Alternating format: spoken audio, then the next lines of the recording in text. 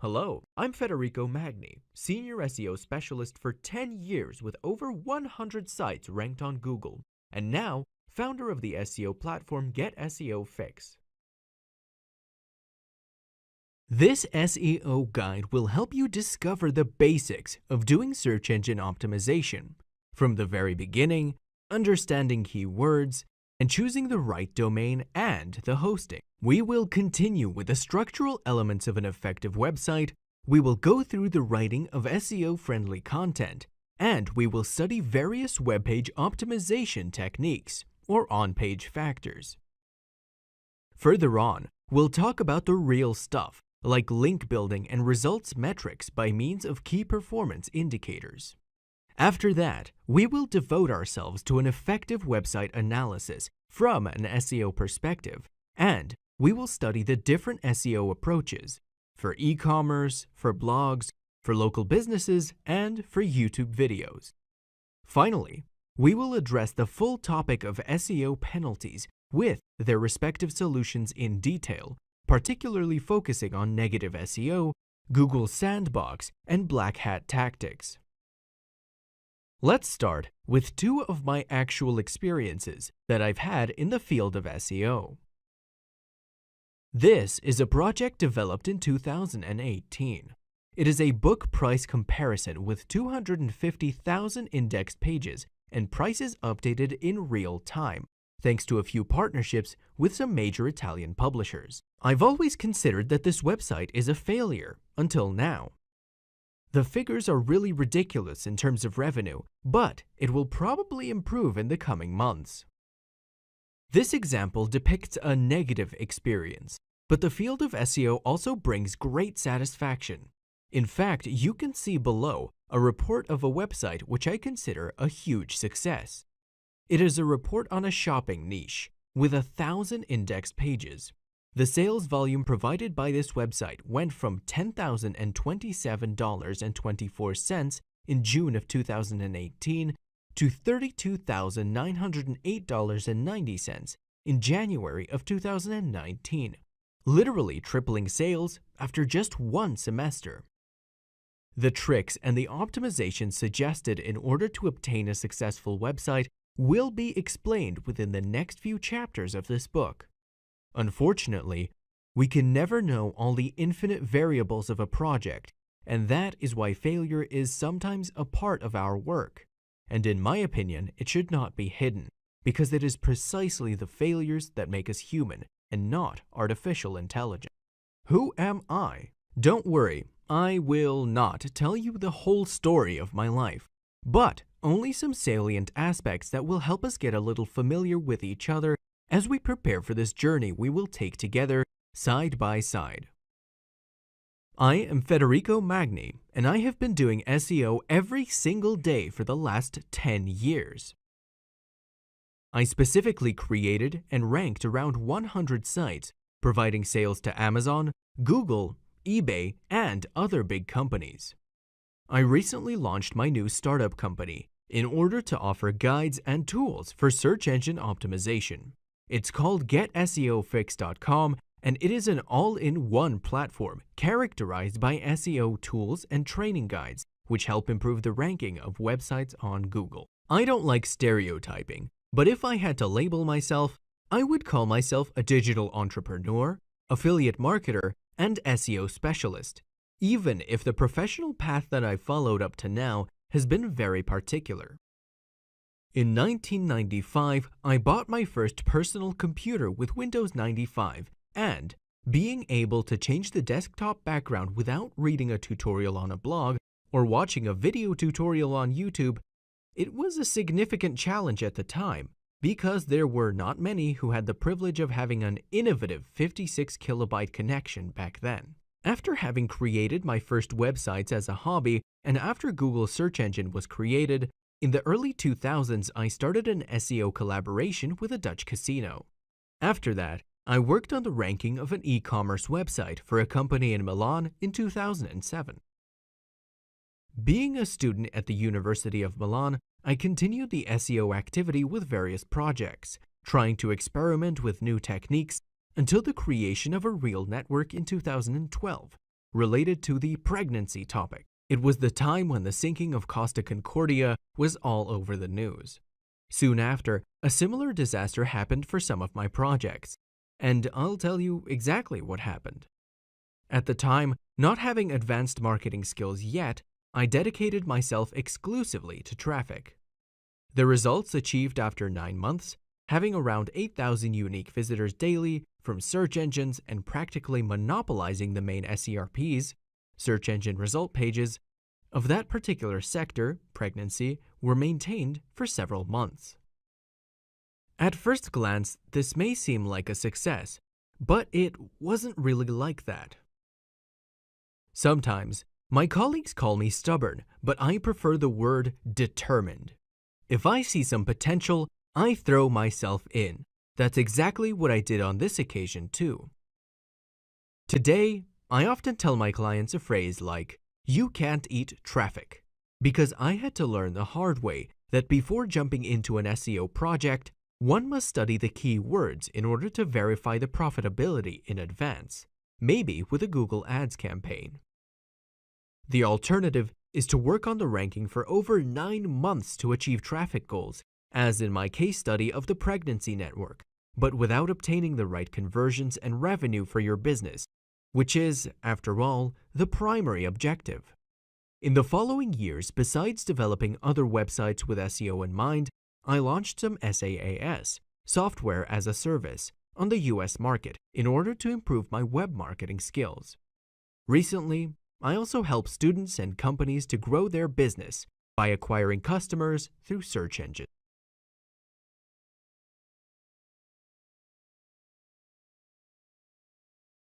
At this point, let's clarify straight away what we mean by SEO, and, by all means, let's find out if it still makes sense to practice this art today, given the fact that it has been talked about again and again for more than 10 years now. What is SEO exactly? Just flat out, SEO, search engine optimization, consists of a set of practices aimed to optimize one's website in order to improve its position within search results, and thus getting a greater number of visitors. These techniques make it easier to appear on Google search pages, SERPs, in increasingly higher positions and to become more visible to navigators. I don't want to seem trivial, but I know from experience that certain concepts need to be reiterated more than once, especially to beginners. Search engines offer spaces reserved for paid advertisements where, with pay-per-click or PPC campaigns, advertisers spend money to bring every single visitors on their company web pages. On the contrary, the organic search space presents a list of relevant results based on a specific keyword entered by the user and sorted according to an algorithm, which is constantly updated in order to offer the best solutions for those who are doing online research, responding to their needs. Therefore, in this summary preview, you should have already understood that there are 2 ways of finding a website on Google. The first way is the paid option, through PPC campaigns, and the second option is free, achievable through a series of practices which, together, stand for the so-called SEO. At this point, you're probably wondering, which one is the most convenient? As I was working on my first e-commerce back in 2007, I found myself saying, I want to do SEO because advertising costs too much. And it kind of made sense. In some cases, this may be true, and then it is really worth studying the opportunity of doing SEO on a website, but not always. When you find yourself in the situation of having to choose between PPC and SEO, you will surely bump into the fairly intuitive concept of return on investment, ROI, and then you will ask yourself, which way will I earn the most money considering the investment required?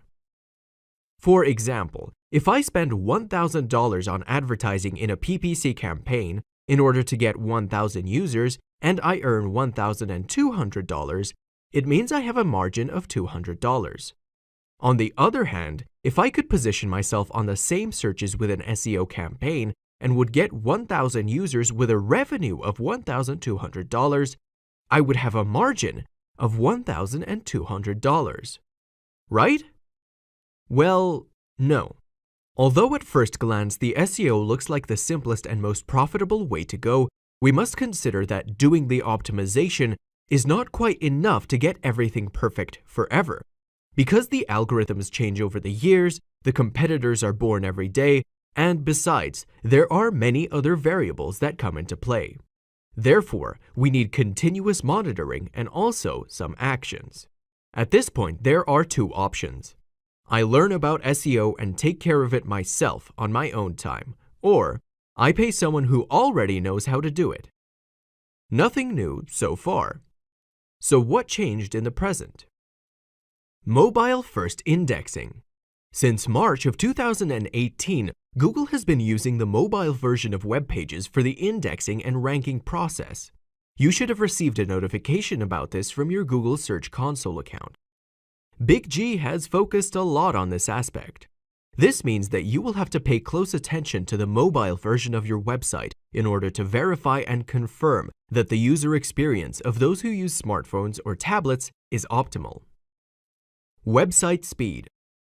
Nowadays, the user experience is one of the most important ranking factors for Google, and certainly the opening speed of the web pages is an element that should not be underestimated. Without having to implement Google AMP technology, mobile page accelerators, particularly adopted by news websites, you can use a lightweight and optimized responsive template. GDPR. With the European legislation in force since May 25th of 2018, it is now mandatory to insert a detailed privacy statement, in addition to the various banners asking for consent to the acquisition of personal data. Vocal search. We are now seeing an exponential growth of vocal searches on Google. This involves an increased use of long-tail keywords, for example, where to go eat in Milan, which require a different content optimization compared to the past. Featured snippets. Often, within the search results, there are already some hints like tables or short sentences with a link to the source website.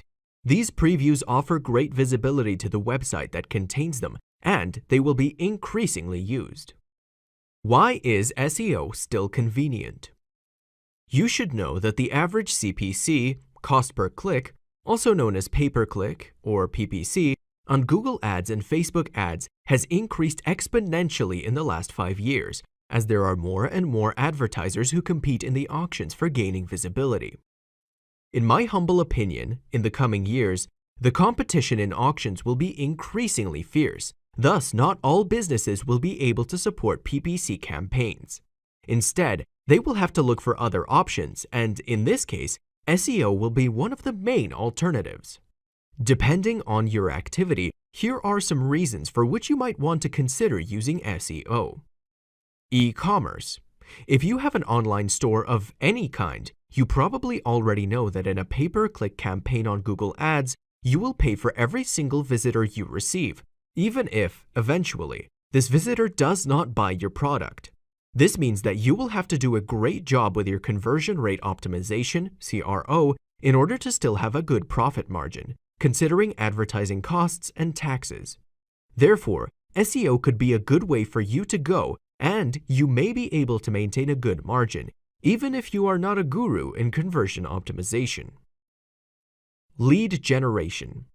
For example, if you are a consultant, such as a tax consultant, you may be interested in not spending 75 cents for each visitor coming from a PPC campaign. In this case, creating a blog with a series of web pages indexed on specific keywords could provide you with enough traffic in order to guarantee an interesting number of quote requests, which could increase little by little, day by day. Branding. When someone searches for your company name on a search engine, it is essential to appear before anyone else, especially because those who have been looking for you are probably interested in buying your products, and evidently, they have already heard of your brand. Affiliate marketing. Personally, without SEO, I would have never succeeded in procuring sales from various e-commerce companies I've partnered with along the years. Practically, the high costs of PPC campaigns have been zeroed out with an SEO campaign. I could go on and on with other cases and examples in which SEO plays a key role, but I'm sure that the most illustrative way to explain the convenience of doing SEO is precisely the following slice of real life. In 2017, I had a colleague who was dedicated to software development in northern Italy. We are talking about a freelancer with a sole proprietorship. He basically promoted his work with a landing web page containing a contact form to request a quote, which was normally followed by a phone call to make the sale. Furthermore, it received traffic from a Google Ads pay-per-click campaign and spent around $350 a month. It always brings a smile to my face when I remember how he used to say, "And again, I have to take out $350 from my pockets to pay Google." Let's talk a little bit about numbers. My colleague has spent over $4,000 annually from the beginning of the campaign, so most likely a total of $12,000 in these 3 years of activity. For a structured company, this amount is probably peanuts, but for an individual company, it certainly does not fall in the category of neglectable costs. What we can learn from this experience is that paid Google Ads have been a great advantage for my colleague in allowing him to find out which keywords are the best converters and therefore procure sales.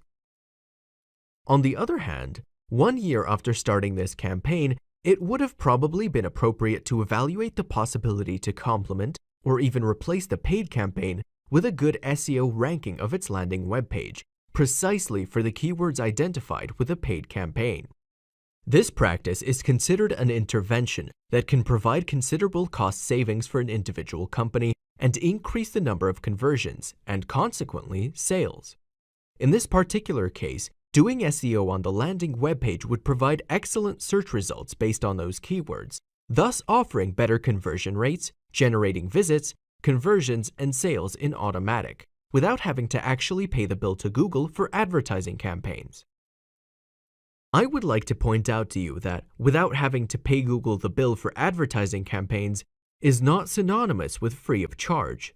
The optimization of a website is constant work, which will probably be less expensive than a pay-per-click campaign, although this is not true for all markets, but it still requires resources, like your time or the money to pay someone else to do it for you. How much does it cost and how much time does it take? Anyone who wants to do SEO can choose between these 2 different paths. They can either learn on their own by investing their time, or they can choose to pay someone else to do it for them. In terms of time, the factors vary, depending on the market niche, the number of pages, and a few other variables. But ultimately, we can say that generally, or at least from my experience on the European market, some minimum results can be seen after 3 months from the first intervention, and reaching the final goal occurs after 6 to 12 months. Listed below is an example of my new project on religion, which, with a few hours of initial optimization and 0 backlinks, has started showing improvement in terms of traffic after the 4th month. In general, the intervention requires an important initial optimization work and periodic monitoring afterwards, on a weekly basis at least. The exact number of hours required depends on the complexity of the SEO project. According to ahrefs.com, if we speak of prices instead, we can choose between the following options. Monthly fee. Regardless of the actions performed or the number of hours dedicated to the work, a professional requires a monthly fee with a variable cost between $500 and $1,000, depending on the candidate. I would like to emphasize that an SEO agency requires higher quotas than a sole consultant. Hourly payment. Some professionals or SEO agencies require specific compensation for every hour worked, which is usually around $100 per hour. By outsourcing in Latin America or India, it might be possible to reduce the costs down to $60 an hour. The figures described above refer to the SEO market in the United States, which is considerably more competitive than the European one. Another significant impact on prices may come from the professional's experience, the type of SEO campaign, the competitiveness of the niche market, the number of keywords, and many other variables.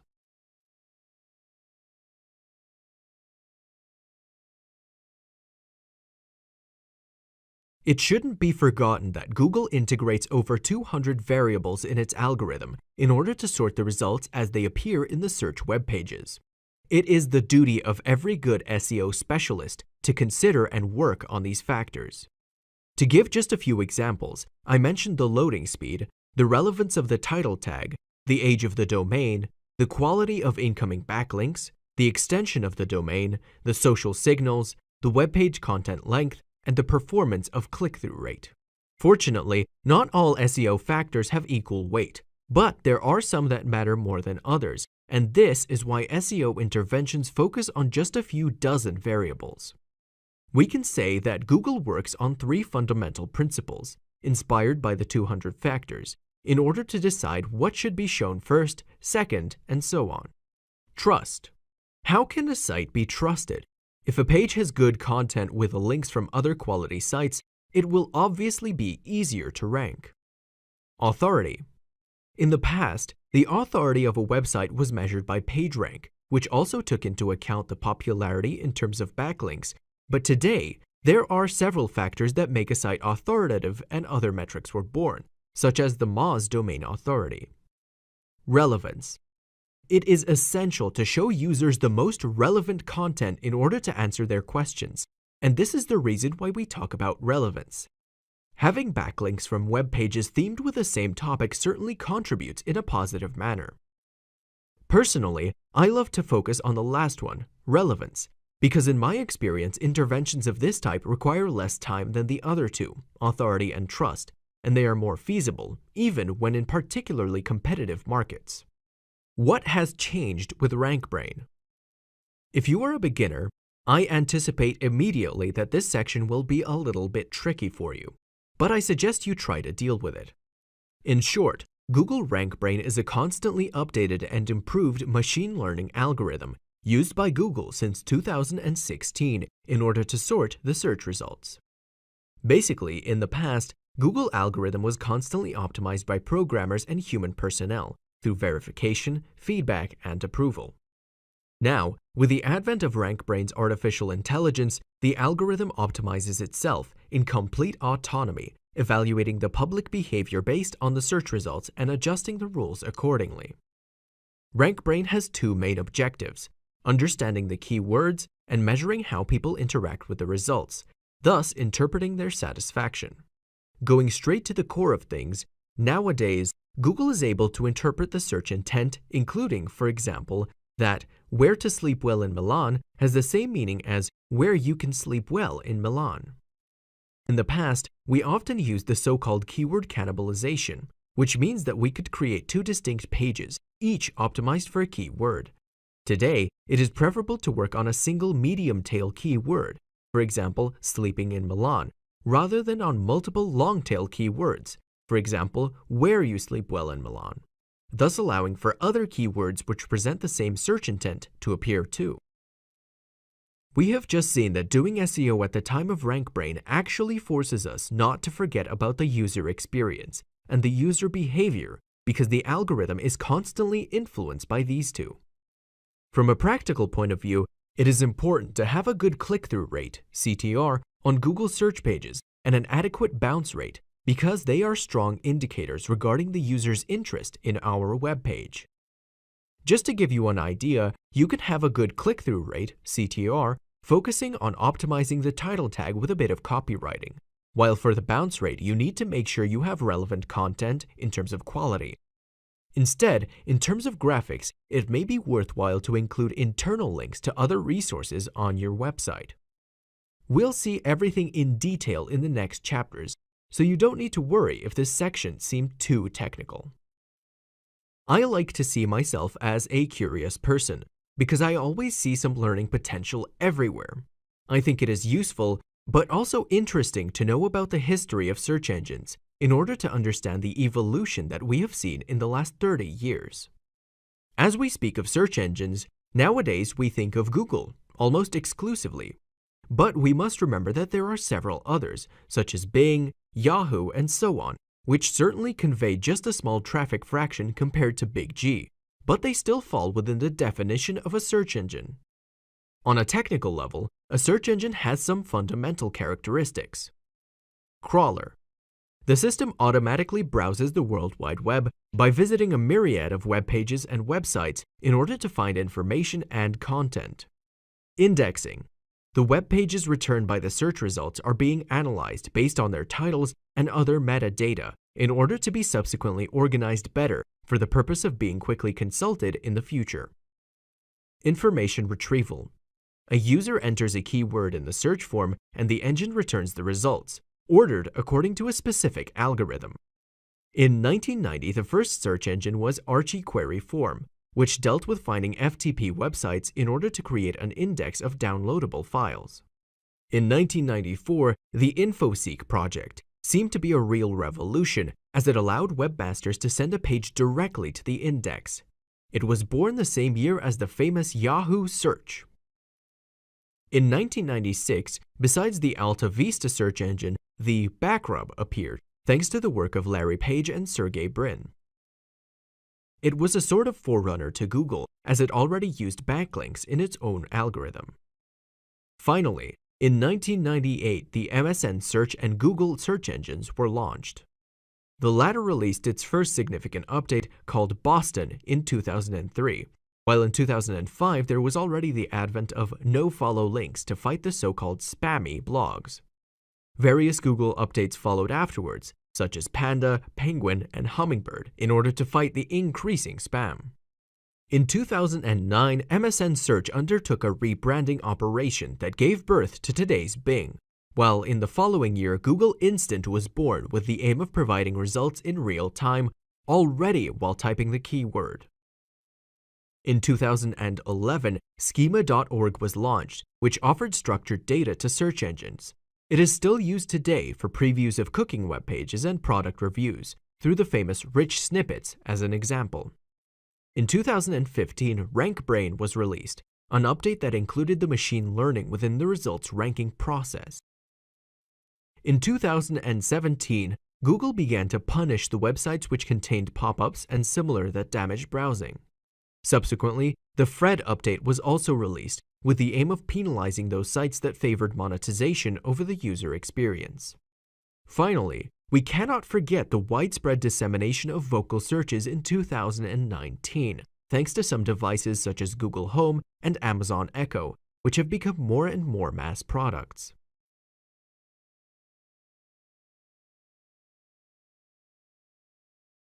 Whether we like it or not, since the 90s onwards, keywords have been the fulcrum of search engines. But what exactly is a keyword?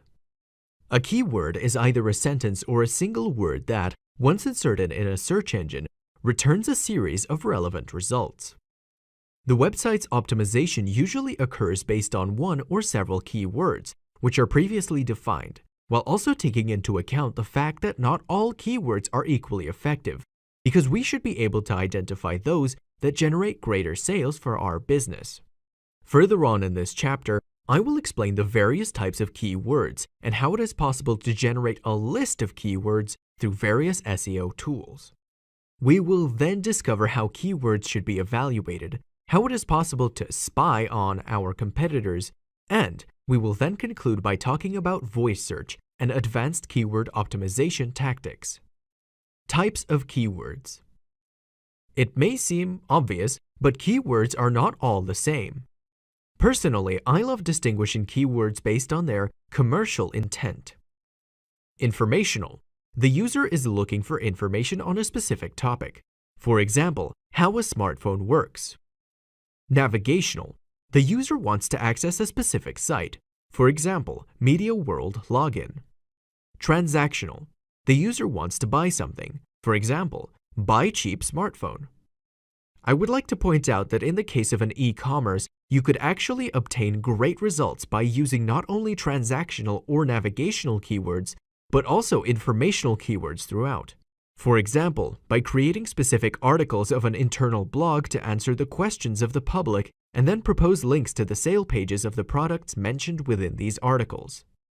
Then, we can distinguish other types of keywords based on the length of the phrase or based on its semantics. A short tail keyword. Keyword up to 3 letters in length. For example, SEO. Medium tail keyword. A keyword consisting of 2 to 3 words. For example, Prof SEO tools. Long-tail keyword. Keyword longer than 3 words. For example, SEO tools for beginners. Geo-targeting keyword. A keyword that refers to a city, a region, or a specific state. For example, sleeping in Milan. An LSI keyword. Latent semantic indexing keyword. A keyword that has a thematic relevance with a main keyword. For example, pizza and pizzeria. The choice of a certain type of keyword rather than another varies according to the market niche and to the optimization type. I would like to reiterate the importance of choosing the right keywords. In recent years, I have created various websites, such as the project below, which, with 30 daily visitors per month, in January 2019, brought $858.21 in sales, unlike other sites, which are actually struggling to convert, with over 500 daily unique visitors. How to generate keywords. If you are thinking of using keywords for your next SEO campaign, you should know that short-tail keywords certainly have the advantage of being more public. But, as I said before in this book, you can't eat traffic. Consequently, for query terms that have large volumes of users, you have to consider that there will be more competition, making it very difficult to reach a good ranking in these SERPs.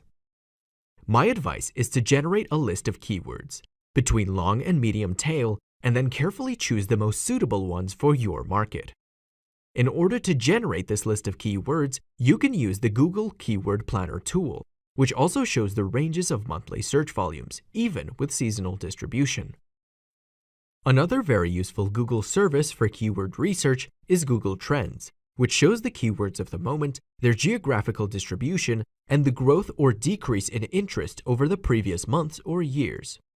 The limit of these services offered by Google is that they are offered by Google. Now let me explain a little better.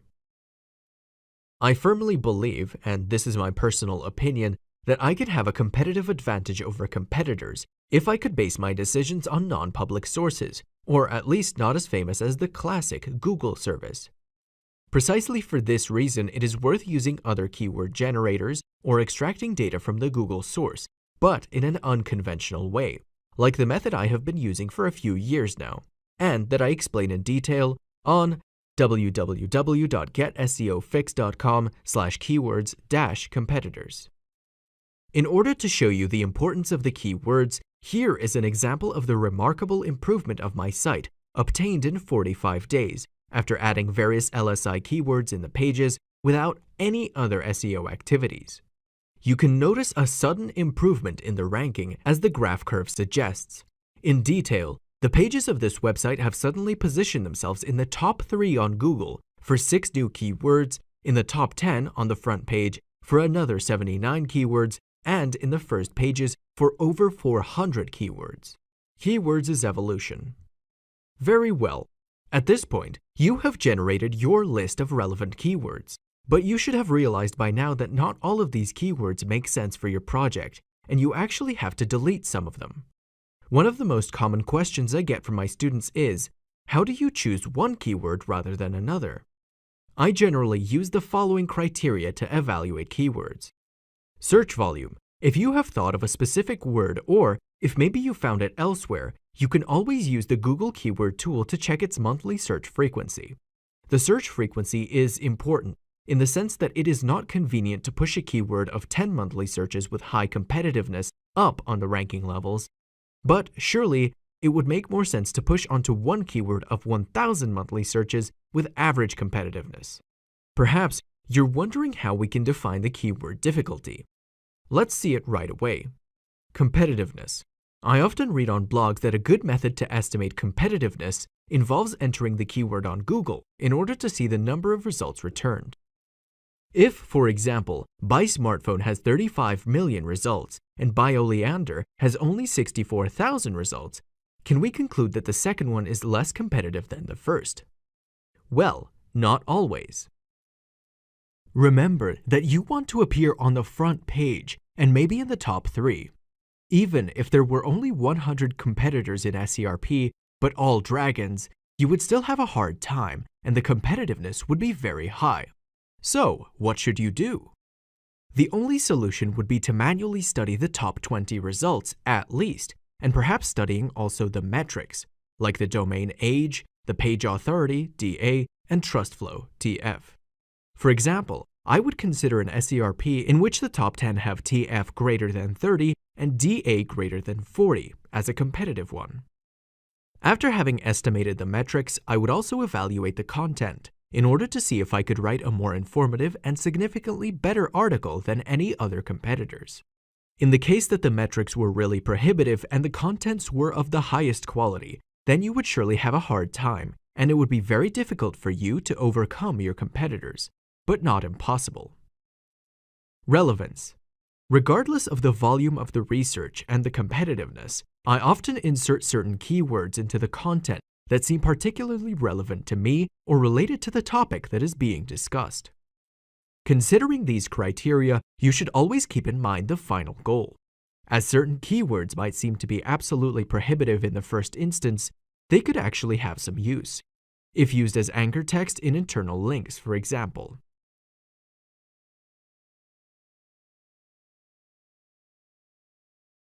In 2019, we witnessed the spread of voice assistants like Google Home and Amazon Echo. I participated in the Alexa Skills program for Amazon as a developer, and I must say that 1,000 users have already interacted with my interface, even though it is not yet clear how this business will evolve, and we just have to wait for further developments. Only one thing is certain: the future will have an audio component in our lives, especially thanks to these virtual assistants that are now being integrated in our cars, homes, and smartphones. Talking about SEO, the big difference is that vocal searches are not short, but they are of the long tail type or conversational.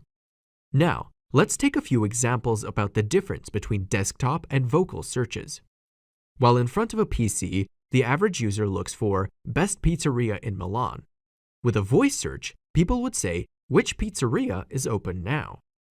We immediately note that the voice search is oriented to the use of questions: who, what, where, when, why, with a local intent, Milan, or omitting the city, taking for granted the geolocation of the smartphone, and with a conversation style compared to the old robot command.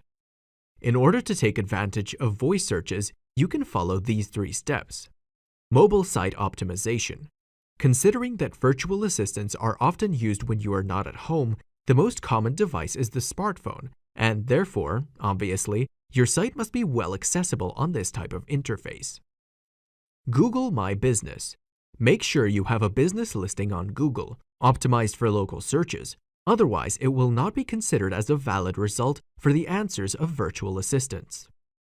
Schema.org. By using structured data, your pages could be returned as an instant result to the users, but we will talk more about that later.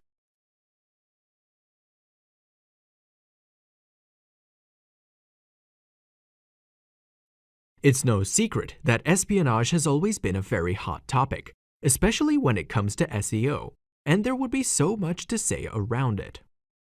First of all, studying what others are doing in their strategy is not wrong or negative per se, but it may have legal consequences in the cases of content plagiarism or unauthorized access to other people's servers. As long as you do things the right way and you limit yourself to studying the competition without being too invasive, in my opinion, it is perfectly lawful and even mandatory to do it, especially if you want to operate in particularly competitive niches. From an SEO point of view, you can find out which keywords are being used by your competitors, and this can be a great deal of help because by doing so, you can take advantage of their experience, especially if you have just entered a new market niche. Consider that those who are already in the top 5 of an SERP surely have some element that the Big G algorithm liked, and if you could replicate it on your site, you could get similar positions. But how can we actually find out what are the keywords used on a competitor's webpage? Well, you could read each competitor's article individually and isolate the most important keywords, but this would take a lot of time and it would not be very practical. The alternative is to use an SEO tool that I have developed specifically for this purpose. You can find it on www.keywordpress.com. get seofix.com/keywords-competitors, and you only need to enter the link to each of your competitors' web pages in order to start using it. This way, you will be able to see all of the keywords used on your competitor's webpage within a matter of seconds, including the respective number of repetitions and the frequency of their appearances. Being creative and using these keywords in very different areas can help you improve the relevance of your webpage. For example, title tag and meta description, headings, web page URL, article content, navigation menus, anchor text in internal links, external links, or incoming backlinks. Discovering these keywords can also be useful from an SEM, search engine marketing perspective, because they can also be used in the text of advertisements or in a campaign setting to define the target audience. Advanced keyword optimization. As you may have guessed, this section is dedicated to those attempts, more or less vain, of advanced optimizations, with particular reference to the keywords. This section is mostly dedicated to the experts within the market because these concepts are needed to face particularly competitive SERPs. In fact, in these cases, you need to access a higher level of knowledge in SEO. I don't know if that's your case, but in my educational research, when I find something valuable, I always try to reciprocate in some way. For example, by putting a like, writing a comment, or making a gesture to thank the author. Speaking of advanced optimizations, I would like to focus on TF-IDF, Term Frequency Inverse Document Frequency, which is nothing more than a formula which allows the relevance evaluation of a word in a document with respect to other similar documents. Put simply, the TF measures how many times a term appears in the document, while the IDF measures the importance of the term. For example, in a text, the conjunctions that, and, etc., and the articles the, a, etc. appear many times, but their weight is much less than other keywords in terms of relevance. This formula has appeared in some Google patents in the past, and today it seems to be no longer used because we have focused on LSI keywords with semantics that we discussed earlier. At this point, you must be wondering why I'm talking to you about information retrieval mechanisms, and the question is more than legitimate. Now, I would like to introduce you to a much more technical SEO world, with mathematical formulas and technicalities, compared to what is proposed in the various blogs. Until the arrival of the Hummingbird update in 2013, many SEOs applied the so-called keyword stuffing, meaning that they inserted the main keywords in various parts of the document, even in an unnatural way, in order to obtain a keyword density of 4 to 10%, thus increasing the relevance of the content. Unlike the concept of keyword stuffing, we now talk about keyword prominence and keyword proximity. The keyword prominence is the practice of inserting the most important keywords at the beginning of the title tag, meta description, H1 and H2, while the keyword proximity represents how close the single words of a search query are compared to other elements within the text. For example, reading the keyword wall fan. High proximity. The wall fan is ideal in the summer. Low proximity. It seems useful to have a fan to cool all the walls of the house. These practices today are not only less effective compared to the past, but they can also lead to penalties and loss of ranking in the SERP's positioning. Want to know what I think of all these strategies? As with many other practices in the SEO world, I believe that excess is always detrimental, while applying common sense can better lead to benefits, and it's precisely why I personally still apply some of these methods today, even if I do it in a softer manner.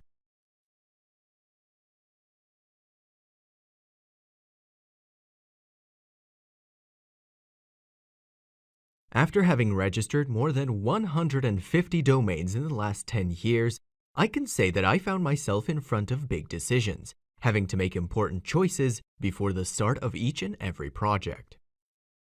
There were situations where I asked myself after 6 months if it would have been better to use another domain. But now I have a set of criteria that I use every time in order to avoid biting my nails when it is too late. How to choose the domain extension. Not everyone knows that in the 70s already, the Internet Protocol or IP addressing system was used. However, it soon became clear that it was not easy to remember all those numbers, and this problem became even more obvious with the advent of email. Precisely for this reason, in 1984, the domain name system was born, which is a system that allows you to avoid using IP addresses by using a readable name that automatically resolves the numerical value. Since that day onward, this system has been a huge success, and today we have over 20 million registered domains. Just to give an example, instead of connecting to port 443 of 178.32.136.223, simply visit the getseofix.com address, which, among other things, is easier to remember. ICANN, the Internet Corporation for Assigned Names and Numbers, defines various types of top-level domains or extensions. CCTLD, top-level domain country code. National extensions such as .us, .de, .fr, and for Italy, .it. GTLD, generic top-level domains. These are the most famous extensions like .com, .net, and .info. Let's get to the bottom of the question. Which extension should be chosen for SEO purposes in order to be pushed in the SERPs? Rule number 1. Country. Who is the site aimed at? If you have an exclusively Italian public, then I would use a .it. If it is French, a .fr. Instead, if it is international, I would use a .com. Rule number 2. If you don't have a brand, consider an exact match domain. For example, if you deal with recycled paper, try registering recycledpaper.com. If, instead, your company is called Get SEO Fix and you deal with SEO tools, then you can register getseofix.com and optimize for the keyword SEO tools, even if this keyword is not included in the domain name. Rule number 3. Pay attention to the trademarks of others.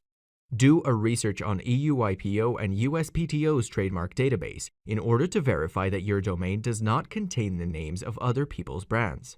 Otherwise, it may be deallocated or you could be subjected to a lawsuit promoted by the interested party. And what if the domain is already taken?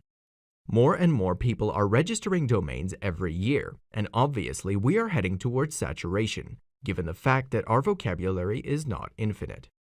Precisely for this reason, it is increasingly common to find that someone else is using a domain that we would like to use, and perhaps they're willing to sell it for several $1,000s without any apparently valid reason. This is a very common situation, but fortunately we have countermeasures available in order to deal with such situations. 1. Use the hyphen. For example, getseofix.com will become get-seofix.com, but always be careful not to infringe the brands of others. 2. Change extension. If the .com is taken, try .net or .org. 3. Finally, consider adding 24, info, or other short terms. For example, getseofix.com will become getseofix24.com. I created a special tool on www.getseofix.com/domain-search in order to verify instantly if the domain you are interested in is available for registration. You'll also find some alternatives and a helpful tool in order to proceed with a purchase at the best registrar. When you register a domain, you are obviously responsible for it, and you accept a contract by which you become the owner. Your personal data, including email address, telephone number, name, surname, and residential address will be sent to the registrar company, and even if data will not be entirely public, it will definitely be stored. Remember that upon the expiration date of the domain, despite the various reminders that the hosting company will send you, if you forget to proceed with a renewal, you could risk losing it, as someone else can legally register it and thus use it indefinitely. After placing the order, you will have to wait a few hours for the DNS propagation, after which the domain will be officially registered and it will become accessible to the public. Finally, despite the great marketing behind the new extensions .club, .uno, .online, etc., in my opinion, these are just a hype, and unless you are launching a particularly social project or you have a specific idea, I don't recommend using these, especially if you plan to do SEO campaigns. EMD update. Was it really effective? Not everyone knows that at the end of 2012, Google released the EMD exact match domain update. Before that, owning a domain containing a specific keyword provided a considerable competitive advantage within the end result of appearing in excellent positions for a given online search without too many SEO interventions. I have several examples of my sites which, at the time, with only 5 pages of content, got even 400 visits per day after just a few months of life. It was actually an unfair advantage and very abused by the various marketers at the time, who managed to rank for interesting terms while using sites with little content. The situation has now changed. Although there is, in my opinion, a minimum advantage in the use of EMD domains, today it is increasingly difficult to find available ones because among investors, agencies, and domainers, the number of domains available for registration has now been considerably reduced. For example, for the SERP of glass bottles, the glassbottle.com site has a competitive advantage over its naturalis.com competitor. Obviously, many other factors that can invalidate this small advantage come into play, which is why, nowadays, many companies aim to do SEO with their own brand, without thinking about the use of keywords in the website's domain.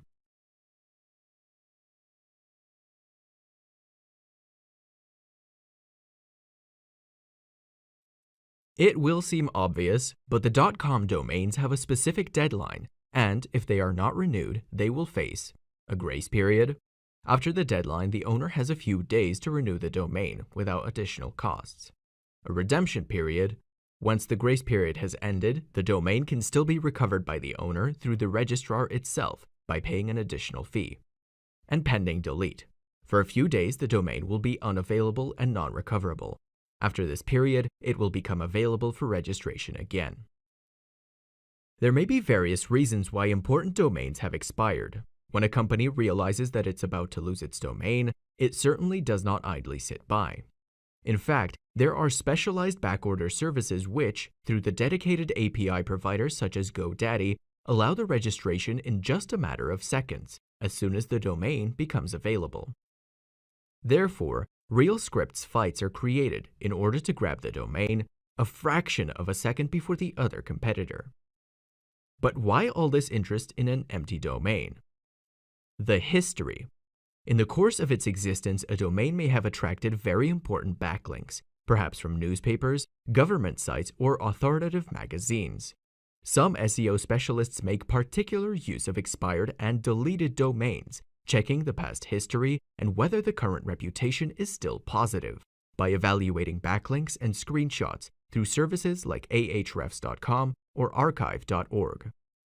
For example, if I was to deal with birth control pills, I might register the expired domain birthcontrolpills.com, but if it turns out that it has backlinks from sites of cheap coats and screenshots show a clothing e-commerce, obviously it would not be the best solution, because it would be a bad choice in terms of SEO.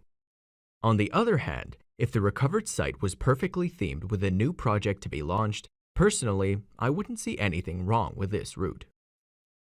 Then, there are other black hat SEO methods to exploit expired domains, but we'll talk about this later in a dedicated section.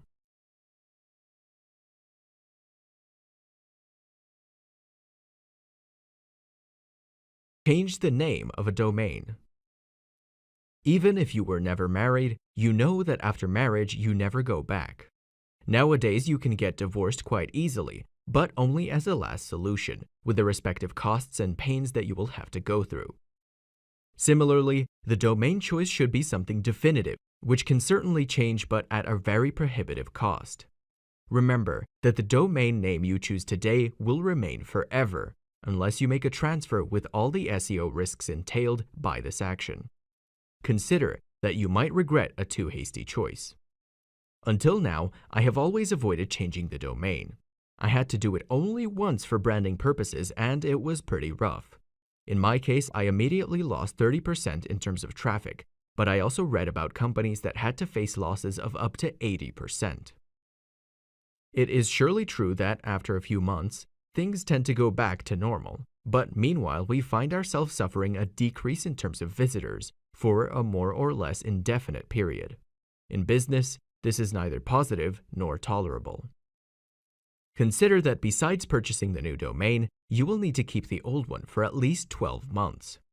The whole procedure is based on the concept of redirecting all the pages of the old domain to the new pages of the new property, possibly with a one-to-one match, so that the search engine is able to recognize the old contents already indexed and replace them with new ones.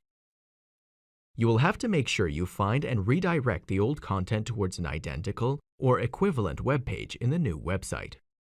After moving the content to the new website, remember to verify the ownership of the new domain in the Search Console account and use the Change Address tool. This way, according to Google's Matt Cutts, the search engine should maintain, at least in theory, the same authority and the same ranking positions of the past, and the timing varies based on the number of indexed pages and many other factors. In short, after this overview, you will have realized that changing domain is certainly a feasible operation, and there are various guides to do it.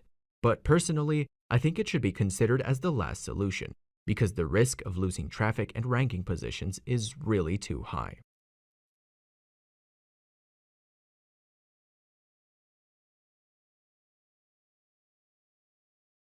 Keep in mind that having a domain is not enough, because you also have to buy the space onto which you will upload the website's files. This service is called hosting, and generally it is possible to buy at the same time within the same purchase order of the domain. If you need to have a registrar, the company that allows you to register the domain, and separate hosting, you will need to use DNS management in order to point the server's name towards your server's address. In this section, you will find out about the various types of servers that can be rented, the famous question of using HTTPs, the importance of IP addresses, and the consequences of using reverse proxies in an SEO campaign. Server types and performance. We know that there is a lot of speculation behind each and every service on the World Wide Web. This is precisely the case with server selection. If the various servers look the same to an inexperienced eye who only notices the differences in terms of price, in reality there is actually a gulf between one solution and another.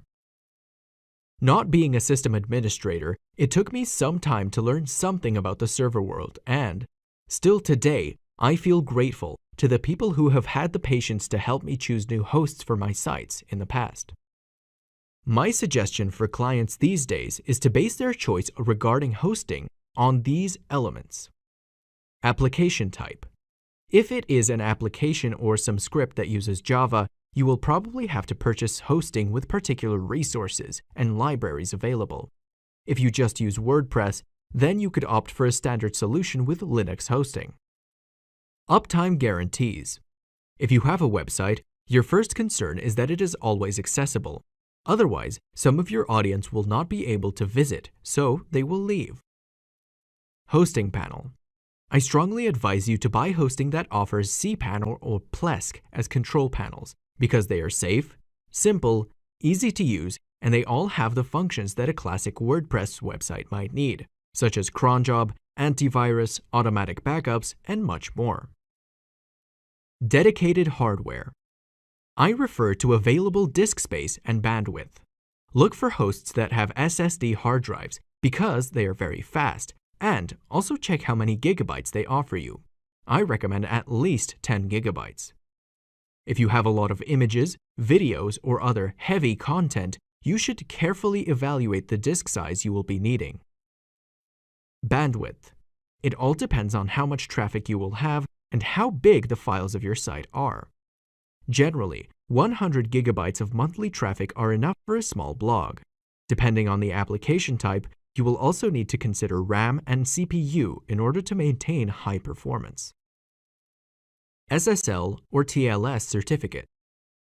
Lately, many hosting services include Let's Encrypt free SSL certificate in order to provide greater security while browsing the website, thanks to the HTTPS protocol instead of the classic HTTP. Automatic backups. The periodic backup saves a copy of all the files, databases, and other website settings. Some hosting automatically backs up your website at regular intervals, so that, in case of malfunctions or hacker attacks, you just contact the support and everything will be restored for free and exactly to the state in which it had appeared a few days before. Not all hosting is the same. We can generally make three distinctions. Shared hosting. This is the ideal choice to start a new project. Shared hosting is simply a server used by dozens of different customers. The big advantage is the cheap price. The monthly fee can be around $5 or less. The disadvantage is that, pretty often, you don't have dedicated resources and, in peak moments generated by other sites, your site will suffer in terms of available resources to let your users navigate. Server managers have various systems to resolve these situations through load balancing limits for each website. VPS, or Virtual Private Server. This is the ideal choice for sites with traffic. In a nutshell, it is a virtual machine mounted on a dedicated server. With this configuration, only a few customers use the same server. Another great advantage is having dedicated resources, such as RAM or CPU, that no other neighbor can occupy at peak times. The price, between $10 and $20 a month, is certainly higher than the price of shared hosting, and it varies according to the configuration. In order to manage a VPS, it's either necessary to have technical skills or purchasing a management service package. Dedicated server. This is the ideal choice for high traffic and professional websites. The big advantage is the possibility of having a dedicated IP. With the dedicated server option, you can have an entire server for yourself without having to share it with anyone else. The prices are very high, starting from $40 per month. But thanks to this server, you can manage huge traffic loads and also you can offer high speed to your audience. In this case, server management skills are indispensable. My students ask me what I use to host my domains, and I must say that over the years, I've really tried it all. I started with a simple shared Italian hosting in early 2000, when the LAR, Letter of Responsibility Assumption of the NIC, was still in place for the registration of a new domain in Italy. After that, I switched to external shared hosting, which hosted dozens of domains. However, I soon realized that I needed something more powerful, so I switched to VPS. Not knowing at the time how to define the load, I noticed that even with VPS the performance was affected, and, as search engine bots were passing to crawl the site, the servers suffered from it. I then switched to dedicated servers, and I'm still into it today, because I believe they are the optimal solution for those who want to take business seriously. Besides having a customized configuration of firewalls and resources, a dedicated server also provides maximum freedom over everything, and, with some Linux expertise, you can really do great things, especially from the point of view of security. I must say that in 2011, as I was moving from shared hosting to a dedicated server, I managed to bring an Italian website in the law market from 70 daily visits to around 2,000 visits, without actually making any new changes. It is most likely that the shared hosting couldn't support all those visits, or there was a problem of IP address neighborhood, which we will discuss later on. In light of this fortunate discovery, I will never cease to remind my students how fundamental it is to realize when your server is down, or otherwise, when it fails to serve all the requests, because due to these problems, we're losing visitors and consequently, we're losing money. Precisely for this reason, I created a service on getseofix.com/uptime-monitor, which constantly checks your website and alerts you with an email as soon as it does not respond correctly, if it presents a response code of error, in order to allow you to promptly take action. In my experience, these problems occurred for two reasons. Hosting. As I mentioned above, hosting did not support the load of visitors, and neither did it warn me about this issue. Human errors. I happened to forget to renew the server contract, so I had various domains down for a few days, until, only by pure chance, I noticed it. Due to situations like these, all my sites on Google were unfortunately de-indexed. Luckily, however, after the renewal, they were re-indexed almost immediately, and consequently I didn't lose any rankings, but I earned $0 during those days, obviously. It also happens to have a plugin not properly configured, which generates a 503 or 404 error and makes the entire website inaccessible.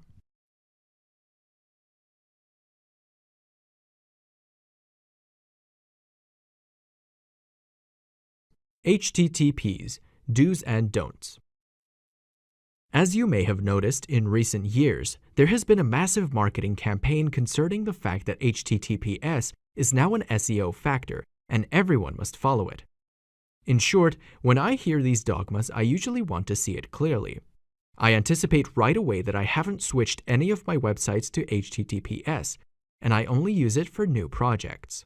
Let me explain. What Google recommends is the most common sense. If I have an e-commerce site, which in addition to personal data also collects credit card data, it would be a good idea to use a communication encryption system, in addition to being PCI compliant, in order to avoid, for example, the classic man-in-the-middle attacks. If I have a blog in which there are no registration forms, why should I force the encryption of the connection to pass public data? Remember that encryption requires some milliseconds, and it is certainly slower than a clear data transfer, thus worsening the user experience, even if imperceptibly. Precisely for this reason, I believe that there has been a lot of speculation on the matter, and, apart from e-commerce websites or other websites that require to fill forms, I don't see any good reason to forcing the use of HTTPS, especially for SEO purposes.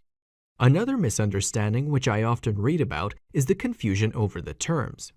Often, we talk about SSL, but the HTTPS connection uses a TLS, Transport Layer Security, since 2008, and not the old SSL, Secure Sockets Layer, which had been used back in 1995.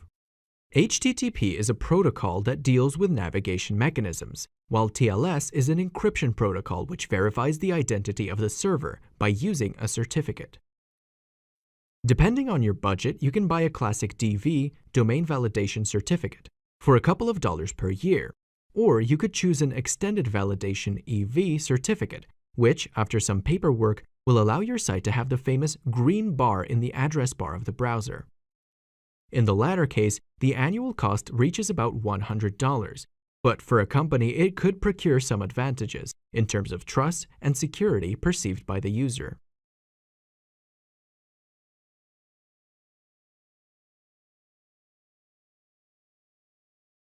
One of the main reasons why I use a dedicated server today is the possibility of having one or more dedicated IP addresses. If I have to create a project for the Finnish market, I tend to register a .fi domain and point my hosting to an IP address within Finland. Back in the days when I was still working on share hosting, unfortunately the same IP address was assigned to more customers, and each customer had dozens of websites. What was the result of that situation? It used to happen, and still happens today, that a website has the same IP as 50 other sites, or it is in the same C class. For example, the IP 5.45.78.2 has the same C class 78 as 5.45.78.18. In order to save on infrastructure costs, hosting companies often decide to host hundreds of customers within the same C-class block, called an IP neighborhood, having even 10,000 sites on extremely close IP addresses. But what if one of these 50 or 10,000 websites is a spam portal, contains illegal content, or does something bad? In my opinion, and considering the experience described in the previous chapter, being in this situation certainly does not bring any advantages from the SEO perspective, especially if we think in terms of authority, trust, and relevance. The alternative is to check the IP in the so-called blacklists in order to make sure it is a clean IP.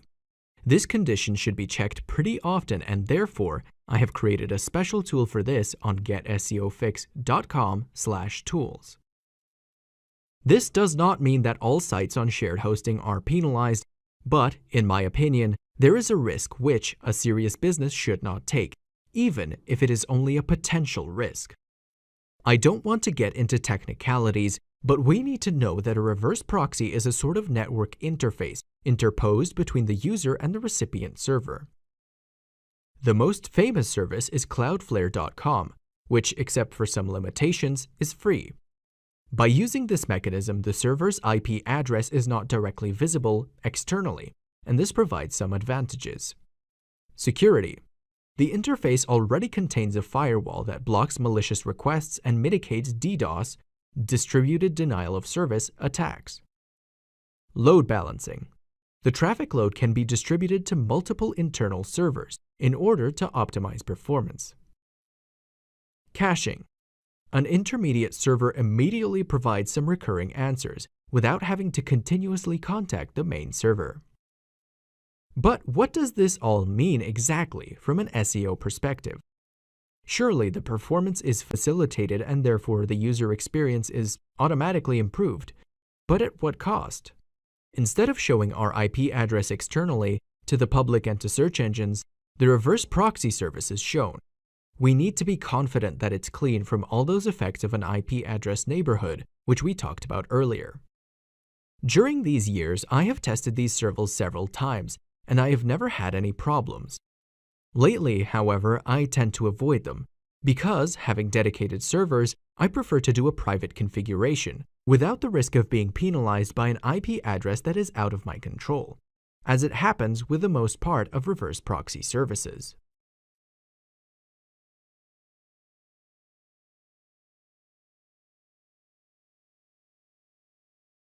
With the advent of RankBrain, it's machine learning that's working on the algorithm now. Offering an excellent user experience, UX, is definitely important for SEO purposes also. Don't forget that search engines want to offer the best results to your audience, and if these people are not satisfied with the experience, they will certainly not come back, and this will put the search engine business down.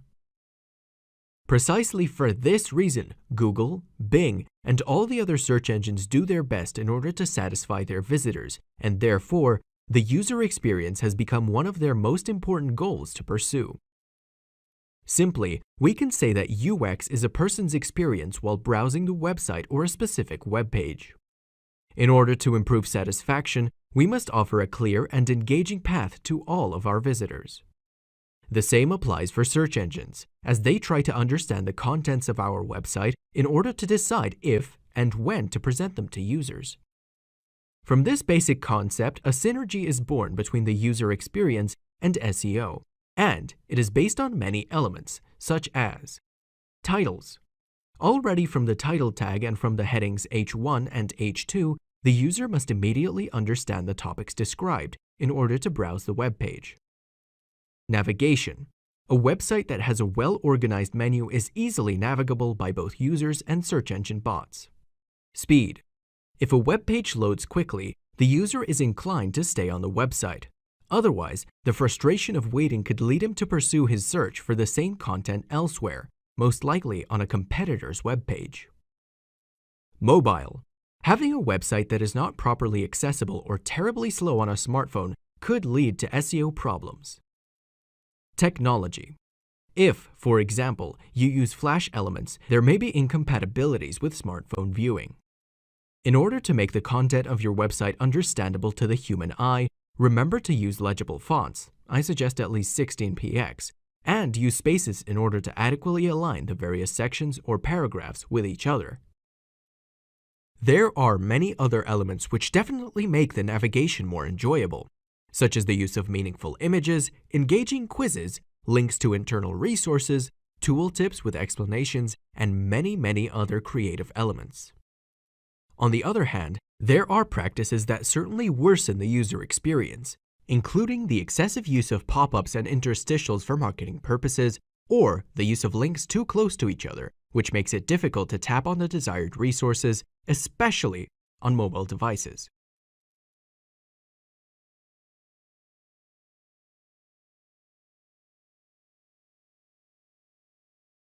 Going straight to the point, the breadcrumbs are navigational aids because they show the hierarchy of the website's pages to the user. In other words, this element helps avoiding the loss of the visitor by allowing them to find orientation within the website and thus improving the user experience. As I already said, this discourse is not only valid for human users, but also for search engines. Therefore, the breadcrumbs are of great help for indexing and for understanding how the website is organized. The concept of breadcrumbs derives from the famous fairy tale of Hansel and Gretel by the Grimm brothers, in which the two protagonists of the fairy tale used the trick of creating a road trace with breadcrumbs in order to find their way home when they were in the forest. In our specific case, a breadcrumb is a text path with anchor text and links, generally placed at the top of the page and implemented using structured data through microdata or JSON-LD. It is considered by Google because it is shown in SERPs inside the snippet's URL section of your website. As mentioned above, the function is hierarchical, but there are some cases in which breadcrumbs are used for attributes, such as the color or sizes of clothes in an e-commerce store. Here are some incorrect uses of breadcrumbs, which I noticed on my students' sites. Multiple categories. Showing different categories for the same page can be confusing and even harmful. Multiple lines. We should try to show the path in a single line, except for mobile versions, otherwise it takes up, literally, too much space. Keyword stuffing. Anchor text must not be over-optimized by continually reproposing the same and identical keyword in an extremely unnatural way.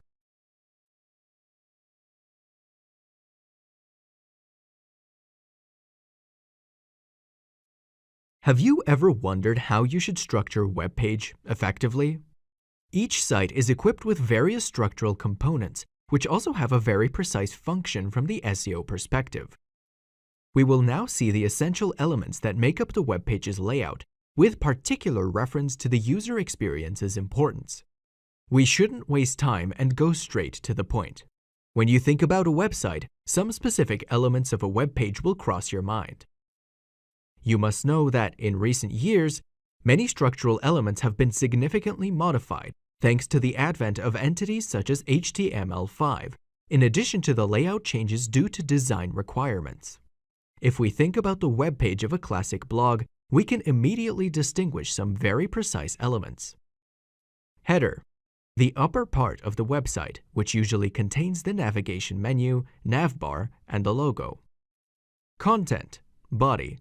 The central part of the website containing video or text, which represents the actual content of the page. Footer. Located at the bottom of the web page, the footer contains links to contracts, privacy, and legal notes. Side column or sidebar. It is not always present, but it's usually found on the right side, and it shows advertising banners, links to internal articles, or other related site content. Without needing a design course, it's clear that, in recent years, we have gone from a 3-column layout to a simpler, minimalist layout with 2 columns, and, in many more futuristic cases, even to 1 single column. Content organization. As in life, the organization of a website is fundamental. I often see sites with articles assigned to not-so-relevant categories because there wasn't a clear organization of topics in the beginning. Instead, in my experience, I do the exact opposite. Usually, I start from drafting a series of categories and then go to compile the list of articles, which should be perfectly integrated with the chosen topics. Most experts already know that I am referring to the so-called SEO siloing. By doing so, I'm going to create a series of themes and categories, and inside them I insert relevant contents. A very illustrative analogy is represented by the chapters of a book. We can think of a website as a nice book made up of various chapters. Obviously, all the pages included in a chapter must be related to the topic covered. The SEO siloing therefore allows us to increase the relevance of the contents within the same category, thus facilitating the indexing thanks to an excellent keyword relevancy. But how does this work in practice? Here are some tricks that I would use in order to do SEO siloing of a website dedicated to women's diet. 1. Categories. I would define 5 to 10 thematic categories and assign a very specific keyword for each, also in the URL. Diet in pregnancy. .com/diet-in-pregnancy /article #. Menopausal diet. .com/menopausal-diet /article #. Losing weight for women. musclesforwomen.com/lose-weight-women/article#. musclesforwomen.com/muscle-women/article#. beautydiet.com/beauty-diet/article#. 2. Harmonize content. Think of 10 articles for each category. Don't make some categories based on one article and other categories based on 25. For example, in the category Gym for Women, I would insert the title .com/muscle-women/easy-fitness, but not .com/muscle-women/food-anti-wrinkle. Internal links. When does it make sense to insert textual thematic links between one article and another in order to reinforce the relevance of the topics? If the project becomes complex, like an e-commerce, you can proceed by using sublevels like home to muscles women to legs without exaggeration. The basic concept is to enclose all those contents that bind to each other in thematic blocks in order to increase the relevance of the text on one hand and to have a simple but intelligent organization of the topics on the other hand.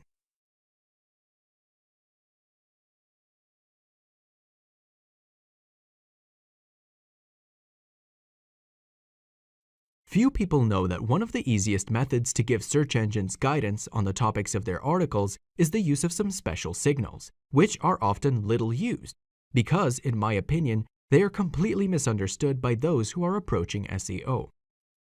In addition to breadcrumbs, which we have already talked about before, inserting other internal links in a web page definitely improves the user experience, because it returns and highlights a content directly related to the current web page. Based on the number of links used in the layout, it will be easy to understand which are the most important pages of the website. Having an internal linking strategy certainly plays a significant role in improving the SEO of an entire website. But what do you need to know in order to correctly use internal links? Content-related connections. By following internal links, Googlebot scans the pages of the website in order to determine importance, relevance, and connections between the content. Link value. This depends on the position within the page. The more it is visible, the more powerful it is. We must also consider how many other links are present on the web page. The less, the better. The backlinks' number and the quality of the web page should also be considered. Usually, the homepage has quite a few of them, and that's why the internal links on this page have the best effect. An ideal internal linking structure should have the most important content linked from many web pages, and, at the same time, relevant pages should be linked to each other. I realize that it may seem a bit too theoretical, so let's try out a practical example. A women's diet website could have the homepage containing a link to a guide page that shows all the various types of diets, within which there may be references to the article Top 3 Foods During Pregnancy. On the other hand, putting a link to this article directly on the homepage would be a waste, unless it is part of the latest posts section. So, where should the internal links be inserted? The menu or navbar. This should only contain the categories or really fundamental pages, because this element will be present throughout the website and will give a very high relevance and importance to the internal contents. Side column. The related articles, the most popular or most commented ones, can be inserted in the sidebar with thumbnails or small preview images. Body. Links can make sense even within the text of the article if they add value to the topic, when it cannot be treated in the current article due to space or relevance issues. Remember that the number of links also depends on the website type. An e-commerce by its nature will obviously contain more links than a blog landing page. On the other hand, as I have verified several times on some of my students' websites, it is absolutely necessary to eliminate the credits to the theme's authors links, if the license allows it, and to the links to the tag archives, authors, and all other pages, except for some special cases, because they do not contain useful content for visitors or for the search engines. So far, I have talked about when and where to insert a link, but how about doing it the right way? We have already analyzed the concept of link value. If you must show a link that leads to a useless page for search engines, such as, for example, a login page, you should use the nofollow tag in order to signal its low importance. The diatribe on the do follow, no follow speech is still very hot, and many believe they are now outdated tags, but personally, I continue to take them into consideration, and later I will also explain why. The second component of a link is the anchor text, meaning the clickable text. Be very careful not to abuse it by using specifically optimized keywords, because this type of over-optimization has been the subject of specific Google updates, like Penguin, and the risk of being penalized for these practices is still high. Use common sense and use anchor text with keywords that make sense in your context, without pushing too much on optimization. If we refer to a link in the article's body, my suggestion is to use a sentence of at least 4 words.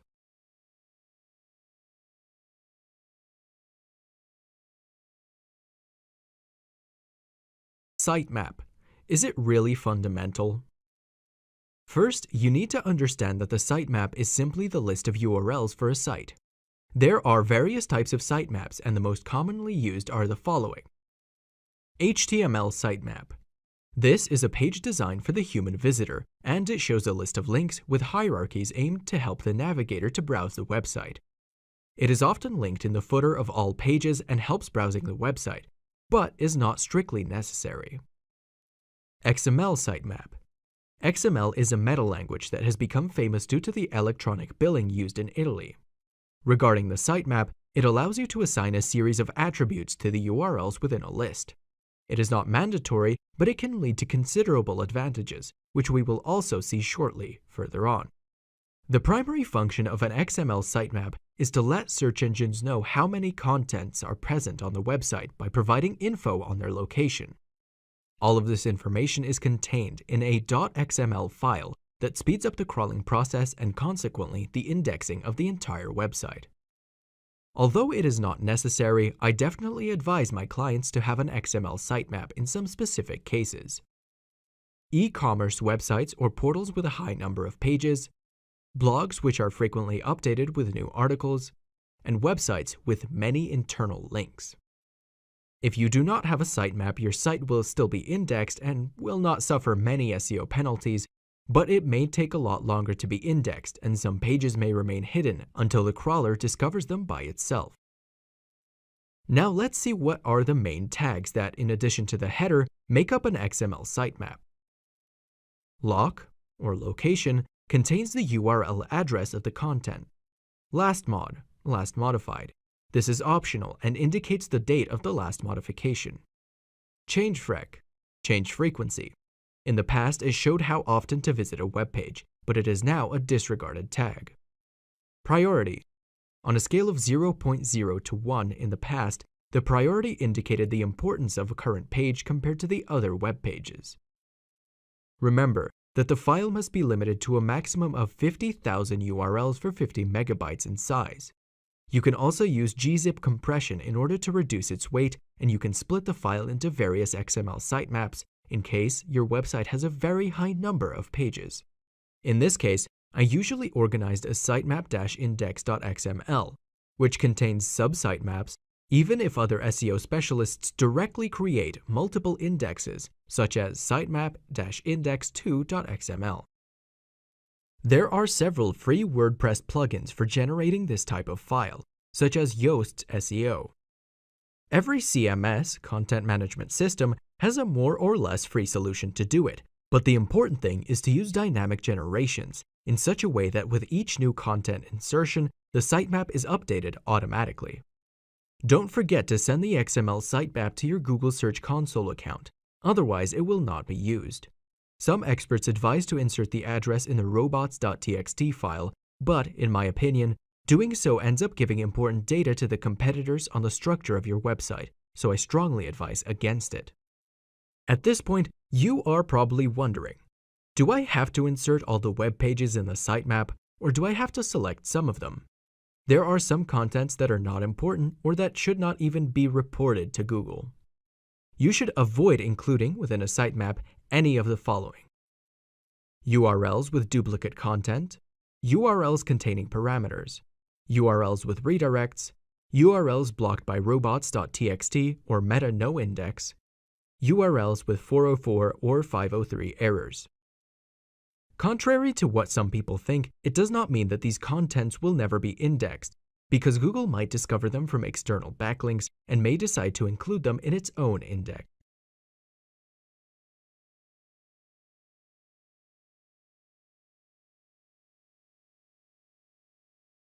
You should know that a server returns one of the various status codes, for example, errors 404 and 503, when the user requests a specific resource. Problems may easily emerge from these situations. Here are the main status codes, which I suggest you should learn. 200. The server returns a correct answer. 301. Permanently moved. The page has been moved to a new location. 302. Temporarily moved. The page has been temporarily moved to a new location and may return to the previous address in the future. 404. Not found. The requested page was not found. 410. Content deleted. The page was not found because the content was intentionally removed without any intention of replacing it. 503. Service unavailable. It is often used during site maintenance. It can also occur when a plugin generates conflicts or in the event of a script error, which could impact the accessibility of the entire website. When Googlebot visits a page and gets a 404 error code, it may remove the page from the search results. It will then try to verify if the content has returned. As I often say to students, 404 errors are also a nuisance for users, and we must try to avoid them as much as possible. The two methods I recommend in order to find out if a website has these problems are: Search Console. Inside the panel, there is a section with a list of broken links, with all the pages involved. However, this report is often incomplete and only illustrative. Paid Crawler. The most famous tool is Screaming Frog, which allows you to visit all the pages of a website within a few minutes and then showing a complete report of all the errors found. But what happens when a 404 error is discovered? The approaches vary depending on the number of web pages involved and the possibility of replacing these errors. If it's a few dozen pages, you can consider checking the links by hand and fixing them by entering the correct address or by creating a new content to replace the missing page. If, on the other hand, it's about hundreds or thousands of 404s, obviously it is a technical problem, and you should check where, how, and why the situation was created. In my experience, I discovered similar situations, basically due to a relative infinite loop. Now let's see the details. The crawler follows each link on the web page, and when it finds, for example, a relative link in the sidebar such as href equals article, it will follow the address article/article, where it will find the same link, which this time will lead to article/article/article. This process will practically continue indefinitely, following pages that do not exist. Crawling was actually the core business of one of my previous startups. The relative infinite loop situation often occurs in amateur or small websites.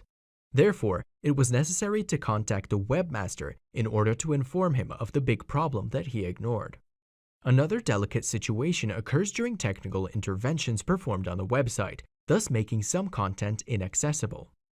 If the bot passed during these minutes, it wouldn't be able to view the correct content of the pages, and this might damage ranking positions, even though, in reality, an hour later, the web pages would be fully functional. In order to avoid such disasters, I suggest showing a 503 error code to inform Google that we are working on a server, and this way it should try again later automatically.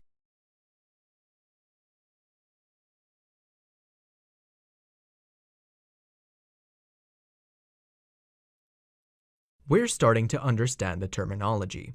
The URL, Uniform Resource Locator, is the address of an internet resource, and it is composed of some fundamental parts that are not always present all at the same time. Protocol, for example, HTTPS. Host or domain, for example, getseofix.com. Path, login, parameters, access equals true. Talking about SEO, the web page address is one of the first things the user notes when he is about to choose which result to click on a Google web page. Therefore, the choice of the URL will affect the click-through rate, CTR, and consequently the number of visitors that the website will have. At the structure level, as mentioned in the previous chapters, I am a fan of siloing, and therefore I often like to insert the keyword of categories also in the URL. For example, I would use .com/food-pregnancy/recipes instead of .com/recipes. This approach makes sense for an e-commerce with various products, or for a blog, which deals with some very specific topics. But if you have a news website, the situation can change. For example, working on Google News, you probably know already that most traffic comes from recent news, and it is important to highlight the date. Precisely for this reason, many newspapers have a structure like this: site.com/2020/04/21/title, which is very good for the above-mentioned purposes. Applying the same scheme to a blog or to an e-commerce would be counterproductive instead. Another structure that I have used a lot in the past is the short URL. By omitting the categories, I went directly to the article, for example, site.com/title, but I preserved the organization in categories through the breadcrumbs directly in the HTML code. Having seen some various structures, I would like to give you some hints and suggestions for a quick URL optimization. Relevant keyword. If it is not in the domain, at least put it in the web page by using dashes, the dash, not the underscore, instead of spaces. Avoid stop words or articles and conjunctions in order to reduce the length. For example, I prefer to use .com/monitor-site instead of .com/monitor-the-site. Length. The user does not like to read a very long URL, and this is why we prefer short domains.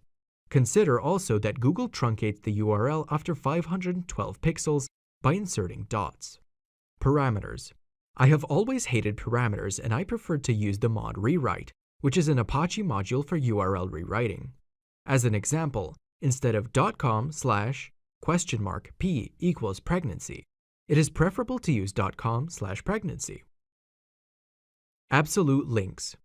In order to avoid the disaster caused by incorrect relative links, I suggest using absolute links, such as href equals https://www.getSEOfix/monitor-site instead of ahref monitor-site.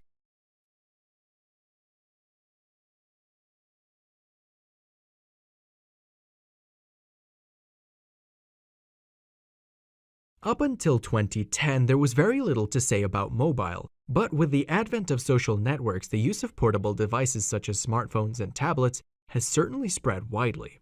You probably already know that these devices are not only used for entertainment, but, in many cases, for daily research, and they have replaced the use of the classic desktop. The term mobile SEO was born with the need to optimize websites in order to provide optimal consultation of the web pages from various portable devices. Today, about 60% of the searches performed on Google are done via mobile devices, and this trend is constantly. I'm not implying that laptops will be abandoned, because notebooks and mobile devices respond to different needs. Data regarding the use of mobile devices vary according to the niche market, time of year, geolocation, and many other factors. I can often see a massive presence of these devices among my website, as in the following case. From my point of view, there is now a mass of people entering the internet world who, in the past, did not own a computer, or if they did, they used it very little. Let us remember that it was exactly Google who released the mobile-friendly update, or Mobilegeddon, in 2015, in order to penalize those websites that were not optimized for mobile access. Furthermore, in 2018, Google announced the Mobile First Index. From that moment on, the search results are based on indexing the website's mobile version. This obviously also affects desktop searches.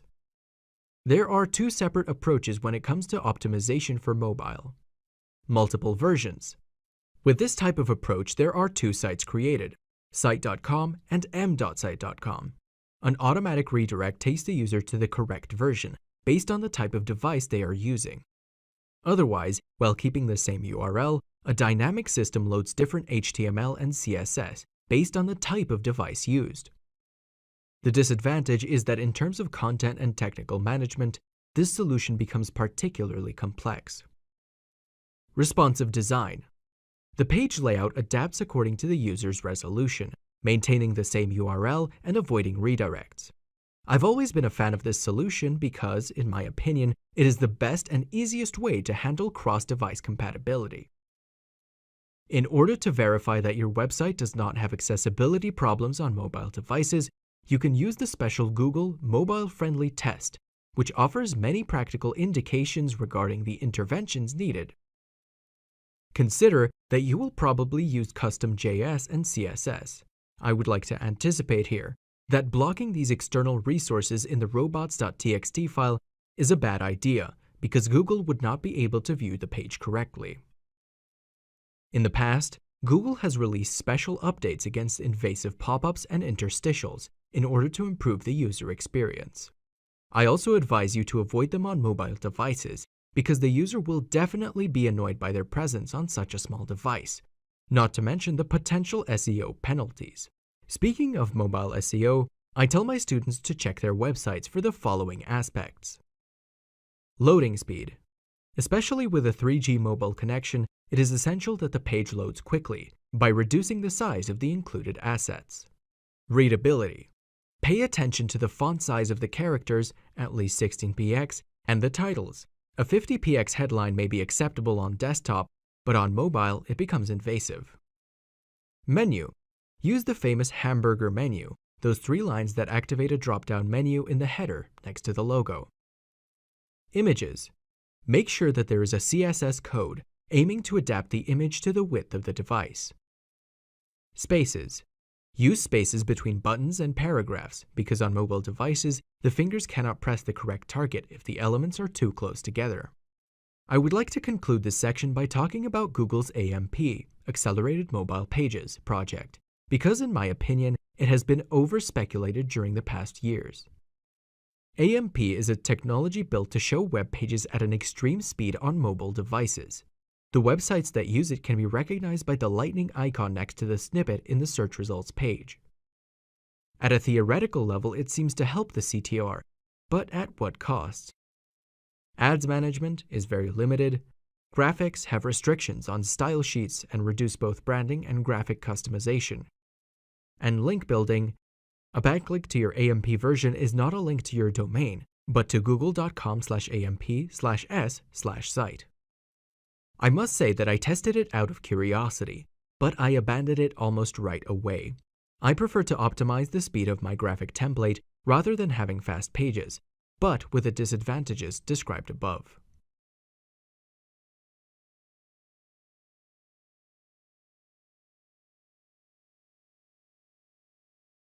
Don't get me wrong, because I hate trivializing. But in this section, I would just like to give you some fundamental indications on doing SEO for the main platforms, given the fact that for an in-depth discussion, each suggestion alone would probably deserve an entire book.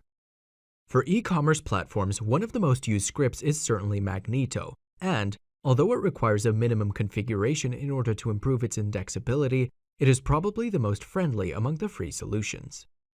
Let's see what we need to pay attention to for SEO purposes. Duplicate content. Speaking of online stores, it is normal to have hundreds, if not thousands, of product pages. Therefore, the risk of having duplicate content is considerable. That's why it is a good practice to activate the option Canonical Link Meta Tags for categories and products in order to assign a single official version to each web page. This avoids the generation of duplicate content and consequent potential penalties due to sorting filters, irrelevant variants, or pagination. Sitemap. For an e-commerce website with many pages, the other fundamental point is the use of a dynamically generated sitemap through a special extension, such as Dynamic HTML Sitemap for Magneto 2, for example. URL. Another good thing to do is to have an SEO-friendly URL by activating the Use Web Server Rewrites option in the configuration section. Title and description. In order to rank each individual product or category, you will have to manually enter unique text in the catalog section for each item.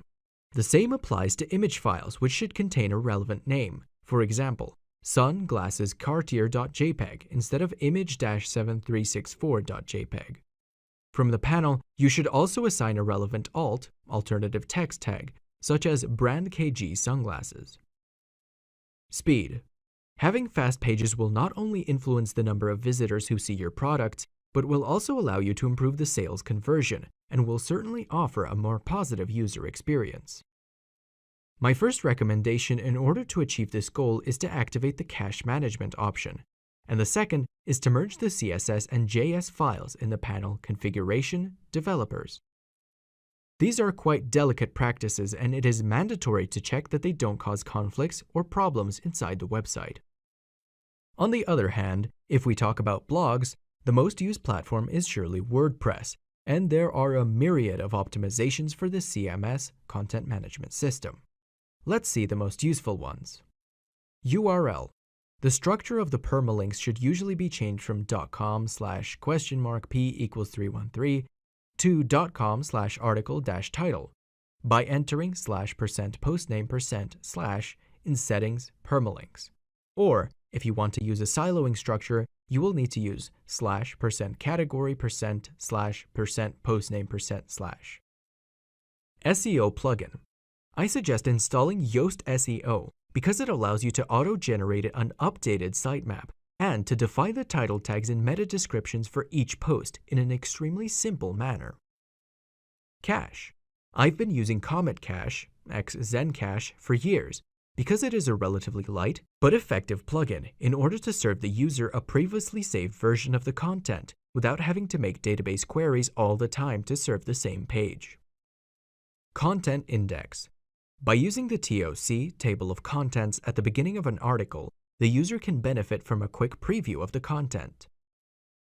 Furthermore, Google may already include links to the internal sections of the web page in the search results, thus increasing the visibility of your content in the SERP compared to the web pages of your competitors. You can achieve this by using a free plugin like Table of Contents Plus. Rich snippets. If you propose product reviews, publish recipes, or have content that can be represented with a schema.org microdata, then you should use a plugin, such as WP Product Review, to get rich snippets in Google results, increasing the visibility of your page. Publication dates. If your site benefits from the time, for example financial news, then it is optimal to show the date in the snippet. On the contrary, if you propose evergreen content, which you will never update, it could be counterproductive, given that people do not like to read old content, such as, for example, that published 5 years ago. To show or hide the date, you can use the Date in Snippet Preview option in the Content Types tab of Yoast SEO. Heavy plugins. Avoid having 20 or 30 plugins activated because they slow down the website without providing other benefits, and you probably don't even need them. You can find out what they are by using the Query Monitor plugin, which shows you how long the queries on the database take in order to identify bottlenecks. Another useful tip is avoid having all plugins loaded on all pages. For example, it makes no sense for the user to download the style sheets or JS dependencies of an email sending plugin if this form is not present on the web page. In order to choose which plugins to disable in specific pages or posts, use the plugin organizer. Drupal and Joomla can also be used for company sites, while for e-commerce there's a strong growth in Shopify and PrestaShop. Let's not forget about the extremely high-performance solutions in terms of loading speed, based on Node.js, like Ghost and Keystone.js. The concepts reported so far apply to all platforms, even those that have been developed recently. In my experience, however, I would stick to those that have been tested and developed for years now, and also have a strong supporting community, with myriads of plugins or extensions to integrate those features which, otherwise, would be quite expensive to develop from scratch. In my case, since the 2.0 version was launched in 2006, I used WordPress a lot. Currently, it's gone beyond 5.0, with significant changes especially in terms of features and free plugins availability, which allow us to achieve anything we want. In 90% of the cases in which I am required to work on WordPress, I can easily find a plugin that offers a ready and free solution. It may need to be adapted further on, but it certainly avoids having to spend hundreds or thousands of dollars on custom development by hiring an external developer.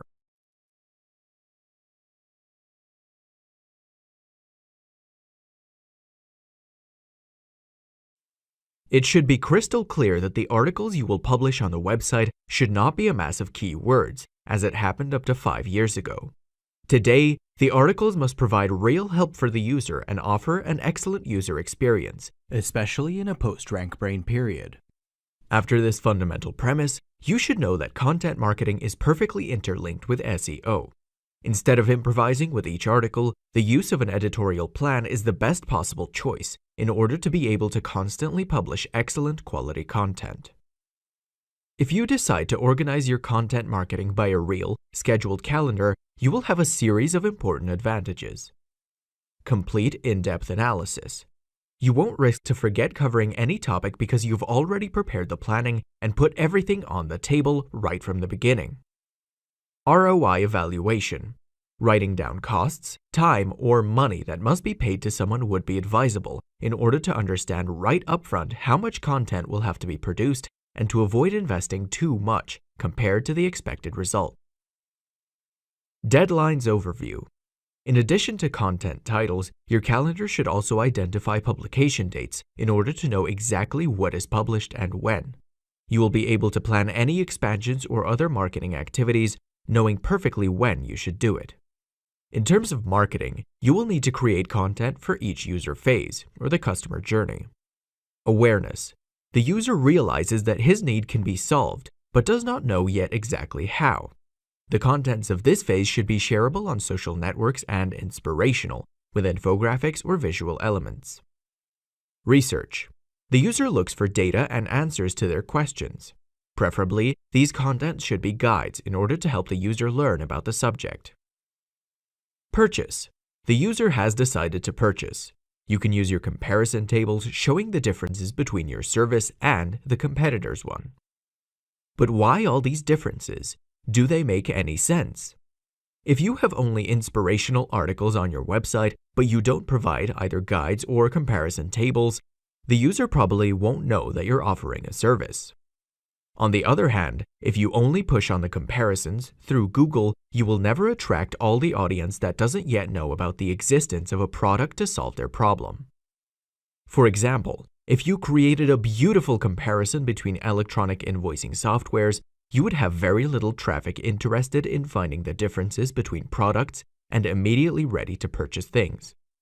If, in addition to the comparative tables, you include articles with legislative in-depth information on the fact that electronic invoicing is mandatory, awareness phase, and guides on how it works, research phase, you would certainly have more visitors, which could progressively be converted into customers. Here are the steps that I generally follow for the construction and implementation of a good editorial plan. Brainstorming. Use the keyword generation tools in addition to your personal ideas in order to create a list of potential topics. Organization. In a blog, for example, you can define 5 to 10 categories and a dozen articles for each. Publishing. You decide how often to publish content. Personally, I opt for 2 to 3 articles a week. Depending on your specific project, you can adjust this frequency to your preference. Distribution. After publishing, you should do a minimum of content promotion by sharing articles on social networks or by sending an email to your newsletter subscribers.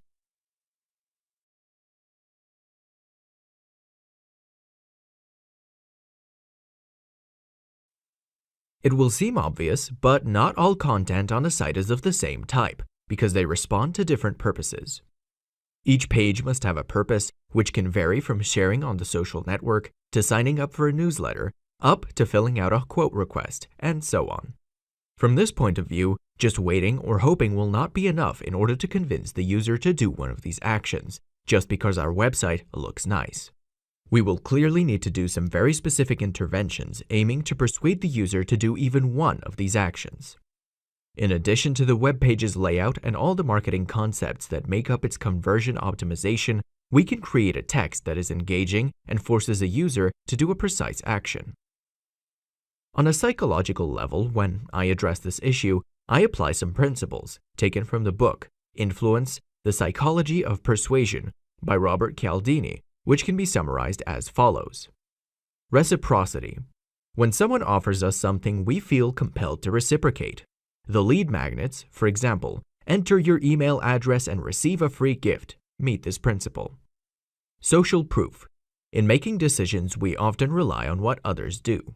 E-commerce reviews are a great example of what social proof is. The clear abuse of this method is false opinions. Authority. The best example of what is meant by authority is the esteem generally held towards doctors or lawyers. If an expert writes something in an article, it is often taken for granted, even if the user has not verified it at all. Scarcity. Given the fact that human beings value resources that are few or rare, the example that comes to mind is the e-commerce slogan, "Last 20 pieces" or "20 pieces left." Sympathy. We like to listen and spend time with those who seem nice to us, and that is why we often come back to read the blog of our favorite designer, for example. Commitment. It is the classic example of the so-called upsell, when we have already purchased a product and we immediately get another offer to purchase an accessory. These are just a few examples to apply to your website, but creativity is boundless, and you can think of other ways to help you write more persuasive and conversation-oriented texts. It is not difficult to understand that in Google search results, the public's attention immediately goes to the title of each result, and it is precisely for this reason that we should ensure that we distinguish ourselves from all of our competitors in order to attract the greatest number of visitors. If your article is wonderful, but the title is cold or mediocre, you will not succeed, so take a few minutes to think about a good title. An effective headline that attracts attention, stimulates curiosity, how to grow an orchid in 15 minutes a week, includes the benefit of the product or service, create an infographic in 3 minutes, contains a question, how can I walk the dog in crowded places, works as a definitive resource, complete guide to vegan cuisine in 2020, includes the main keyword at the beginning, electronic invoice, the complete guide, has the title case format, tricks for growing orchids at home instead of tricks for growing orchids at home without capitalization. For tricks lovers and in order to increase CTR, the title should include odd numbers, brackets, symbols obtained with the HTML code, and current year. I realize that it is not simple, but I suggest referring to newspapers, magazines, or directly to other competitors in the search engine results pages, or SERPs, in order to find interesting ideas to use in your own title.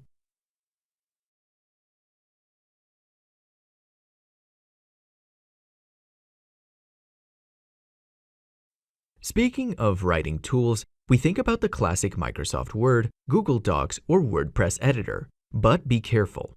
I often notice formatting errors due to the fact that, by copying a text from Microsoft Word directly into an editor such as WordPress, you could paste different formatted values, such as apostrophes, invisible paragraphs, and other elements that ruin the content layout. In this specific case, I always suggest to check that the paste operation produces a text that is perfectly faithful to the original one. If you find issues, you can use a neutral intermediate editor like Notepad++ in order to remove all the rules formats present in complex software such as MS Word. And now let's see exactly what I mean by defining an SEO-friendly text structure. A. Keywords. First of all, you will have to search for the main keyword, maybe a medium tail keyword, on which to focus the entire article by using the tools and methods already described in the previous chapters.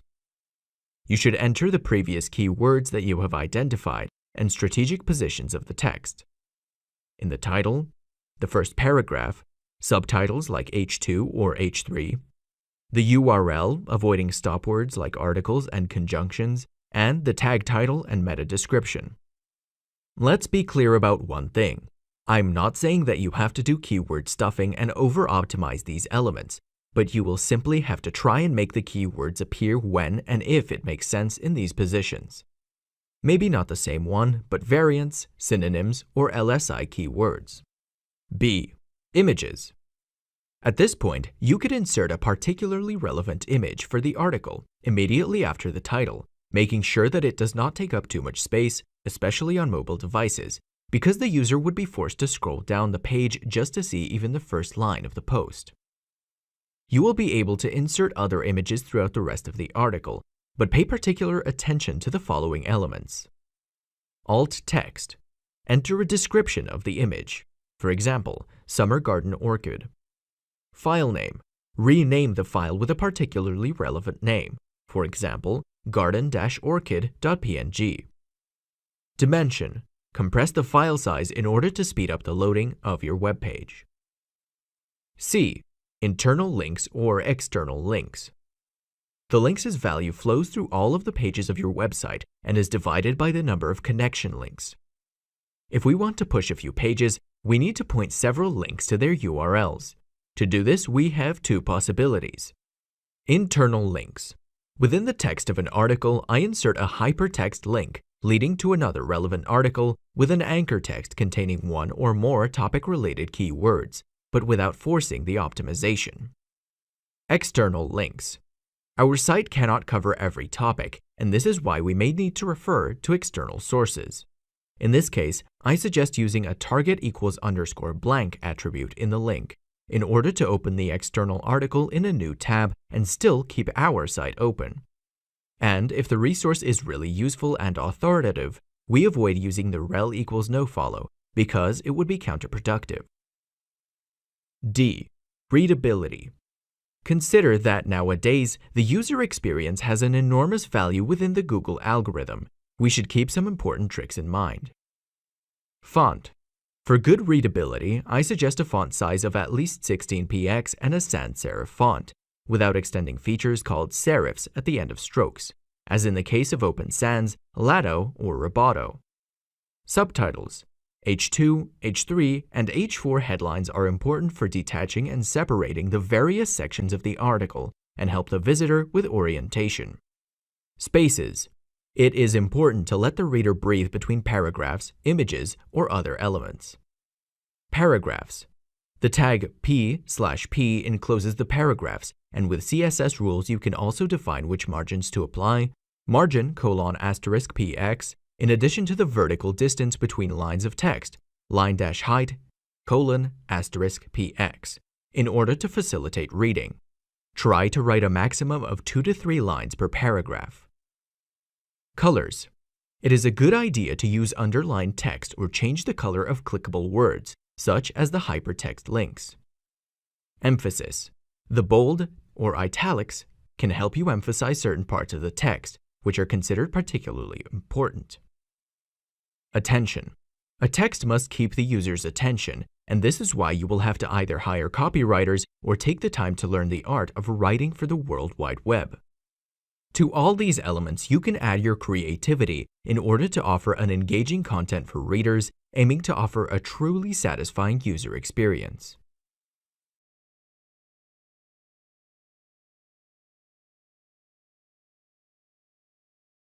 I often read articles about SEO with phrases like, "You must write at least 1,000 words."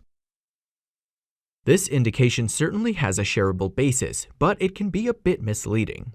As you might imagine, one of the most frequent questions I receive is, how long should an article be? The answer? Well, there is no predefined number, and there is a specific reason. If I had, for example, a website where I show the weather forecasts of the various American cities day by day, would it make sense to write 1,000 words for a reader who is simply looking to know, what's the weather like tomorrow in New York? Obviously, this person wants to know only if it will be sunny, the temperature, and a couple of other things, but they certainly have neither the desire nor the time to read 1,000 words of text. Just think of Google's featured snippets, which, as in the case of weather forecasts, shows only the relevant data without frills directly in the search results page. This does not mean, however, that writing in-depth articles is useless. On the contrary, everything depends on the specific case. If we are writing a guide on a certain topic, obviously the user will need to read a lot of information, and Google will reward the good quality content that will be particularly thorough and useful to the web surfers. If you intend to write content that aims to be a guide, try to make it as complete as possible. You will probably need 1,000, 2,000, or even 3,000 words to exhaust the topic at a satisfactory level.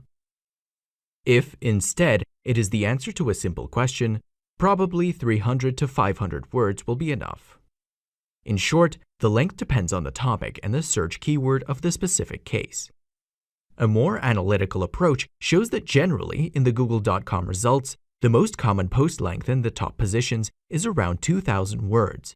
But this does not mean that it is also ideal for your project, and above all, it definitely does not mean that this was the primary factor that has led Big G to rank those sites so high. I'm sure that whoever has a blog with many articles of about 2,000 words has made a considerable investment in content marketing and has done many other SEO actions that will add up to the word count. Among my projects, I also have recent sites that, with a few 150-word articles, generate good traffic volumes and with excellent conversion rates.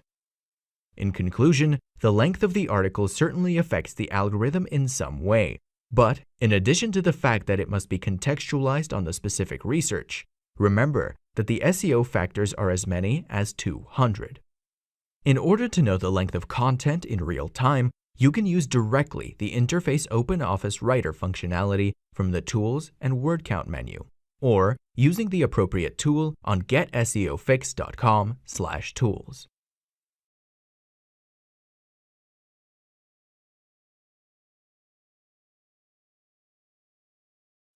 Going straight to the point, the approach of doing SEO actions on our pages, modifying code and other elements, falls completely under our control and forms of the so-called on-page SEO, which differs from off-page SEO, which includes backlinks and other topics which we can only partially influence.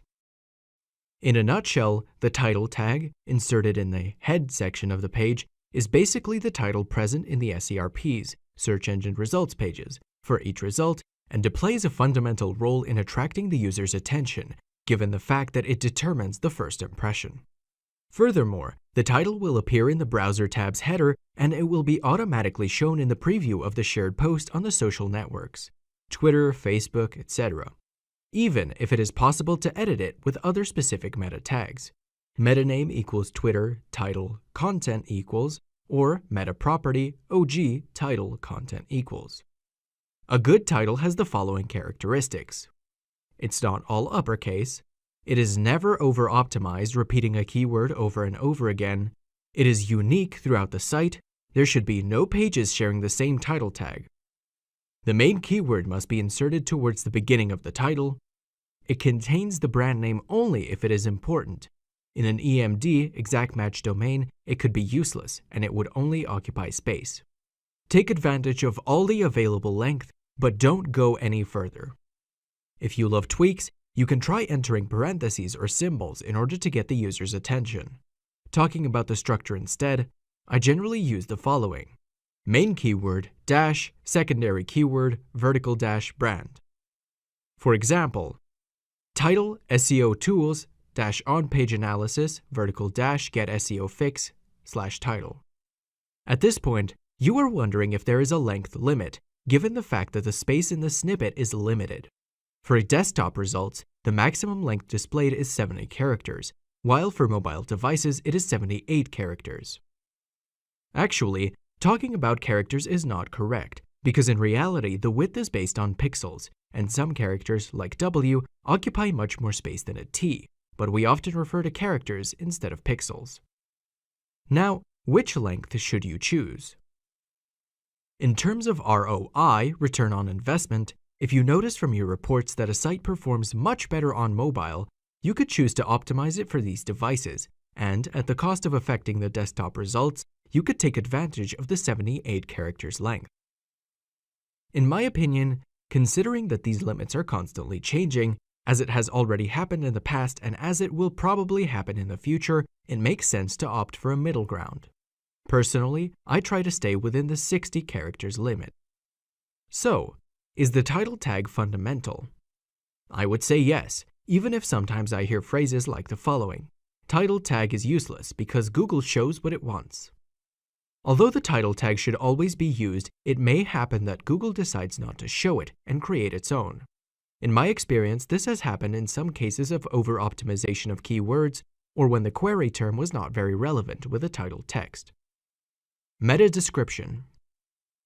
Not everyone knows that the meta description, inserted in the head section of the page, is not an HTML element, but a simple attribute consisting of a page's brief summary which anticipates the user with the content to be read by clicking that result.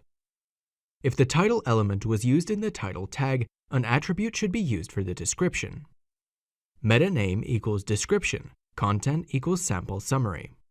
Speaking of length, I generally use 160 characters, even if the limit varies a lot depending on the query term, and it might reach up to 290 characters in some cases. There has always been a strong debate on whether the meta description is an SEO factor or not. But the truth, beyond the Google official negative response, is that this element has an enormous impact in terms of indirect influence, or the user's desire to click on an interesting result or not. Knowing that the user experience is certainly considered by Google, then we can conclude that the meta description is also influential. You will have noticed that when you search for something, the relevant keywords are shown in bold in the meta description of the results, which is why this snippet should be optimized from the SEO perspective, as well as for copywriting. As I have already mentioned within the title tag section, remember the following. It is not binding. In some cases, Google may decide to rewrite meta descriptions by itself in order to make them more relevant to the user. Avoid duplicates.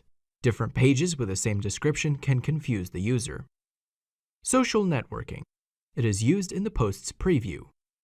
In order to analyze the meta tags easily without having to open the web page's source code, you can use my tool, available on getseofix.com/tools.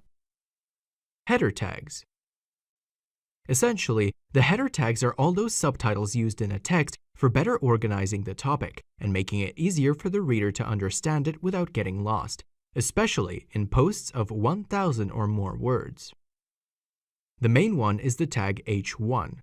It may be the same or differ from the title tag's text, even if its function is to identify the web page's title. It is inserted directly within the content and not in the head section, as it happens in the case of meta description and title tags. Then there are the tags H2, H3, H4, H5, and H6. Consider as the number increases, the font size will be smaller, as will their importance for the search engines. The H2 are like real chapters on the web page. Increasing the number, we will move on to less important subsections, although all these tags play an important role in organizing the appearance and structure of a page. A recent advantage of using the H2 or the H3 is that, in case of objects list, for example, the 6 Christmas gifts to get for your girlfriend, Google might consider them for the creation of featured snippets and therefore earn an additional space in the SERP. Here are the main features that differentiate H1 tags from the following ones. There must be only one H1 tag for each page. Someone disagrees, but I personally believe this is a rule to follow. The H1 font should have a larger size than the other elements. It should be placed at the top of the page, and it should contain the main keyword, emphasis, and other HTML elements. The fact is this: a few years ago, talking about emphasis elements, there were real diatribes about using strong text/strong instead of B text/B, while italics was discussed between M text/M and I text/I. The absurd thing is that both tags show exactly the same result, but the question was whether Google had any preference on it. As early as 2006, Matt Cutts, Google's head of spam search, had clarified that there was no preference, but speculation went ahead, and I think it will also continue in the future. From my point of view, and considering the user experience, choosing one rather than the other changes nothing at all. At a substantial level, I believe it is important to show text fragments in bold or italics, because they help the reader to dwell on important points. The problem is that many people think to over-optimize by using bold text only for the important keywords. The result of this action is particularly artificial, and it could also determine a penalty. Being a sea lover, I enjoy living with a feeling of serenity that I get whenever I am on vacation and I take my mask and flippers and I go swimming near the coast, admiring the marine flora and fauna. In my projects, I always try to put bold on full sentences, or at least on 4 words within the sentence, because I believe that seeing a single word in bold in the middle of a paragraph neither adds any value nor helps with the reading. There are many other elements within the HTML meta-language. For a complete overview, you should know at least the following, because they are widely used in articles of websites. UL, li element 1 / li, li element 2 / li / ul contains a list of elements and aims to form an unordered formatted list. ahref equals www.getseofix.com /anchor text /a. It is used for hypertext links to other web pages of a website or to external sources. The target equals blank attribute will open the new URL in another tab by keeping the current page open. Table. It organizes data within cells with a header. Thanks to JavaScript and CSS, it is also possible to obtain the ordering by columns in real time or create tables in responsive design. Optimized images. Now, let's focus on image optimization. You must know that the famous alt text performs some functions. Visually impaired. If someone could not see a photograph as they are visually impaired, they would definitely appreciate the access to an alternative in order to understand what the image is about. Description. It is required to indicate the keywords and give information on the image's content. Loading. If, for any reason, the image could not be loaded, an alternative text will then be shown to the user. Google Images. Images can provide traffic to your website if they are properly optimized. It is quite easy to fall into the trap of over-optimization for keywords. Let us remember that we only need to provide a precise description by using different keywords within sentences that are readable by humans. We have seen how to optimize the image tag, but there is one last operation we need to do in order to get a really optimized image, the compression. Inserting images in an article can be harmful if we aim to offer an excellent loading speed, but if we make sure that they are properly optimized and do not cause delays, then it should not raise any problems. Here are the two techniques that I generally apply in order to manage the situation. Image file compression. You can do it manually with a WordPress plugin by using a desktop software or with an online tool like TinyPNG. Lazy load. This technique allows to have the image downloaded only when the user has scrolled the content until the image is displayed in the browser and not immediately when the page is loading. You may be wondering if in this situation Google is able to index everything correctly, but if you think about how page rendering works, Big G generally waits a few seconds and then scrolls down to generate all the events that make up the web page. Technically speaking, the implementation is not immediate, but you can use WordPress plugins like Lazy Load in order to enable it in one click. Optimized PDFs. Let's be clear on one thing. Google has been able to read and index PDF files since 2001, and this is why we often see them directly among other SERP results.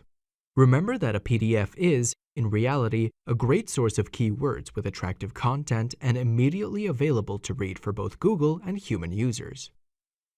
When I'm dealing with projects that include PDF files, I apply some tricks. File name. Use the keyword already in the file name. For example, cooking-in-garden.pdf. Title. Set a title with keywords. With Adobe Acrobat DC, you will find the field in File, Document Properties, Title. Description. Set a description with keywords. In Adobe Acrobat DC, you'll find the entry in File, Document Properties, Subject. Compression. If the file includes images, try to load compressed versions in order to save space, since a 100-page PDF can occupy several megabytes if it contains various images. Organization. Use subtitles and paragraphs in order to detach content and make the reading easier. Internal links. Try to insert a link from your website to the PDF file in order to let Google find it and assign a relevant importance. Do not save it as an image. Some tools allow you to save the document into PDF format with non-selectable text. In this case, search engines may have difficulties indexing your document. I would like to point out that a PDF file uploaded to the server is accessible from the address site.com/filename.pdf, and it is considered as any other page on the website. Text to HTML ratio. Without complicating things too much, you need to know that the text to HTML ratio is simply the relationship between the code and the text within a web page. It also includes JavaScript and CSS lines belonging inline to the source code. I reassure you right away by saying that this is not an official SEO factor. Even Google's John Mueller confirmed it in the past. But in my opinion, it may have an indirect influence.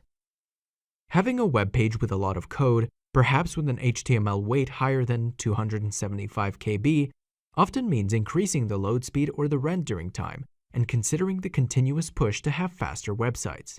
This can be an indirect disadvantage. Basically, you need to make sure that your text to HTML ratio is aligned with that of your competitors and other similar websites within the industry. Generally, for an e-commerce website, the ratio is around 15 to 20%, while for blogs we're talking about 25 to 30%, especially if we use WordPress with sophisticated themes and plugins. Here are some of the steps to follow in order to improve the text to HTML ratio. Include CSS and JavaScript in external files. Delete HTML comments, and delete unnecessary code. In any case, remember to check the value of this ratio in your competitors' web pages because things change considerably from niche to niche. And in order to easily calculate this ratio, you can use the tool that I've inserted on getseofix.com/tools.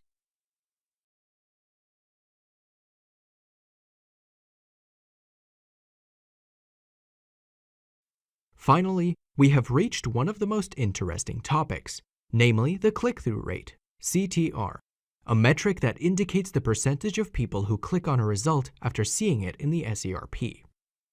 Here is an example of the average CTR from my website in the shopping sector, as reported in the Google Search Console account. Consider that the value will be different for each SERP. If a page appears in the first ranking position, it will be much more visible than on the 7th ranking position result, and consequently, it will have a higher CTR and a particularly high number of visitors compared to the total number of searches. Hence, the need to bring results higher and higher, but be careful. This is not always the case. There are situations where a lower result can have a higher CTR than the one above it, because it may have a more attractive copy or it simply seems a more relevant result to the user. It may not be a direct SEO factor like backlinks are, but it certainly has a very strong impact in indirect terms. In order to understand the importance of CTR, just know that CTR is one of the factors that determine the quality score in pay-per-click campaigns. But how do you improve the CTR in order to have more visitors for your content? Copywriting. As in advertisements, it is important to have a captivating title and description that obtain more attention. Characters. Some special shapes hit more than others. For example, in your title you can use parentheses, odd numbers, or symbols. URL. Include keywords in the URL in order to make it more relevant. Structured data. When possible, show the stars of your reviews based on the microdata, which we will discuss later, because in the SERP, they occupy a lot of space and they are particularly visible. References. If you offer a local service, you can include the current year or the city in order to look like updated content and be relevant to the user. Optimize. Check currently indexed pages and verify the CTR from the appropriate section in your Google Search Console account. Remember that often, it is enough to change a few words in the title tag in order to get some very important results. Don't forget that if your website is particularly slow to open up, users might immediately go back in the search results page to visit a competitor's website.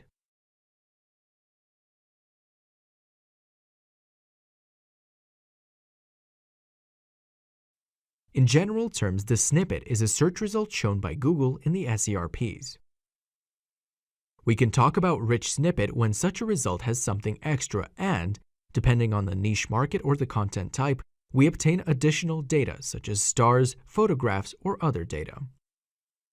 For SEO, the importance of these rich snippets is given by the fact that they attract the public's attention and, consequently, they influence the CTR of the result, procuring a greater number of visitors for the article. how can you get them on the pages of your website? Google, not always but only at its discretion, shows the rich snippets on the basis of the structured data it finds on your web pages. A special code brings additional informational value to the article, according to a specific format that follows some universal standards, and can be interpreted by search engines. Here is a short list of the types of topics that best suit the use of structured data: books, movies, recipes, events, organizations, people, places, products, offers, and reviews. Schema.org is a project that aims to offer and promote the use of structured data schemes for web pages and email messages. It makes use of the so-called vocabulary available in various encoding or markup, including RDFA, microdata, and JSON-LD.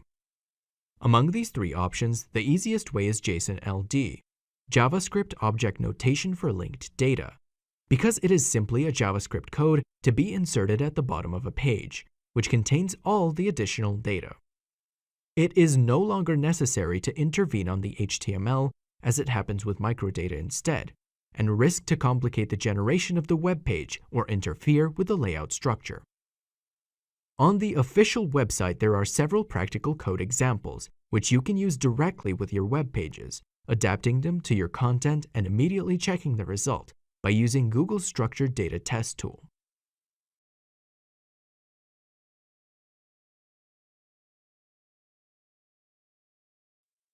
In SEO terms, the crawling phase occurs when the Googlebot accesses a page and analyzes it, while the indexing occurs when a web page appears to be suitable for inclusion in the search engine index. Since the 1990s, webmasters around the world have used a robots.txt file in the root of their websites to provide any bot with some instructions on how to access their content. In this very simple text file, a disallow directive is inserted, containing the paths of the pages or the folders that the bot must not scan, in order not to overload the resources of the server. There's also a user agent for referring to a specific bot, like a Googlebot, Bingbot, etc. User-agent * disallow/secret. In order to generate this file, you can use a specific tool, available on getseofix.com/tools. In addition to the robots.txt file, we can communicate with the bot crawler through the robots meta tag, which needs to be inserted in the head section of the web page. There are 4 combinations, alternating between index and follow values with a negative variance. Metaname equals robots, context equals index, follow.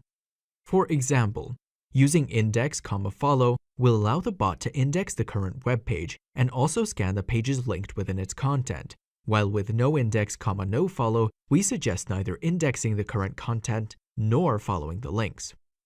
By playing with the robots.txt file or the metarobots tag, we can choose which contents to hide or index. Now, this is the theory, because in practice many smaller bots don't actually care about our directives and they do a wild scan without rules, spoofing the user agent in order to avoid being blocked.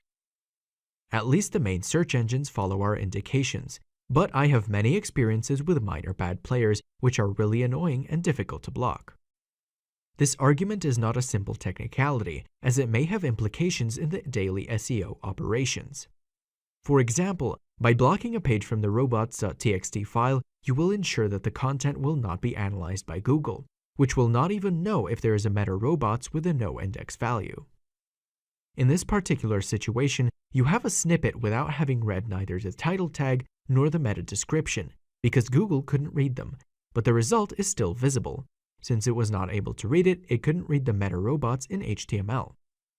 These results have the classic formula: a description is not available for this results due to the website's robots.txt file, and they are the outcome of incorrect management.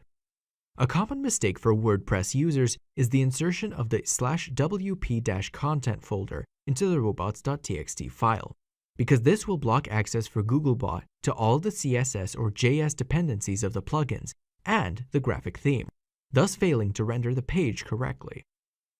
Another common move is the inclusion of secret or private paths into this file, but in this way we are revealing to a potential hacker exactly where to hit, and this is not safe at all. We should rather use a no-index meta robots tag and a password authentication system. Finally, I remember seeing sites that used the robots.txt file to remove content, thus allowing an almost perpetual indexing because the bot could not access the page to know when it had been removed. In this case, in order to avoid a redirect to a new version of this content, it would have been correct to leave free access to the bots and set a status code of 410 gone, but not a 404 not found, since the resource would never be back available, not even in the future.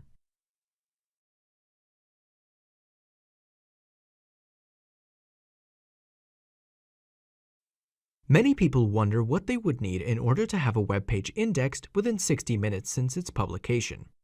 Personally, I don't think it's just a quirk. For those who deal with SEO in a professional manner, knowing immediately where content ranks is important. Although it probably won't be its final position, at least it gives an important signal. In order to speed up or force this process, we need to let Google know that we have published new content on our website, and there are various ways to do that. URL check. In your Search Console account, there's a special section where you can enter the URL of your website and ask Googlebot to scan it and index it as soon as possible. Links. By inserting a hyperlink into the new article, we're actually inviting Google to scan it. In order to facilitate this process, we can use the Latest Articles section in the sidebar or on the home page. The same applies to backlinks from external sites. Sitemap. By adding the new article to the sitemap.xml list, we're actually making sure that the bot will notice the new article and proceed to its scanning and indexing at the next check. Social sharing. Sharing a new article on social networks is an excellent idea in order to make it stand out. By doing so, it could actually get linked from a web page that is being scanned by Google bots in the next couple of minutes. Ping services. There are dedicated websites that deal with notifying the search engines when a particular website has been updated. I personally assimilate these situations to spam methods, and therefore I do not recommend them. Of all these options, the most effective is generally the first, because it only takes a few minutes to find the article on Google. Obviously, I assume that your site is already indexed in Google, but if not, you can use the site operator followed by the domain, for example, site getseofix.com, and you will be able to see how many and which pages have been indexed so far.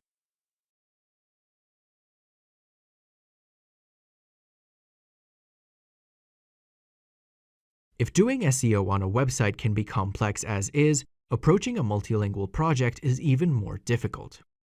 I will now share the main steps that I generally apply when dealing with these situations. I say upfront that this type of SEO project is not suitable for beginners, but I will do my best to explain it as clear as possible. I have always been attracted to multilingual projects because I believe that, from the scalability point of view, cloning a business of one language into another one can bring great advantages without much effort, considering that the markets can also be very different. It should be noted that the process begins with searches for keywords. But if you already have a website, is it enough to just translate it? Well, it's not that simple. First of all, consider that each language has its own ways and preferences, so a literal translation may be correct, but the public might use query terms with slightly different synonyms or expressions. For example, laptops can be translated into Italian in computer portatile, portatile, or even notebook, but they are completely different keywords. You may find that they have different conversion rates, even if the literal meaning is the same. Then, you should know that for European websites, the question of accent in the volumes evaluation must be considered too. For Italy, the estimated traffic costs for costi pedalo with an accent may differ from costi pedalo and costi pedalo without accents. They are different in form and grammatically incorrect, but people can use them in a web search, and this is the only thing that counts from an SEO perspective, although Google is able to understand that they are exactly the same thing. Having defined the keyword research topic, let's now check how the website should be structured. My students think about particular architectures with creativity, but personally, I reduce everything to 3 options. Separate domains. Use a national domain for each language. For example, site.it, site.fr, and site.de. Subdomains. Use a subdomain of the main.com domain for each language. For example, it.site.com, de.site.com, fr.site.com. Subfolders. Use a subfolder of the main.com domain for each language. For example, website.com/it, website.com/de, website.com/fr. I remind you that a penalty, but also a strong SEO boost, in cases 1 and 2 will be limited respectively to the separate domain and to the subdomain, while in case 3, it will extend to all subfolders and therefore to the entire project. Beyond any technical implementation difficulties, if the domain is a .com and it is your brand, then I do not recommend using national domains to disperse your strength, but I suggest solution 2 or 3. If instead you use an EMD, exact match domain, then with solution 1, you will be able to translate the domain name and use national extensions to have a competitive advantage. In my projects, I always assign each language version to a particular server with a geo-localized IP address. For example, a Finnish site will have an IP located in Finland, while a German project will have an IP in Germany, and so on. I report below on the performance of a Spanish website of mine with an .es extension and a geo-localized IP in Spain. Let's move on to the contents. Who should I hire for the translation of my website into another language? I do not even consider automatic translation of Google Translate or other automatic services, because in addition to providing a bad user experience, they can lead to syntax or grammar errors. With the experience of having had over 65 different suppliers in the past 10 years, today in my project, I rely on freelance translators, exclusively native speakers, because even if I may seem old-fashioned, I believe that for a US project, a highly trained Italian translator will never match the work of a native English speaker, especially if I am dealing with particularly technical subjects or topics related to the culture of a foreign country. Speaking of freelancers, I remember that in a Dutch project, I had the pleasure of working with a mother tongue translator, with whom I communicated in English for the creation of websites. I was astonished by the fact the following Christmas, I received a handwritten and signed letter in the office, thanking me for our collaboration. This is obviously a very trivial episode, but it makes you wonder upon how business relations and the human side also emerge in an SEO-related work environment, which, in some ways, may seem very detached from our concrete reality. Getting back to the content, in order to help Google understand that your project has contents translated to different languages, there is the famous hreflang tag that specifies the language used on the current web page.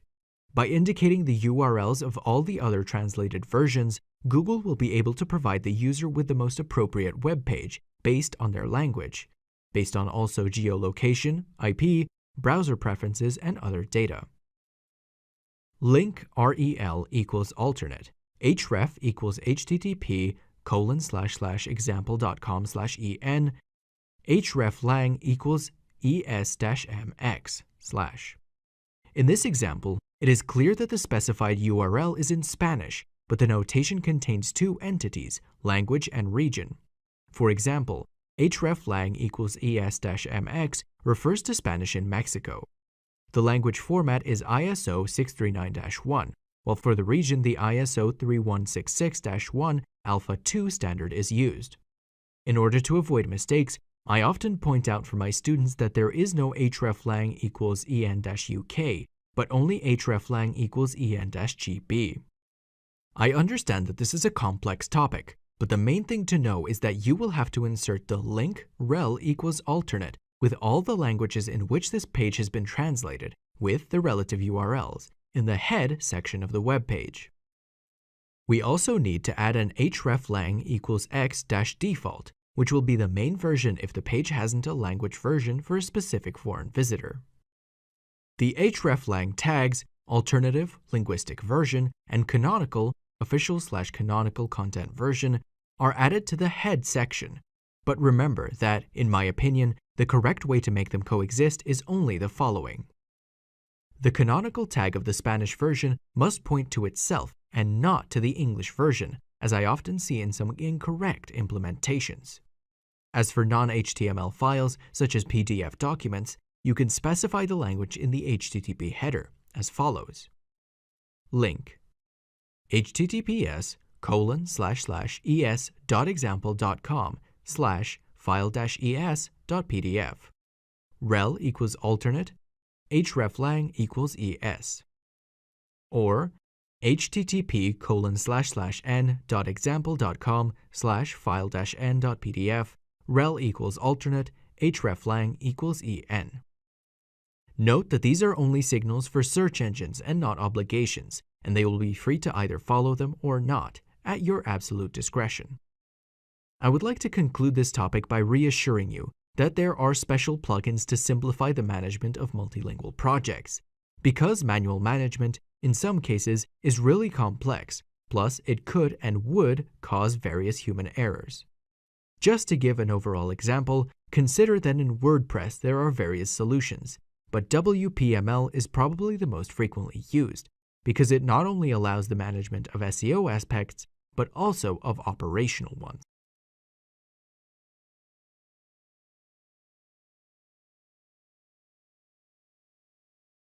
As you already know, search engines assign a different weight to each backlink. These values determine the trust that your website could benefit from in terms of positioning. Here are some features that help determine the value of a link.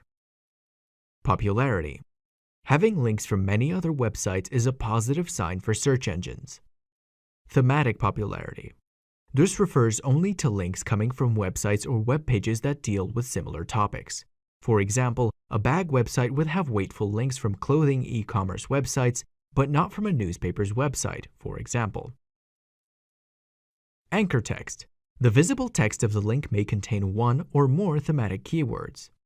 Although in the past it has been an abused technique, obtaining backlinks with relevant anchor text is still very important today.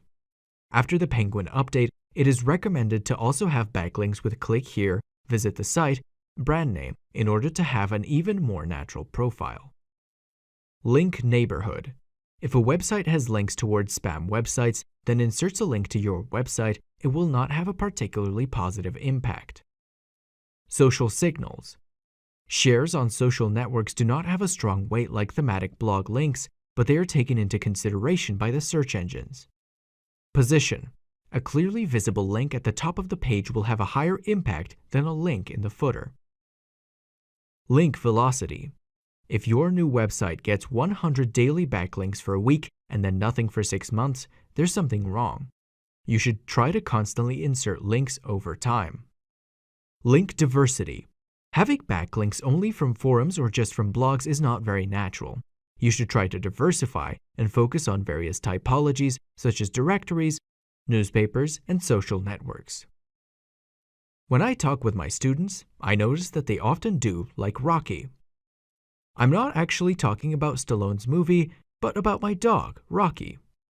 I have a 3-year-old border collie, which by nature should work 24 hours a day to gather sheep.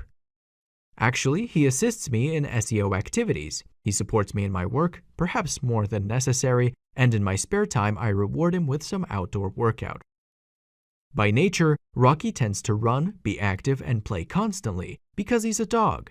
SEO is the opposite. It takes time, patience, and we must not push more than necessary, because otherwise the risk of penalization is just around the corner.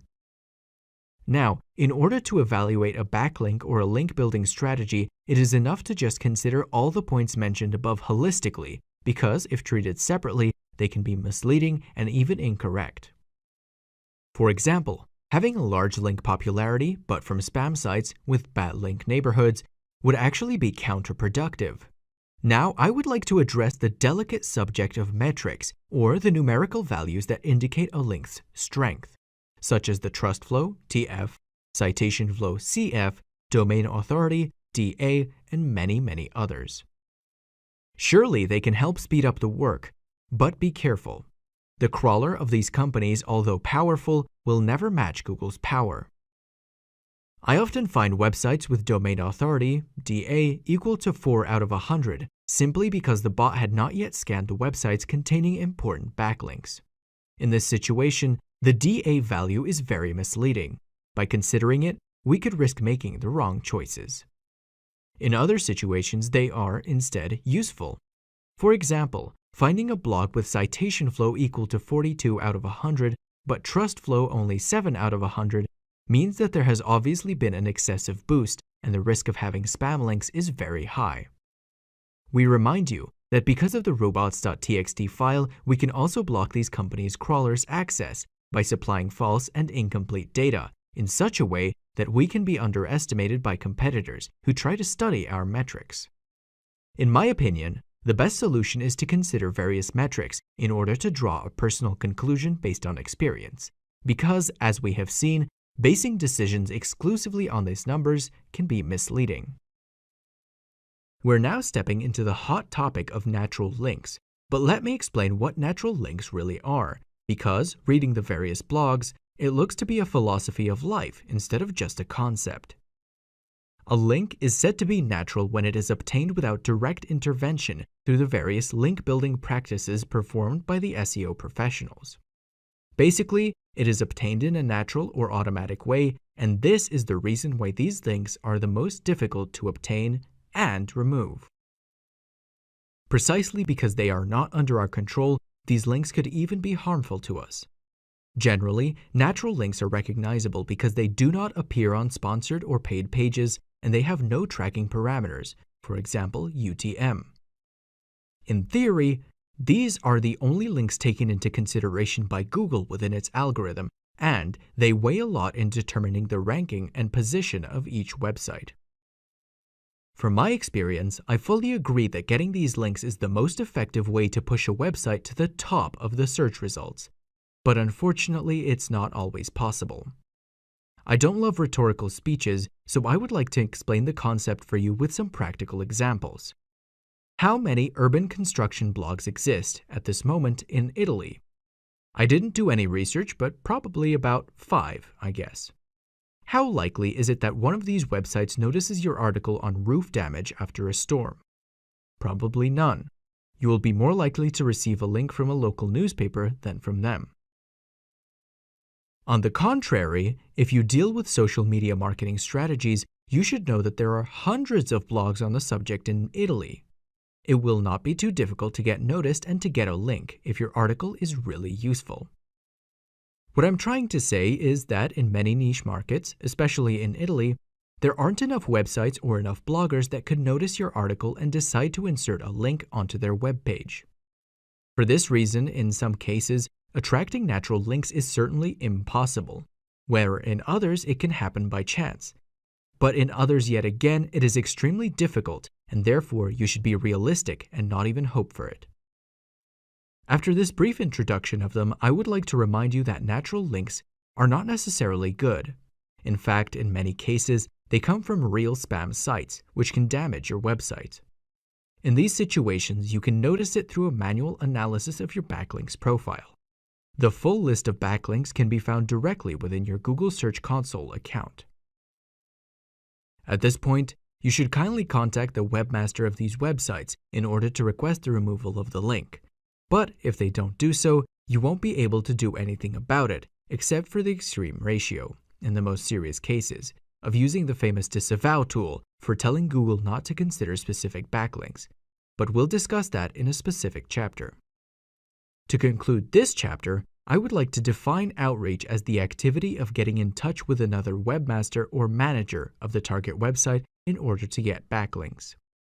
In addition to guest blogging, I also use the outreach in order to get interesting backlinks, by notifying, for example, the webmaster of having broken links or offering a supplementary resource to his text, plus other more advanced practices, which I explain to my students on getseofix.com/get-backlinks.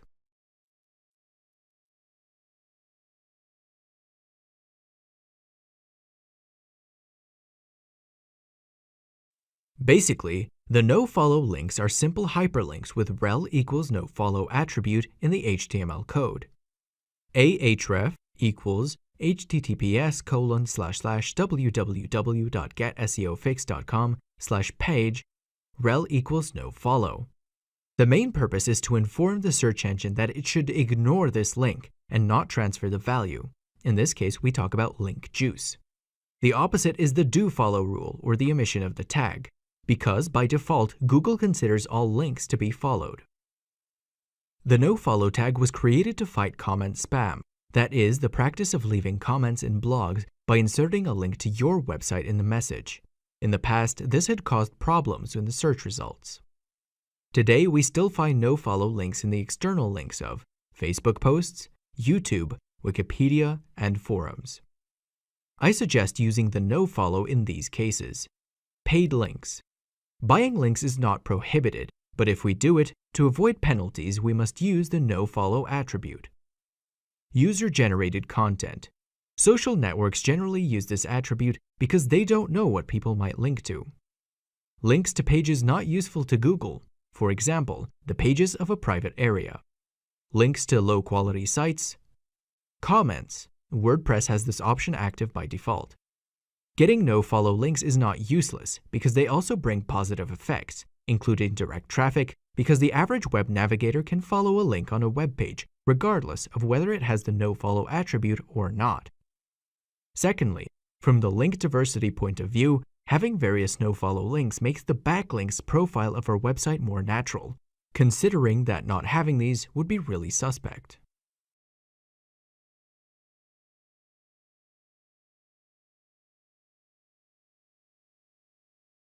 Looking back at 2007, it seemed that most of the SEO activities were reduced to submitting websites to the so-called web directories. Such were real services offered by freelancers, such as submit website to 50 directories in 24 hours, or things like that.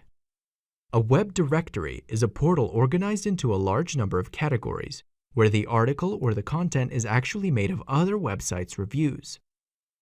The idea of these portals was to offer the visitor a list of websites that dealt with the same topic. It was really useful at the beginning of the internet when search engines were not so commonly used. Things have changed a little bit today, but let's see exactly what happened.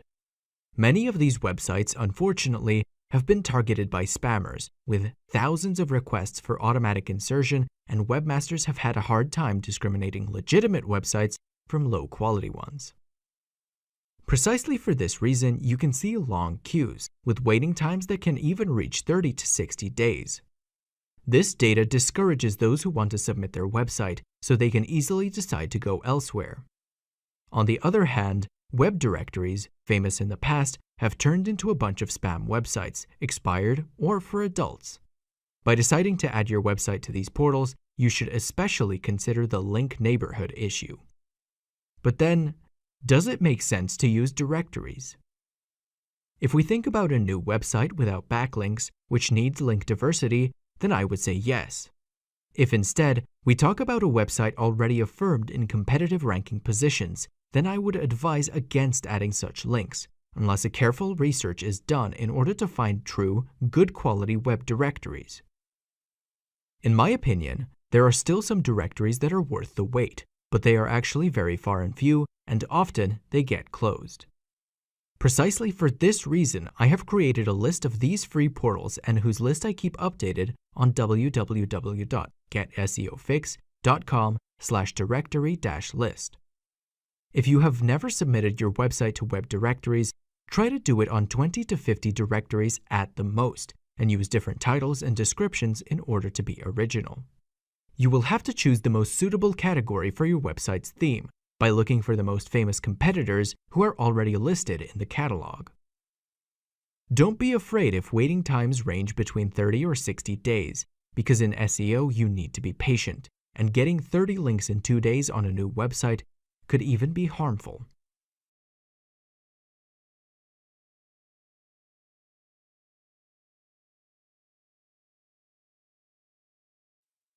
Nowadays, there are Facebook groups and many other social solutions. But forums continue to exist, although they might not have all the interest and traffic that they had only a few years ago. The great advantage of a forum is being a website focused on a very specific topic, and consequently, having a backlink from these pages can be very relevant for your article. But how do you get links from forums? First, you need to do research in order to find the right forum for your industry. This opens up a rich scenario in terms of opportunities. If you deal with asbestos disposal, obviously it will be difficult to find a forum dedicated to this topic, especially in the European market. But you could take advantage of specific sections of a forum about building constructions. After finding one or more forums, you will need to read their rules in order to know two fundamental things: the possibility to insert a signature and the possibility of inserting links within the posts.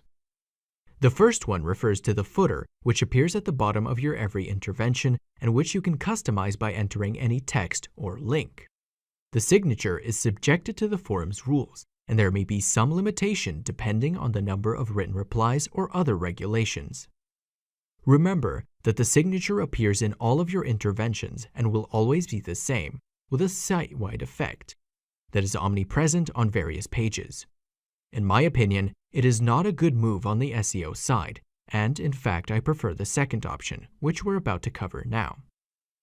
Replying to someone or directly opening a discussion on the topic treated by your website is a great way to be relevant. Some forums allow you to insert links, non-self-promotional, in the text, with a custom anchor text and even with a do-follow attribute, thus providing an even greater SEO advantage.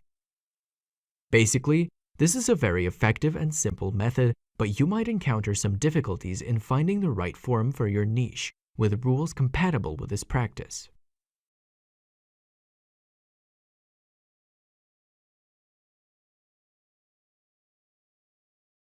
As in the rest of the world, the practice of guest blogging has been developing quite a lot in Europe for several years now, and it consists in publishing an article in another person's blog in order to create authority and links.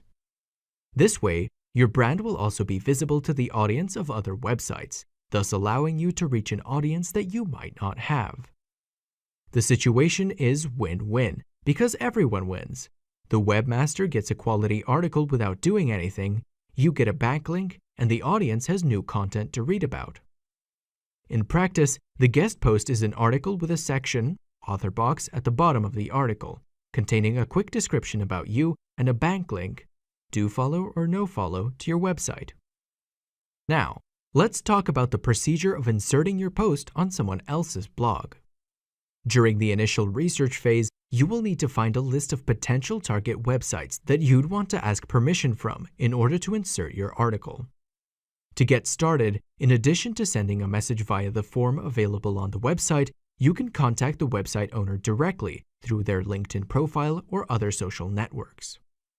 Another effective method is the direct search for websites that accept this type of collaboration through the following queries, all in quotes, topic, write for us, topic, guest post, topic, authors, and topic, collaborate. After having compiled a list, you should not contact anyone, but make a very precise selection in terms of thematic relevance first of all. Then check the domain's authority by analyzing, for example, the number of articles, domain age and traffic volumes using Alexa Rank or SEMrush, and some SEO metrics like domain authority and trust flow. In short, the goal is to find out if we'll receive a link from a legitimate quality website or from a spammer that could damage our site. I don't want to discourage you, but you must know that not everyone will accept, and you will have to consider that the real opportunities will be reduced. In a recent campaign of this time, with about 20 European targets, I obtained an approval rate of 70% that I think is excellent. But the variables that come into play are different: market niche, target type, your reputation, content quality, etc. In many sectors, you can consider yourself lucky if you get 15% of approval, especially in Europe, where there aren't many blogs for each market yet, and talking about guest posts, you often receive phrases like, "Why should I do free advertising for you?" But obviously they do not understand the meaning of this collaboration. The most common proposal rejection cases in my experience have been the following. A payment is required in order to proceed, $50 to $300. They do not accept guest posts because of the personal ideas, not enough text quality, topic not in line with the type of audience, no answer at all without any explanation. The second phase has to do with contacting the target website by using specific forms or a simple email. I suggest writing a concise and straightforward message in order to make the interlocutor understand that the proposed article would be of great quality, at least 1,000 words, and unique. You should also include a couple of lines to introduce yourself and wait for the answer within a week. I have inserted the exact text that I use in these messages on getseofix.com/get-backlinks. After the initial answer, if it arrives, you should check how and where your backlink will be inserted, with preference for hypertext links with do-follow attributes. After making an agreement for the collaboration, you should visit the webpage periodically in order to check whether any comments from the public have appeared or not. If so, you will have to respond immediately in order to give the impression of being present and to defend the reputation of your brand, personal or corporate.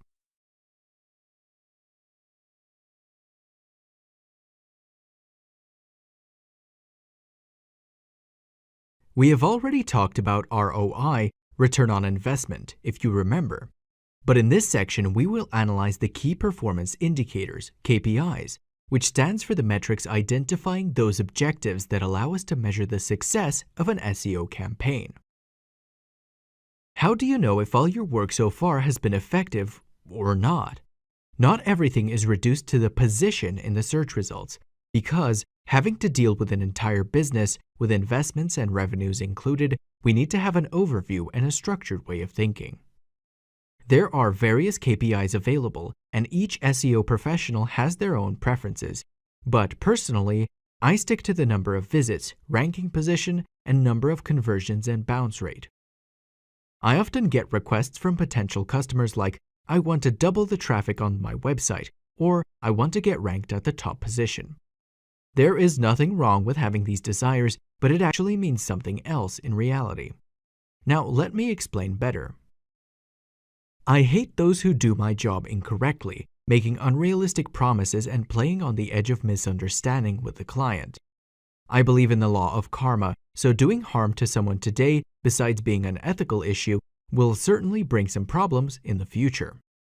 On the other hand, working with transparency, in addition to making me sleep peacefully, it also allows me to be proud of each success, to be aware of the failure risks, and it gives me the strength to always go ahead.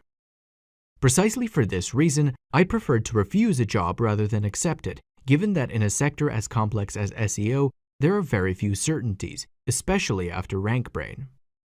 I wanted to dedicate a special chapter to objectives, because it is an underestimated issue for people involved in SEO. Number of visits.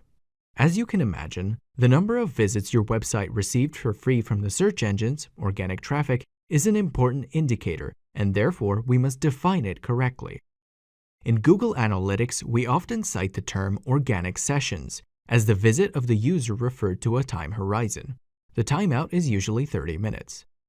To take a simple example, if the user returned to our website after an hour on the same day, we would have 2 organic sessions, but only 1 visit.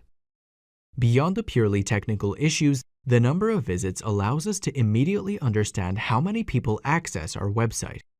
So, getting an obviously increasing number of visits confirms the success of our SEO efforts.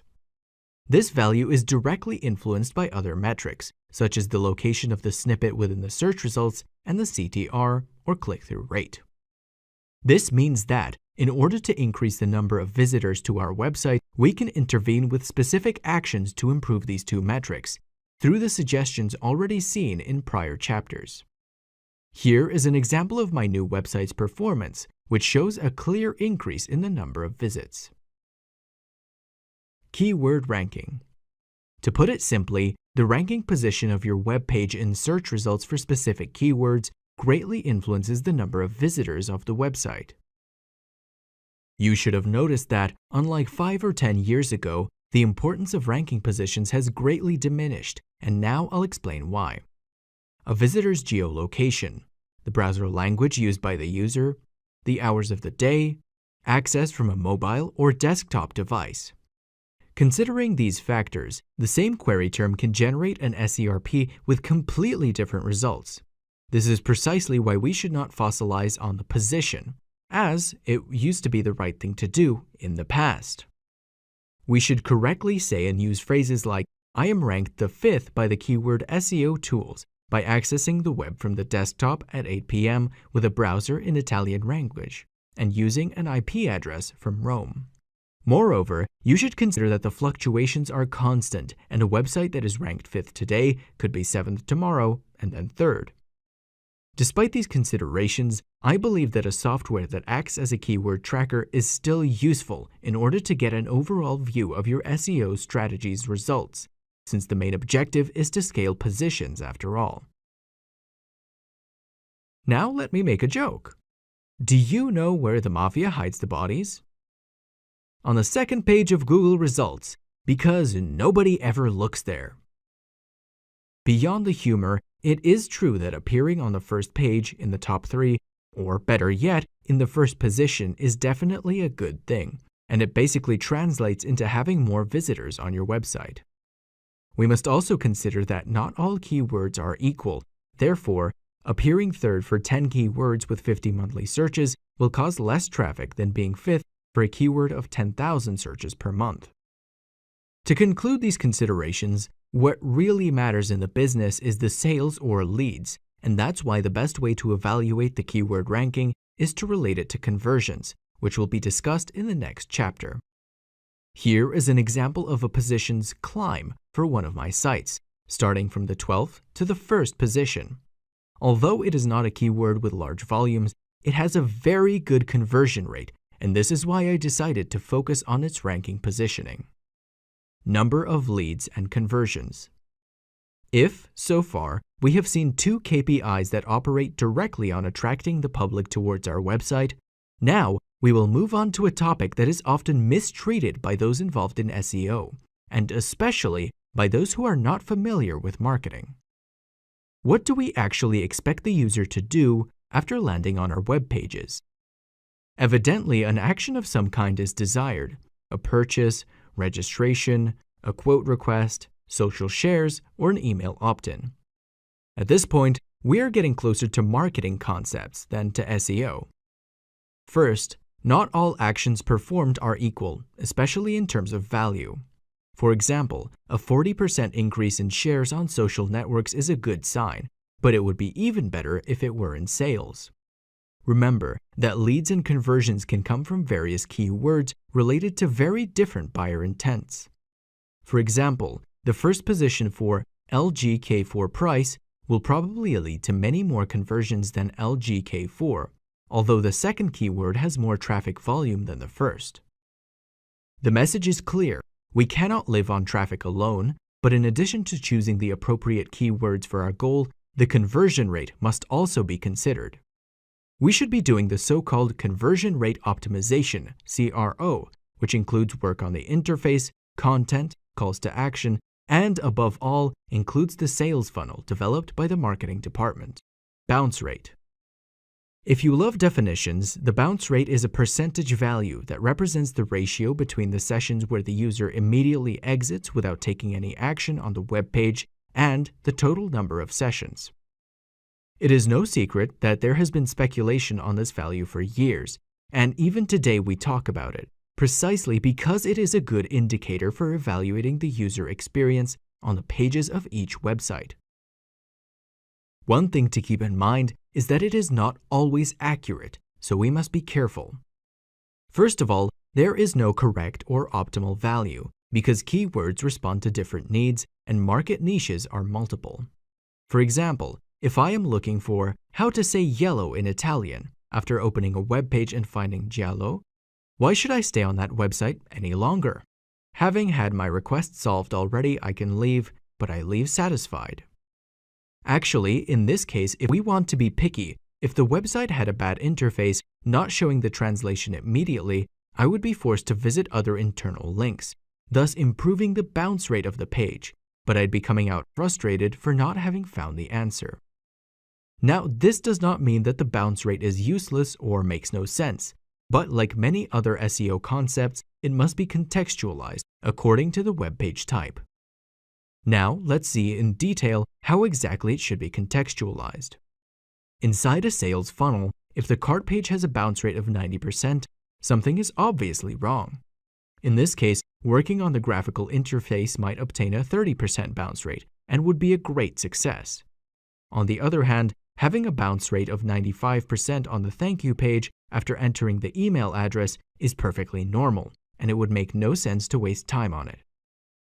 Other cases where the bounce rate is relevant: when you know the bounce rates for a competitor for the same keywords, after a substantial intervention on the layout or on the contents. In these situations, it is very important to make sure that a drop in terms of bounce rate does not occur. Here is an example of my legal theme site with a very interesting bounce rate. As you know, this value is generally different depending on the source of traffic.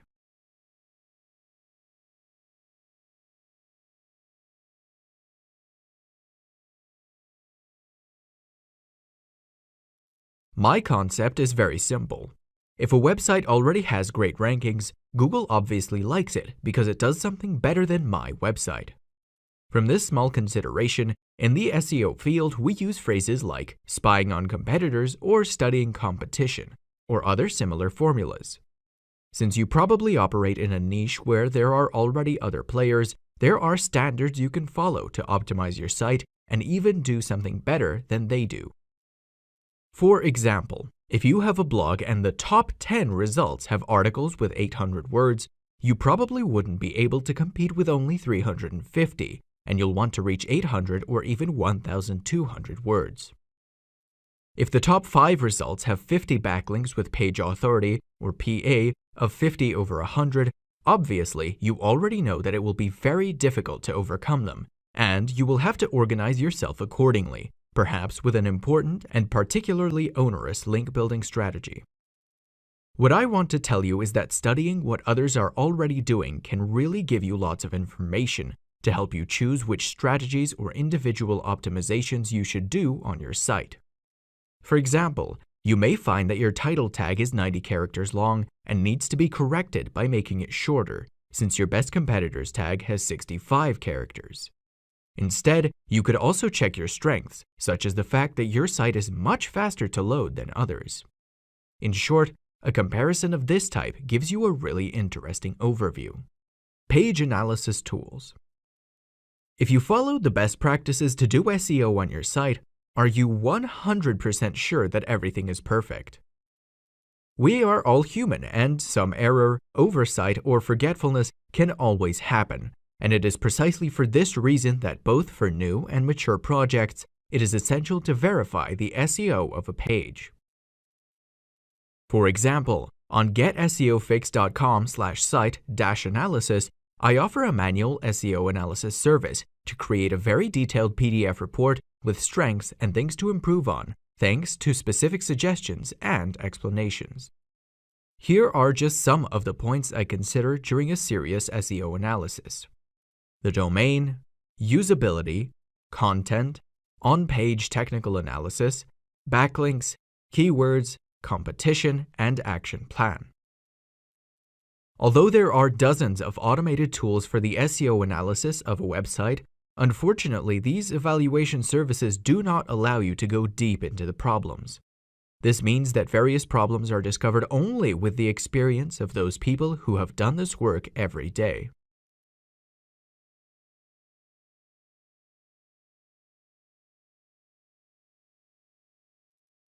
There is great interest in page speed because this feature of the site is directly involved in determining the user experience. Also, in a direct or indirect way, it is seriously taken into account by the Google algorithm. Now, loading speed depends on a myriad of technological factors, but I would still like to give you the set of methods which I generally apply. First of all, what is a good loading speed? Google loves the TTFB, time to first byte, which corresponds to the time required to get the first byte, since the user's browser makes a request to the server. Best practices set this optimal value to a maximum of 0.2 seconds. As you may have noticed, this is a value very different from the total loading time of the page, because it only refers to the responsiveness of the server. Obviously, Google also considers the rest, because that is what is directly involved in the user experience. For a total page loading time, you can use online measurement tools such as Pingdom or GTmetrix, rendering included. In my sites, I tend to stay in the range of 1 to 2 seconds, considering these elements: the server response to show the page, JavaScript dependencies and CSS style sheets, images, favicon, an iframe, for example a YouTube video. Now, let's see in practice what are the most useful tasks to speed up a site, considering that some will be particularly technical while others are for everyone. gzip compression. This reduces the size of HTML and CSS and JavaScript dependencies. To enable it, enter a specific code in the .htaccess file of your hosting. Images. Compress the files with external software like TinyPNG or apply the practice of lazy loading. Minification. Removing spaces, commas, and other useless characters from the style sheets, JavaScript, and HTML help to reduce the size of the data to be transferred. You'll find several free tools or WordPress plugins like WP Fastest Cache. Browser cache. By visiting 10 or 20 pages, the user's browser can download the JS and CSS files locally in order to not have to continually request them from the server. In order to enable this functionality, you will need to enter a specific code in the .htaccess file of your hosting. Server cache. I refer to Varnish, WordPress plugin like Comet Cache, or other server-side solutions to save every page and make it immediately available to the user when it gets requested, without having to continually generate it from scratch. Multiple redirects. I often see some pages with a series of 301 redirects, but you need to know that, in addition to diluting the link juice, they take time, and the sum of all these times can result in a long, unjustified wait for the user. Type of server. Based on the number of visitors and the type of content, you can do all the optimizations you want, but a shared hosting could still be inadequate, and you will need to switch to a VPS or even a dedicated server with exclusive resources to better manage the requests of your visitors. Technology. It is evident that using WordPress, Joomla, or other CMS will be much heavier than a pure HTML site in terms of loading time. The architecture choice has a significant impact on response times, regardless of the type of server you have. Updates.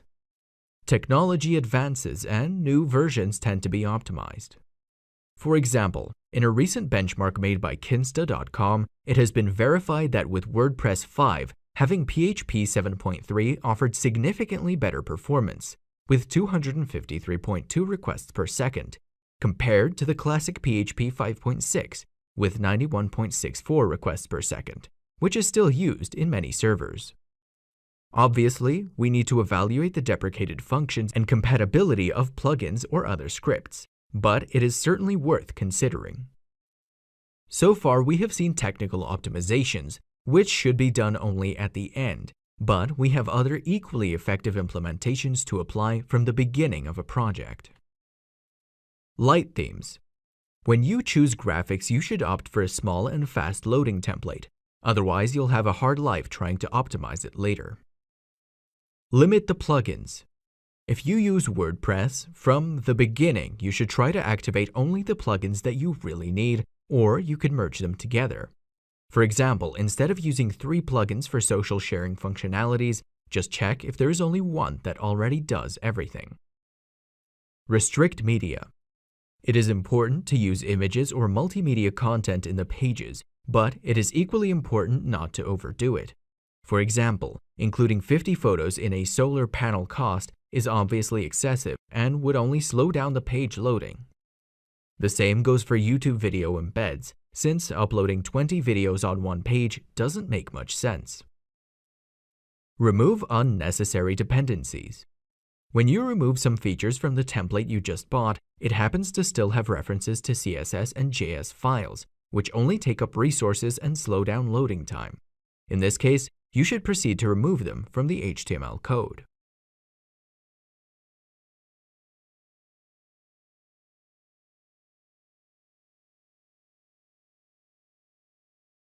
One of the concepts that is rarely discussed in the SEO world is the term crawl budget. That is, a value that represents the number of pages that a search engine scans on a site, generally with reference to 24 hours. Since Google does not like to waste resources of its servers, it will prefer to spend its time and performance to scan content that it believes to be of quality. Evidently, Googlebot will assign a larger crawl budget to a site that it likes, while it will reduce it in the case of spam or problematic websites. So how do you increase the crawl budget? Trust. If we get new quality links to the site, we will increase the general trust towards our content, and we will be more taken into consideration. Update of contents. If a site is constantly updated with new articles or with modifications to existing ones, frequent scans will be necessary to keep up with the updates. Upload speed. If the server responds quickly to the bot, in a fixed time it can scan more pages than in a slower site. In order to view the pages crawled by Googlebot, you can see the charts directly in your Google Search Console account, discovering the number of pages visited daily, the bandwidth used, and the loading speed. Looking at these charts, you will be able to tell if it is the case to upgrade the server resources or take another action to improve the accessibility to your site. I personally believe that crawl budget is a concept to be known, but with some clarifications. Referring to e-commerces or larger sites with thousands of pages, real indexing problems can be treated, especially with a frequent update of products, prices, and variants.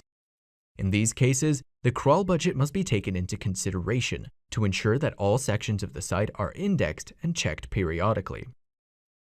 On the other hand, whoever has a blog with 100 pages will probably never suffer from these problems, but can just monitor the situation to make sure that all the pages are equally scanned and everything is correct.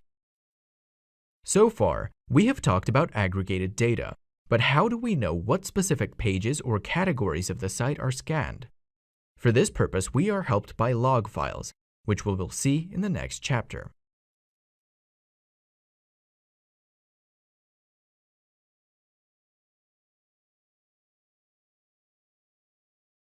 We already know that your site receives requests from users and robots to access content. But how do we analyze all this traffic in detail? In addition to tools such as Google Analytics, which monitors human users, there are the so-called log file analyzer tools. We are talking about the special files generated by the server, which contain the list of requests received with date, IP address, time, path, user agent, and other useful information, according to the W3C consortium format. For each new request to the server, a line will be written inside the log file, and day after day, these records will accumulate to be analyzed. The insertion is progressive, and consequently, the last access will be found at the bottom. Based on your hosting specifications, such as Apache, Nginx, IIS, etc., the path will be different. As you may have noticed, if your site is particularly visited, you may have log files with thousands of lines, and, in this case, it would be very complex to do a manual analysis. To facilitate you in this operation, there are specific softwares specifically designed for this purpose, such as integrations of Elasticsearch, which respond to the needs of an enterprise, or Get SEO Fix Log Analyzer for a more handy use that you can find on getSEOfix.com/log-analyzer. But what is the purpose of these tools? Well, security, bug fixing, correcting technical malfunctions, and SEO analysis. In terms of security, it is important to monitor all received requests so that we can find out malicious bots that visit hundreds of pages a day, pages visited that do not exist, accesses to private pages, and elements identifying intrusion attempts. After discovering these accesses, we can decide to block them to cover security holes, or simply to prevent malicious bots from indexing our site and using our resources. The block can be executed via the robots.txt file or with rules in the firewall for the user agent. On the other hand, the log files also tell us how Googlebot accesses our pages and how it proceeds with crawling operations. Let's see some practical examples of what we could discover through the logs. The number of requests in a period of time indicates the average load for the server. error codes 404 and 503. If we find that there are many errors, we should do a technical action or upgrade the server. Dates from the last crawl. How often does the bot visit us? The most visited pages for Googlebot. They are particularly appreciated content. Which pages or areas of the site are never visited? We should discover why and improve these sections to get better results. And waste of the crawl budget. If the bot visits dozens of useless pages, duplicated or with little value, it will not have enough crawl budget to index new content or view the updates of really important sections. After identifying this data, we will be able to proceed by making optimizations to facilitate Google's crawl, perhaps thinking about the structure of internal links or making other improvements and then checking if something has changed. Here is an example of a recent log file belonging to one of my sites about health. You will notice that there are hundreds of hits by famous SEO analysis bots. I could decide to block them to save server resources or simply not allow them to offer interesting data to my competitors.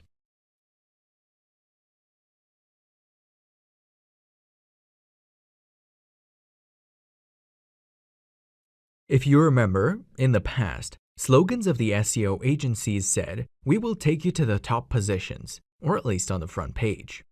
Today, things have changed because it is possible to go even higher.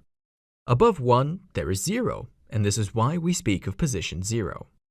I refer to the so-called featured snippets, that is, a sort of promoted organic result that appears above all the others. This snippet is very special because it can contain a title, URL, images, tables, or other elements. Its function is to show an answer to the user's question directly on the search page, since Google already has all the contents in its index and it is able to process and present them immediately, with a link to the source. This does not happen for all search queries, but only in some cases, and often when it comes to particular questions or topics. For its graphic appearance and size, it is certainly a result that is more noticeable than all the others. Some might think that showing the answer already in the SERP almost seems like a content theft, but actually, some US case studies have shown that CTR does not change so much, and it may even increase. Users are now used to their presence as they appear more and more often on Google pages, and they will probably remain forever. You must be wondering, how do you get featured snippets for your pages? Position. You must already be on the first page because you don't see featured snippets of results on the second page or beyond. Answer. Your post should contain, among the various contents, the factual answer to a question. For example, how much is X? Title with questions. The title should start with why, how much, how, who, when, where, or what. Contents. Use tables, lists, and various headings. By creating new articles following these rules, you could get a privileged space and be really visible to the visitors.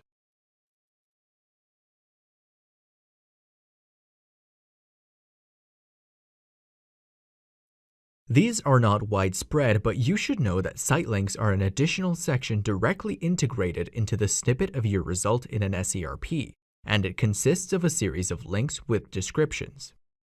This sort of navigation menu is designed by Google to help the user in choosing the pages to visit of a site, and this is why site links generally appear on the home page and not on internal pages. These links may include static pages, categories, or other content directly chosen by Google.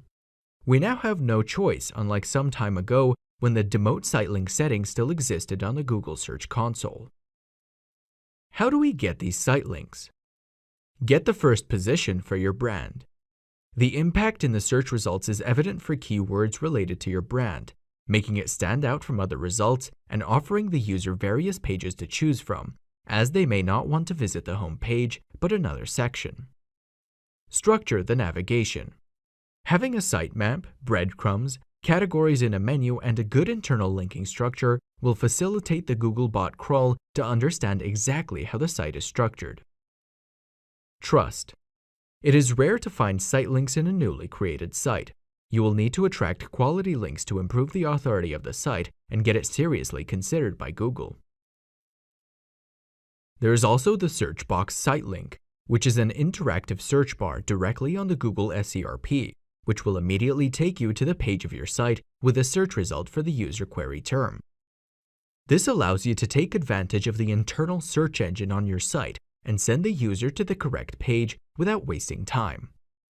In order to enable it, you will need to insert a special markup in JSON-LD or microdata format to provide Google with some useful data to correctly use your internal search engine.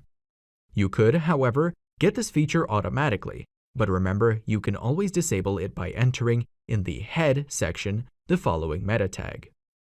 Meta name equals Google, content equals no site links search box.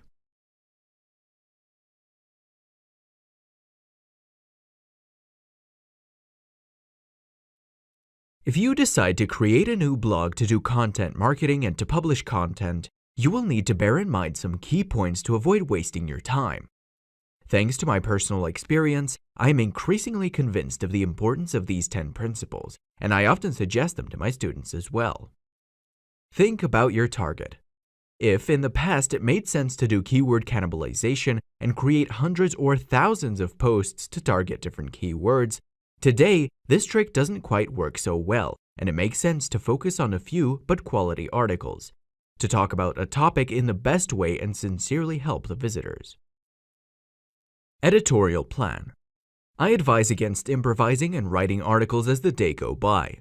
Initially, you should do a title research and then plan exactly when to write and when to publish. Link building. Try to create relationships with other bloggers in your niche in order to publish guest posts and get links to your best articles. Over-optimization. Do not obsess yourself on the scores given by various SEO plugins, such as Yoast SEO, because it is useless to have scores of 100 out of 100 if this activates penalties. Technology. When it comes to blogs, in 90% of cases we talk about WordPress because it is the most widespread and used platform. There are other more performing solutions or made for specific needs, but in most cases WordPress is more than enough, both in SEO and functionality, perhaps with some special plugins. Structure. Think very well about the categories, and if you used a siloing structure, try to write perfectly relevant titles. For example, if you don't have a news website, I would avoid showing the dates in the SERP snippet. Niche topic. Unless it is a generalist blog, you should focus on a specific niche to become the expert in that sector. For example, in an orchid blog, it would be off-topic to talk about how to grow catnip. Branding. To push your personal brand, use your first and last name or a pseudonym in the About Me section, or directly in the title tag in all the pages of the site. Attention to configurations.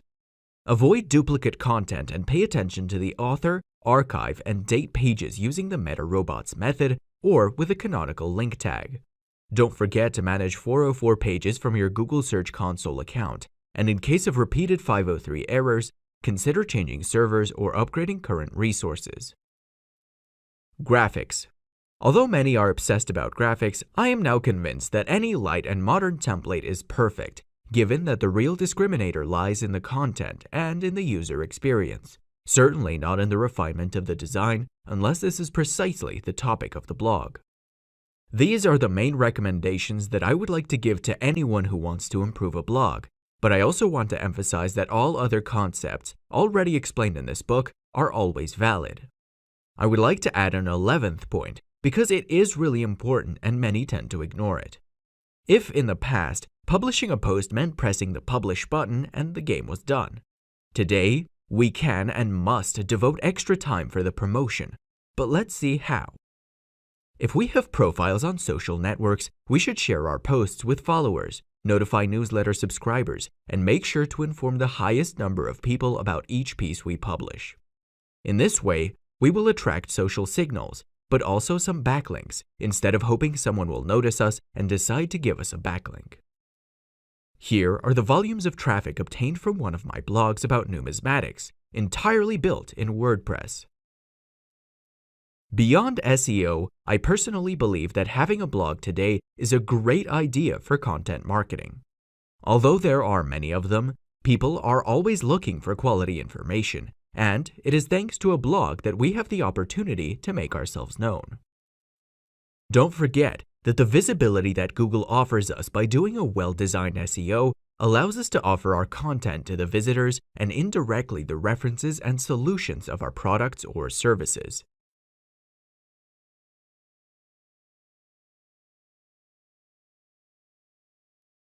Perhaps it is not obvious, but I assure you that doing SEO on an e-commerce site is not like working on a blog, because there are so many differences and the approach itself must be different.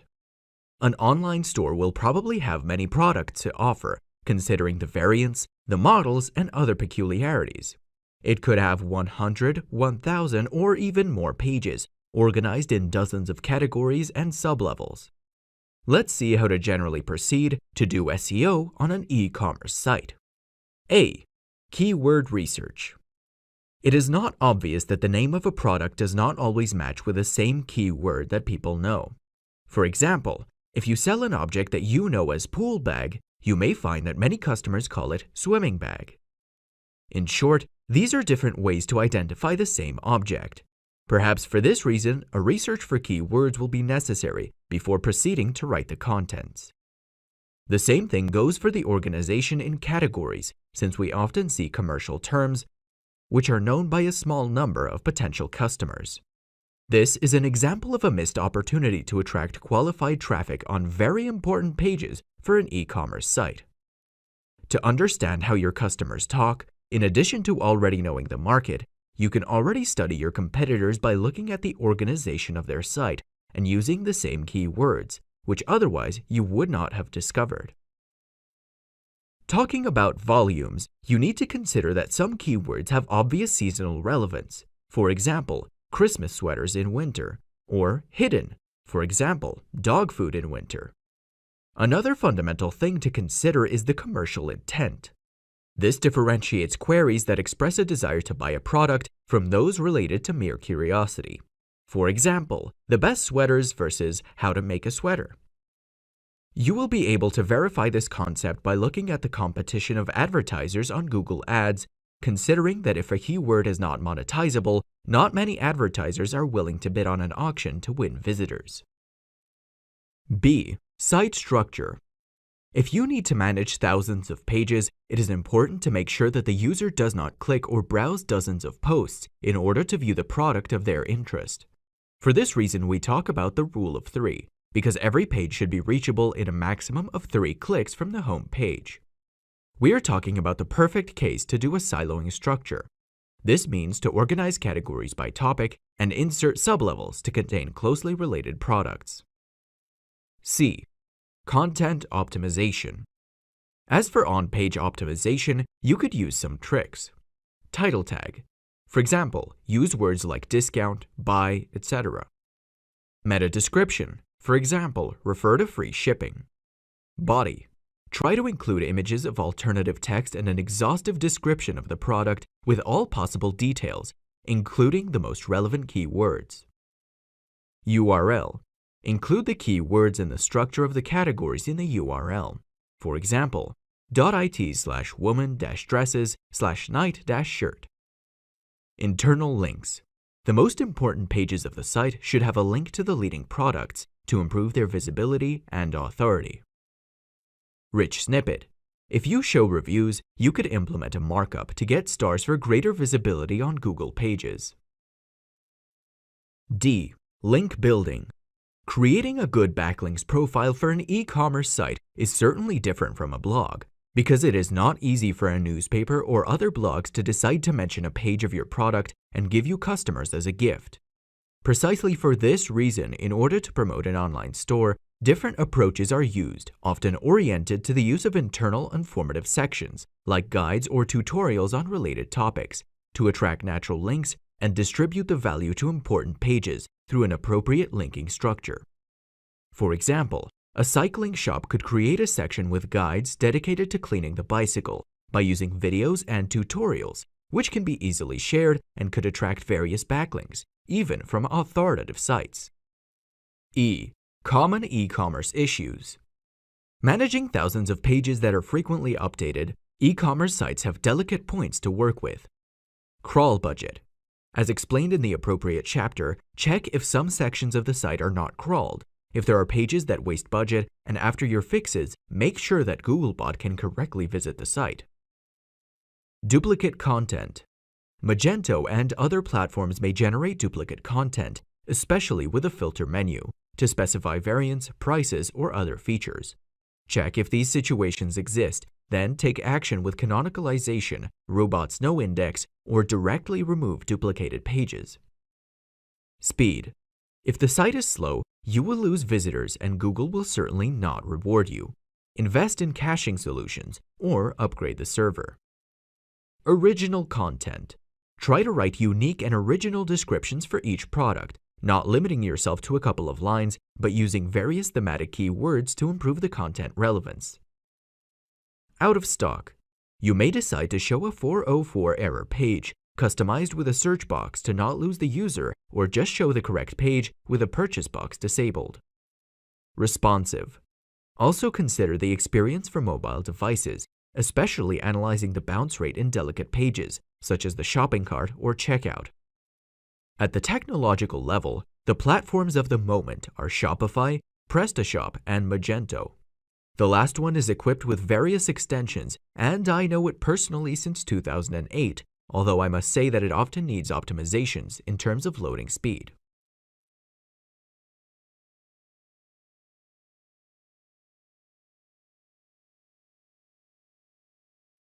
If you have already run a campaign with Google Ads, previously Google AdWords, you will know what landing pages are and why they are important in an SEM, search engine marketing, strategy. In a nutshell, it is a page where we send traffic.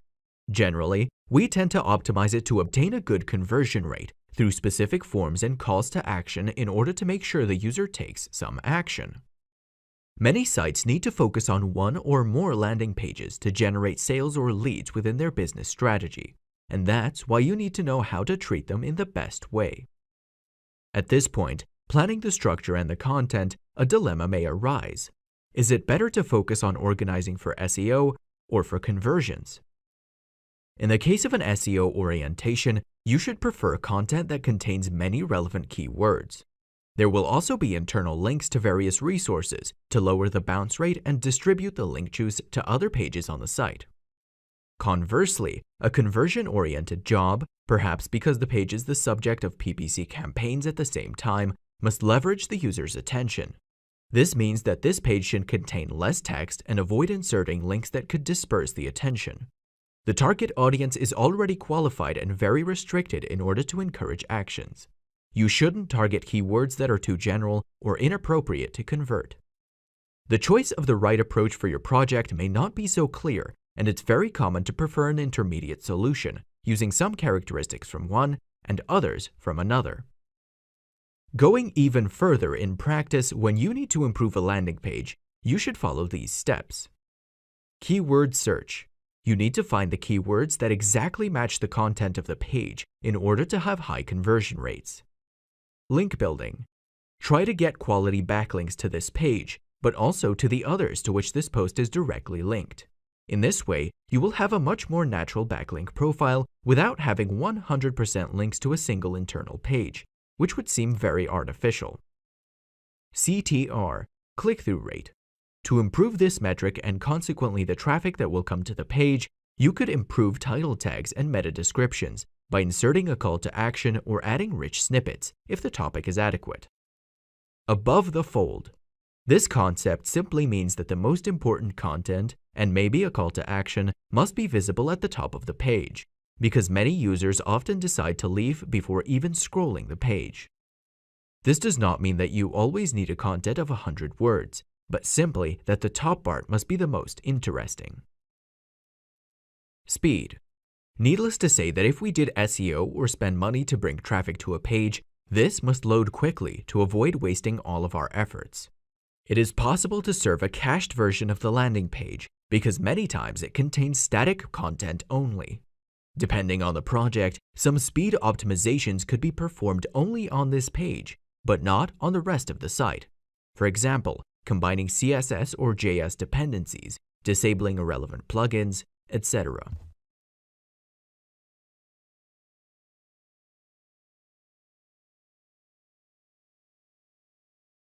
I have noticed that in the last few years, even small companies are taking an interest in ranking themselves on search results pages, probably because the number of local searches is growing, and in the United States it is equal to 46% compared to the total searches.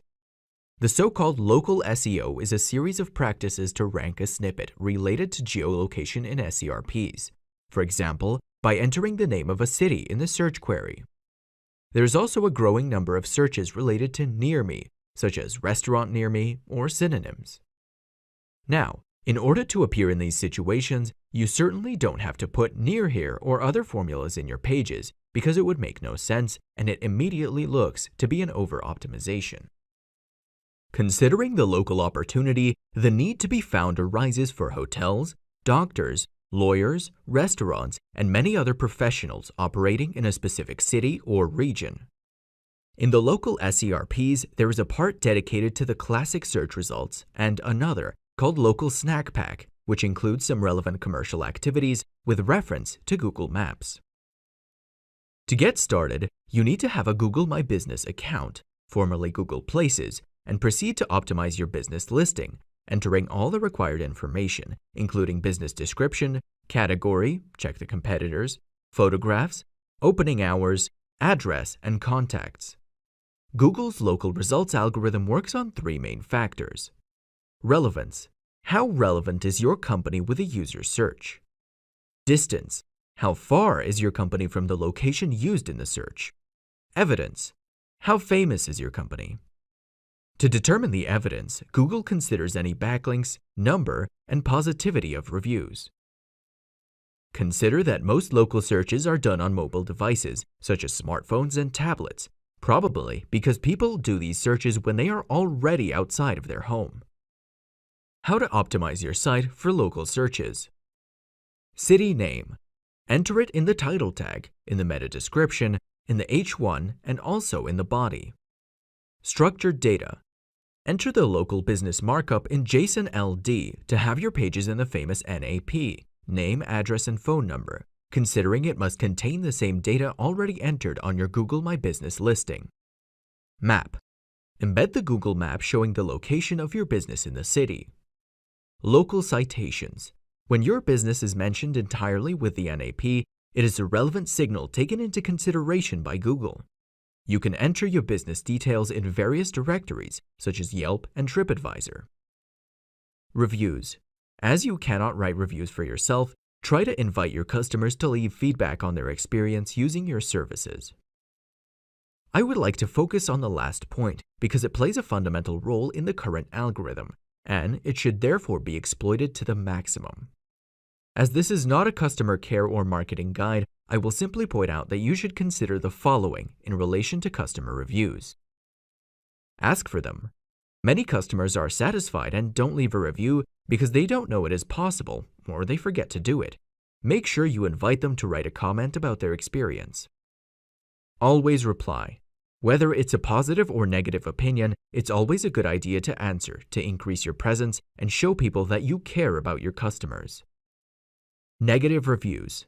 It is true that they can damage your reputation, but you can use a few tools to appeal in very serious cases, or just apologize in order to try to win back the customer. Constant improvement.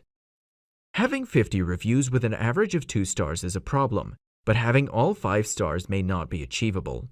You should always look to improve the current situation, considering that any value greater than 4 is an excellent result, and the more you get, the better.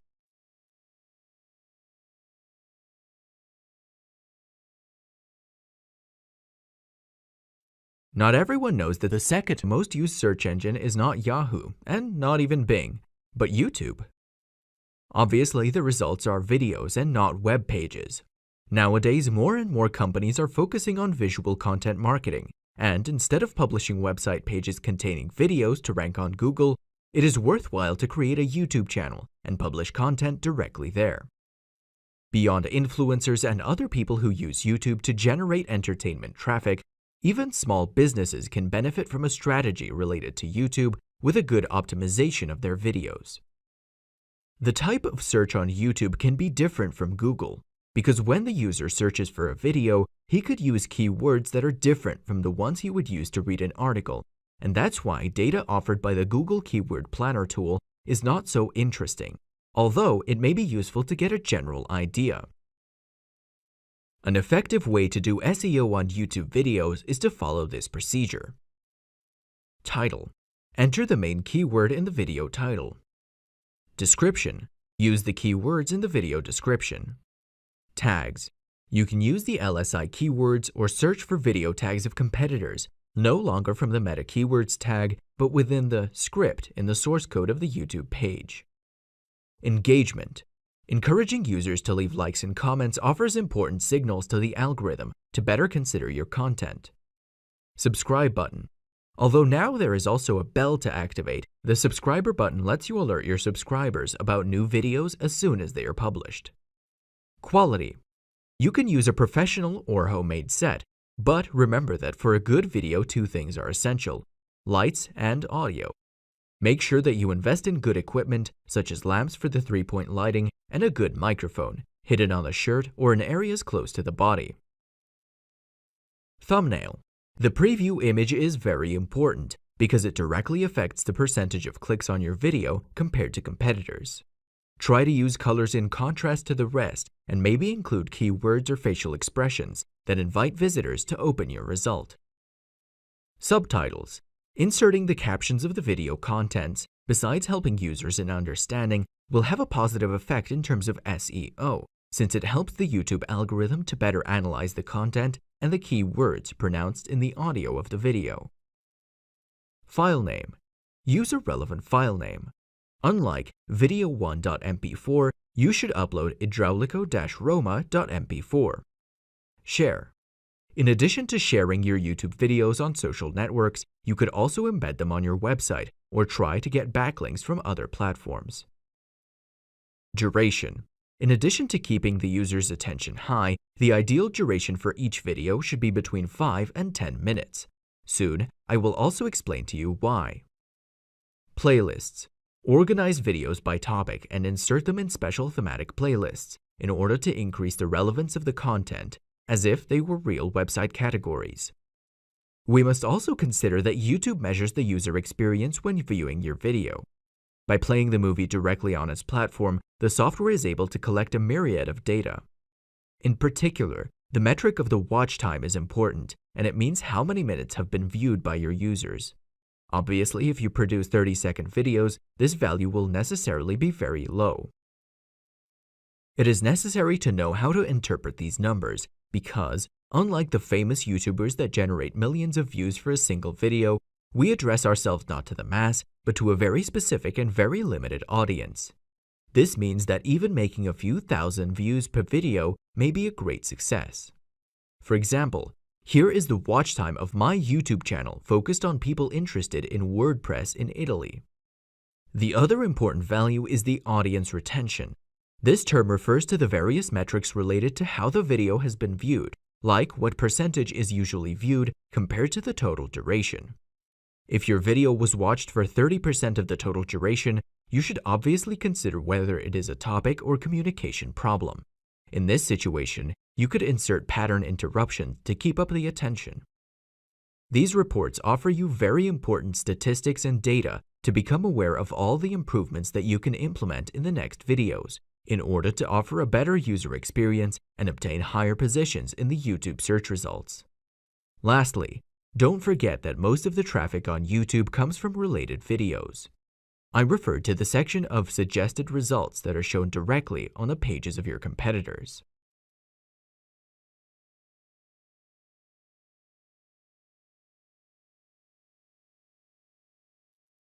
I remind you that Google's primary goal is to show its visitors the best possible results for their search.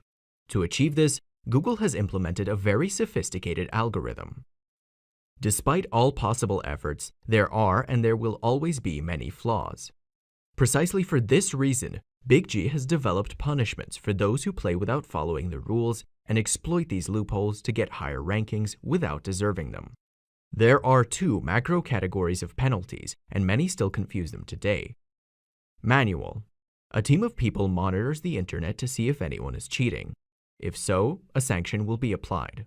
For example, a loss of positions and, in the most serious cases, even the de-indexation of the entire site. Remember that in this case, in the Google Search Console account, you will be notified and can submit a reconsideration request. Algorithmic. The algorithm updates are not real penalties because they are simple rule changes, which cause a preference for sites that were previously less considered and a drop for others who, on the other hand, were highly appreciated. In this case, there is no possibility to request a reconsideration, but you will have to directly modify the site to adapt it to the new algorithm update. The most common situations considered by Google are unnatural backlinks to or from your site, paid and without rel equals nofollow, site victim of hacking. Hackers could modify pages or upload entire folders of irrelevant content for the sole purpose of damaging you. Cloaking. Show the user a different page version from the one provided to Google. Low-quality content or spam. Text that is self-generated or copied from other sources. Keyword stuffing. The insertion of keywords everywhere in the page to over-optimize it. Google updates consist of changes to the algorithm in order to achieve very specific objectives. In recent history, those who played a predominant role have always had an animal or similar name. The most significant, to date, have been Panda in February of 2011. It targeted duplicate content and low-quality sites. Top Heavy in January of 2012. It hit sites with excessive banners and advertisements, which are detrimental to the user experience. Penguin, April of 2012. It involved sites with aggressive link building, over-optimization of anchor text, and other practices. Pirate, August 2012. It limited the positions of sites that had received various DMCAs, copyright infringement reports. EMD, September 2012. It prevented low-quality sites from reaching high positions just because they had exact keywords in the domain name. Payday, June 2013. It had cleaned up the search results from these spammy queries, such as Viagra, pornography, and others. Hummingbird, September of 2013. It improved the relevance of a query with the content of a page. Instead of applying the match only to one or more words, the relevance was of the entire search query. Pigeon, July of 2014. It was an update to improve local searches, introducing the concept of territorial distance into the algorithm. Mobile Friendly, April 2015. It was developed to push pages optimized for accessibility by mobile devices. RankBrain, October 2015. An artificial intelligence was implemented to understand the relationships between words and measure the user experience. Fred, March of 2017. It hit sites that favored monetization over the user experience. There are many others, such as, for example, the Medic update of August 2018, which gave a boost to authoritative sites in various vertical sectors, such as the medical one.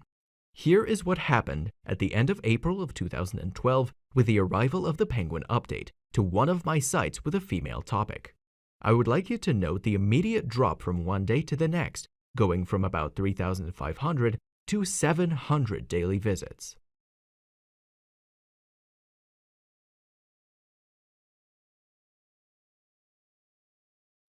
When we hear about the release of a new Google update, which modifies the correct algorithm, we can only adapt to the news by reading SEO blogs and trying to re-obtain past rankings.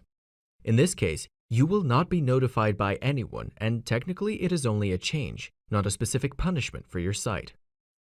Manual penalties instead refer to manual actions applied by a Google team member, quality rater, towards your site.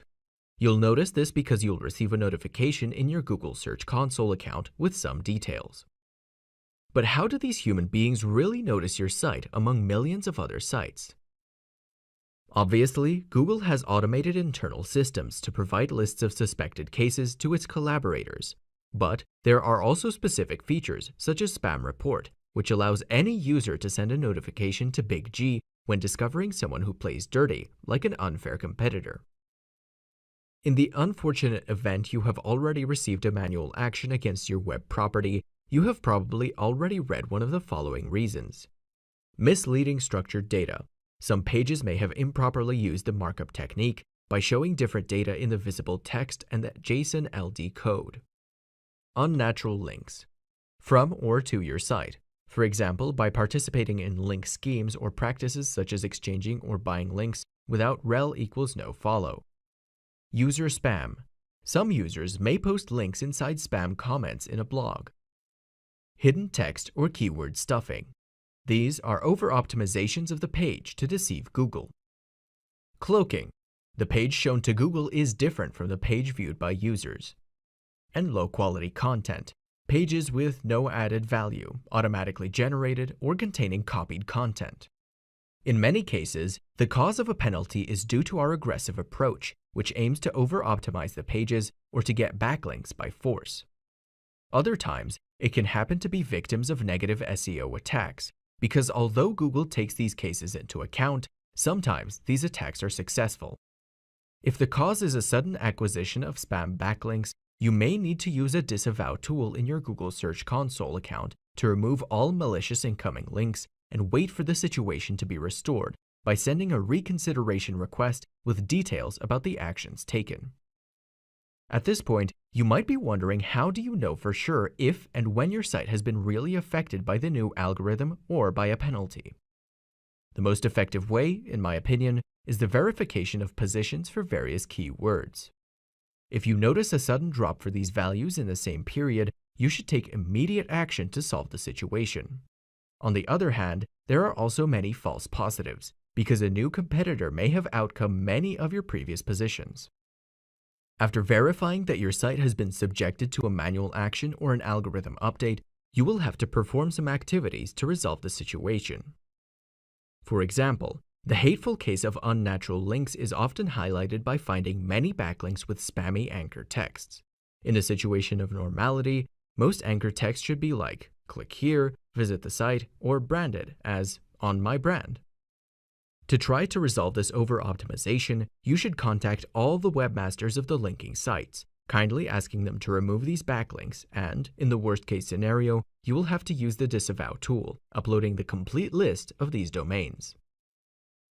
As you may have guessed, these are difficult situations to deal with, but following the guidelines, there are excellent chances of recovering past positions, even if revenue not obtained in the meantime is lost forever. This often undermines the reputation of a site, and it happens that discouraged webmasters decide to abandon the project, seeing no solution. Precisely for this reason, it is important to check the history of the domain you want to register for your next project, especially by analyzing the backlinks. If, unfortunately, you choose a deleted domain, which in the past was penalized and still has active spam links, you could inherit many problems that would remain forever. Real example of manual penalization with resolution. Working in this sector for over 10 years, you can imagine that I was personally affected by these changes, and so it was. The approach must always be professional, we must not take it personally, because there is a solution or a way to fix it, which will allow us to recover lost positions.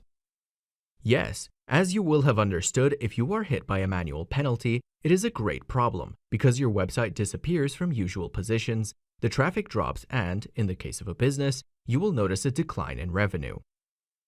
It's not a good situation and I don't wish it on anyone, but in this sector it can happen, and I would like to tell you what happened to me and what I did to get out of it, recovering the traffic that I had in the past. I refer to a site that I didn't consider very much, and fortunately it didn't have the particular influence on my business revenue, but it was, however, an issue to be solved as soon as possible. After I suddenly received a notification inside my Google Search Console account with references to a manual action, I started to get worried. First of all, I opened my site to check for any hacks or other incorrect practices, but after some analysis I didn't find anything relevant, and so I thought it was my fault. I decided to modify the home page by inserting a couple of images, increasing the spaces between the lists of articles, and enlarging the fonts of the links to be better usable by mobile. After that, I opened some internal pages to apply similar optimizations to the user interface, UI. Finally, I prepared a detailed answer for Google, informing them of the operations I applied to meet their warning and to prove my willingness to follow their rules. At this point, I could only wait and hope that the manual reviewer could understand that the site was legitimate and it had nothing wrong. And so it was, because within a few days, I received a positive response. There was nothing left for me to do but only waiting to see the results. As you can see from the statistics below, there was a clear and sudden recovery in a short time. At the end of this bad experience, I can say that I was lucky. I managed to solve it in a few days, but many colleagues do not get out of it and it becomes a real nightmare for them. This is one of the reasons why I do not recommend, even to my students, to follow the promising black hat practices. If at first everything goes well, suddenly you could lose everything, and trying to recover will not always be possible, especially in cases where you do not know where to start identifying the problem.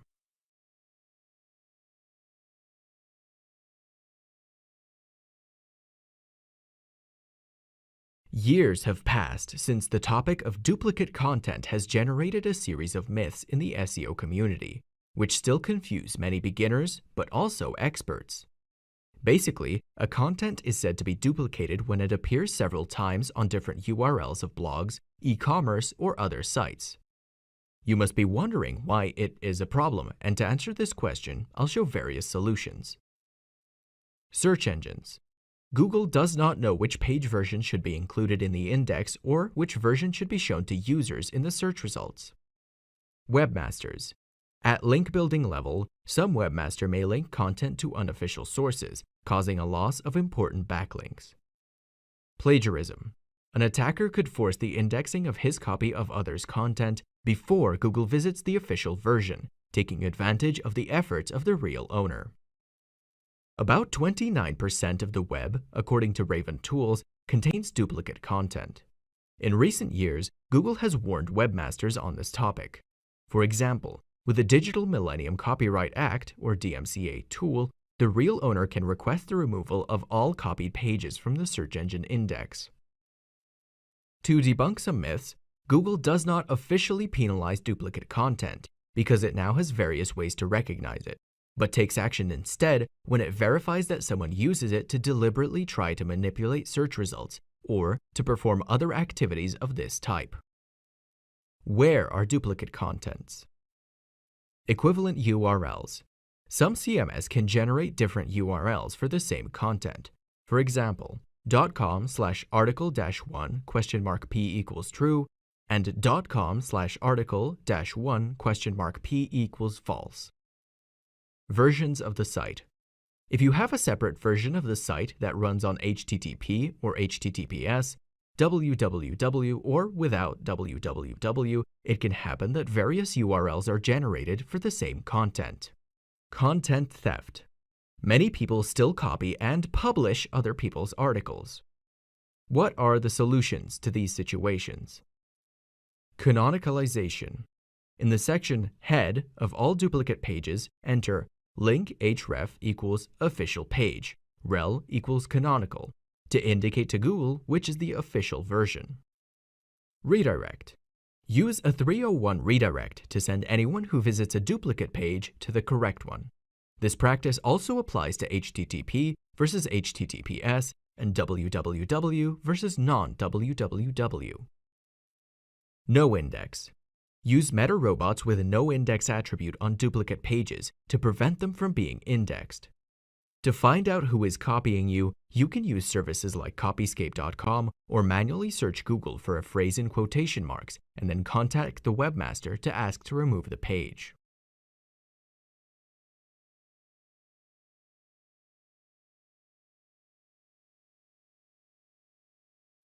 In my opinion, Google Sandbox has always been, or at least since 2004, a very interesting topic because it explains why a new site is not able to get strong positions despite excellent SEO work without any mistakes.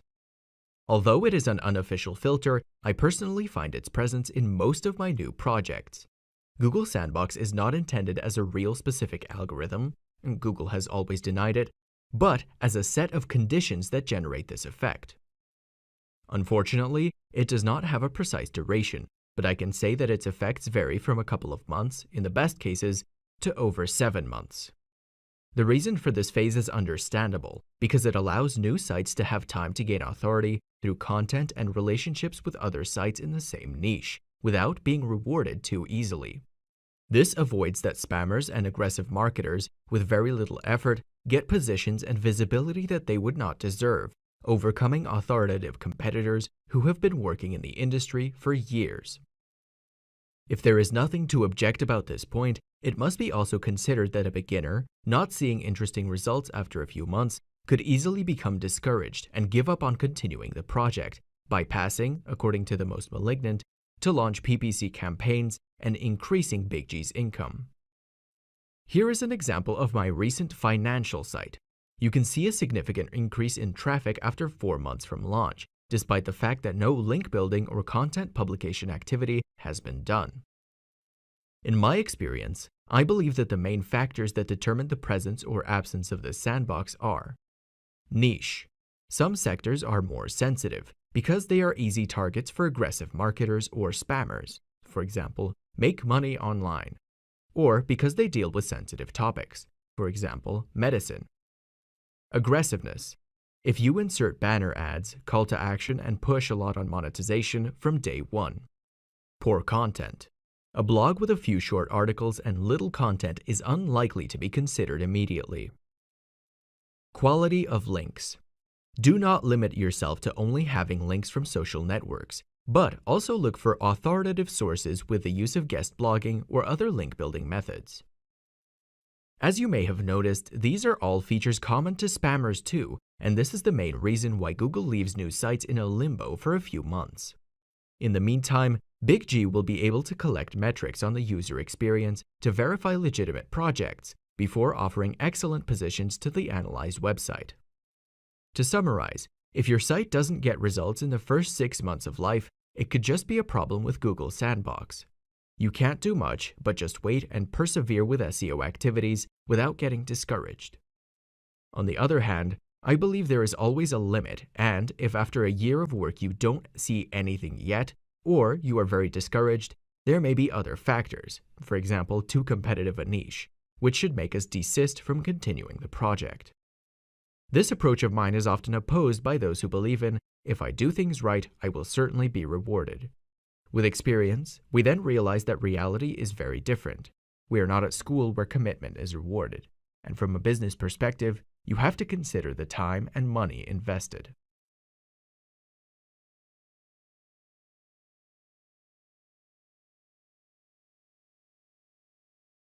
Now we will talk about a very interesting and controversial topic. We can almost define it as a taboo. Negative SEO consists of a series of actions of black hat or similar things made for the purpose of worsening the positioning of another site, a direct competitor, on search engines. I believe it is an act of responsibility on my part not to spread too many details on these practices, which sometimes are also effective, but which may have legal implications. On the other hand, I would still like to treat the subject to warn everyone of the existence of these techniques, which in most cases are performed incorrectly, not causing repercussions on the positioning of the site. Google has implemented countermeasures in its algorithm to avoid being fooled by unscrupulous SEO experts.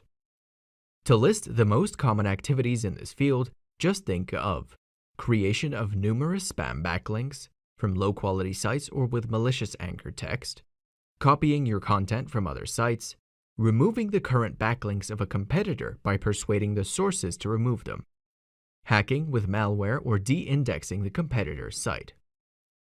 Now you might be wondering, what can be done to prevent these activities?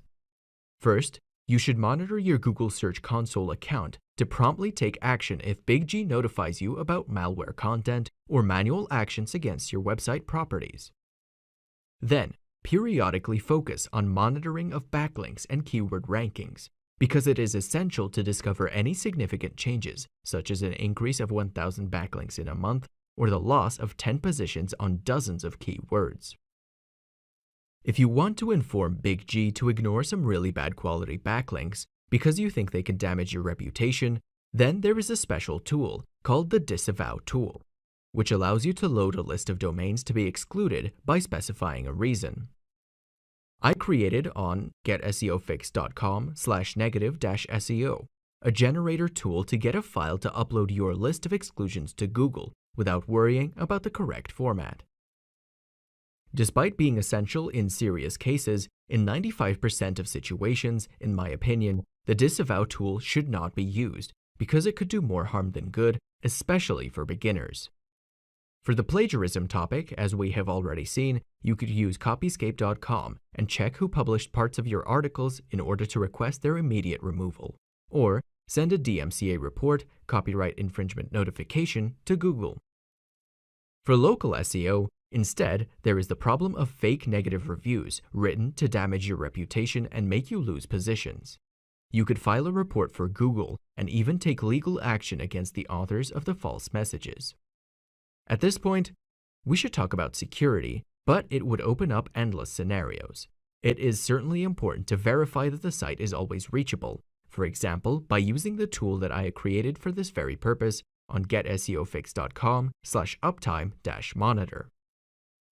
Some hackers, on the other hand, prefer to make you believe that everything is going well, but insert malicious content hidden in the pages, which you will perhaps notice in a year or maybe never. Another practice is the insertion of MetaRobot's noindex in the head section of all pages, which will result in the de-indexation of the entire site. To defend against attacks of this type, in addition to using a firewall on the hosting, WAF, and other various security measures, you could periodically verify the indexing of the site by using the query search site sitename.com. You will see the total number of pages in Google's index and any content you do not recognize. In 2013, I did a job for a client's company website, and I immediately realized using this research that although it was a 10-page corporate portal, in reality it had thousands of indexed articles. Investigating in depth, I discovered that an entire subfolder with thousands of pages full of pornographic content had been uploaded to the server with the sole purpose of deliberately damaging the reputation of the company, compromising any SEO efforts.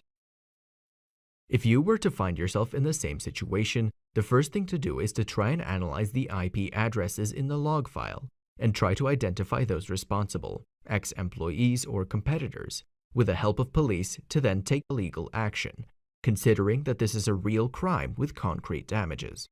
After this overview, you know that the attack methods are multiple, and for each situation there are more or less complex solutions. Although it can be a real problem, when you hear victims of negative SEO, very often these turn out to be the problems caused by inattentive or too aggressive campaigns conducted by the webmaster themselves.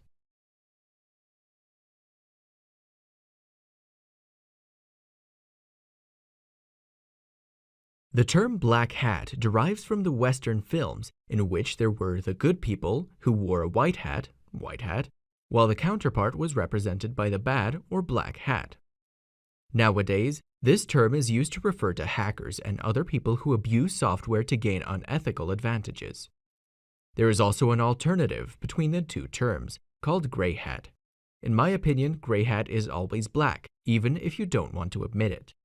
Talking about SEO, black hat includes a series of activities which, if, or better when, will be detected by Google, will result in penalties or de-indexations of the site because they are contrary to the guidelines. In most cases, black hat's actions are not illegal and will not have consequences in court, but only on search engine visibility. Now let's get some clarity immediately. The black hat, if done correctly, works and also does so very well.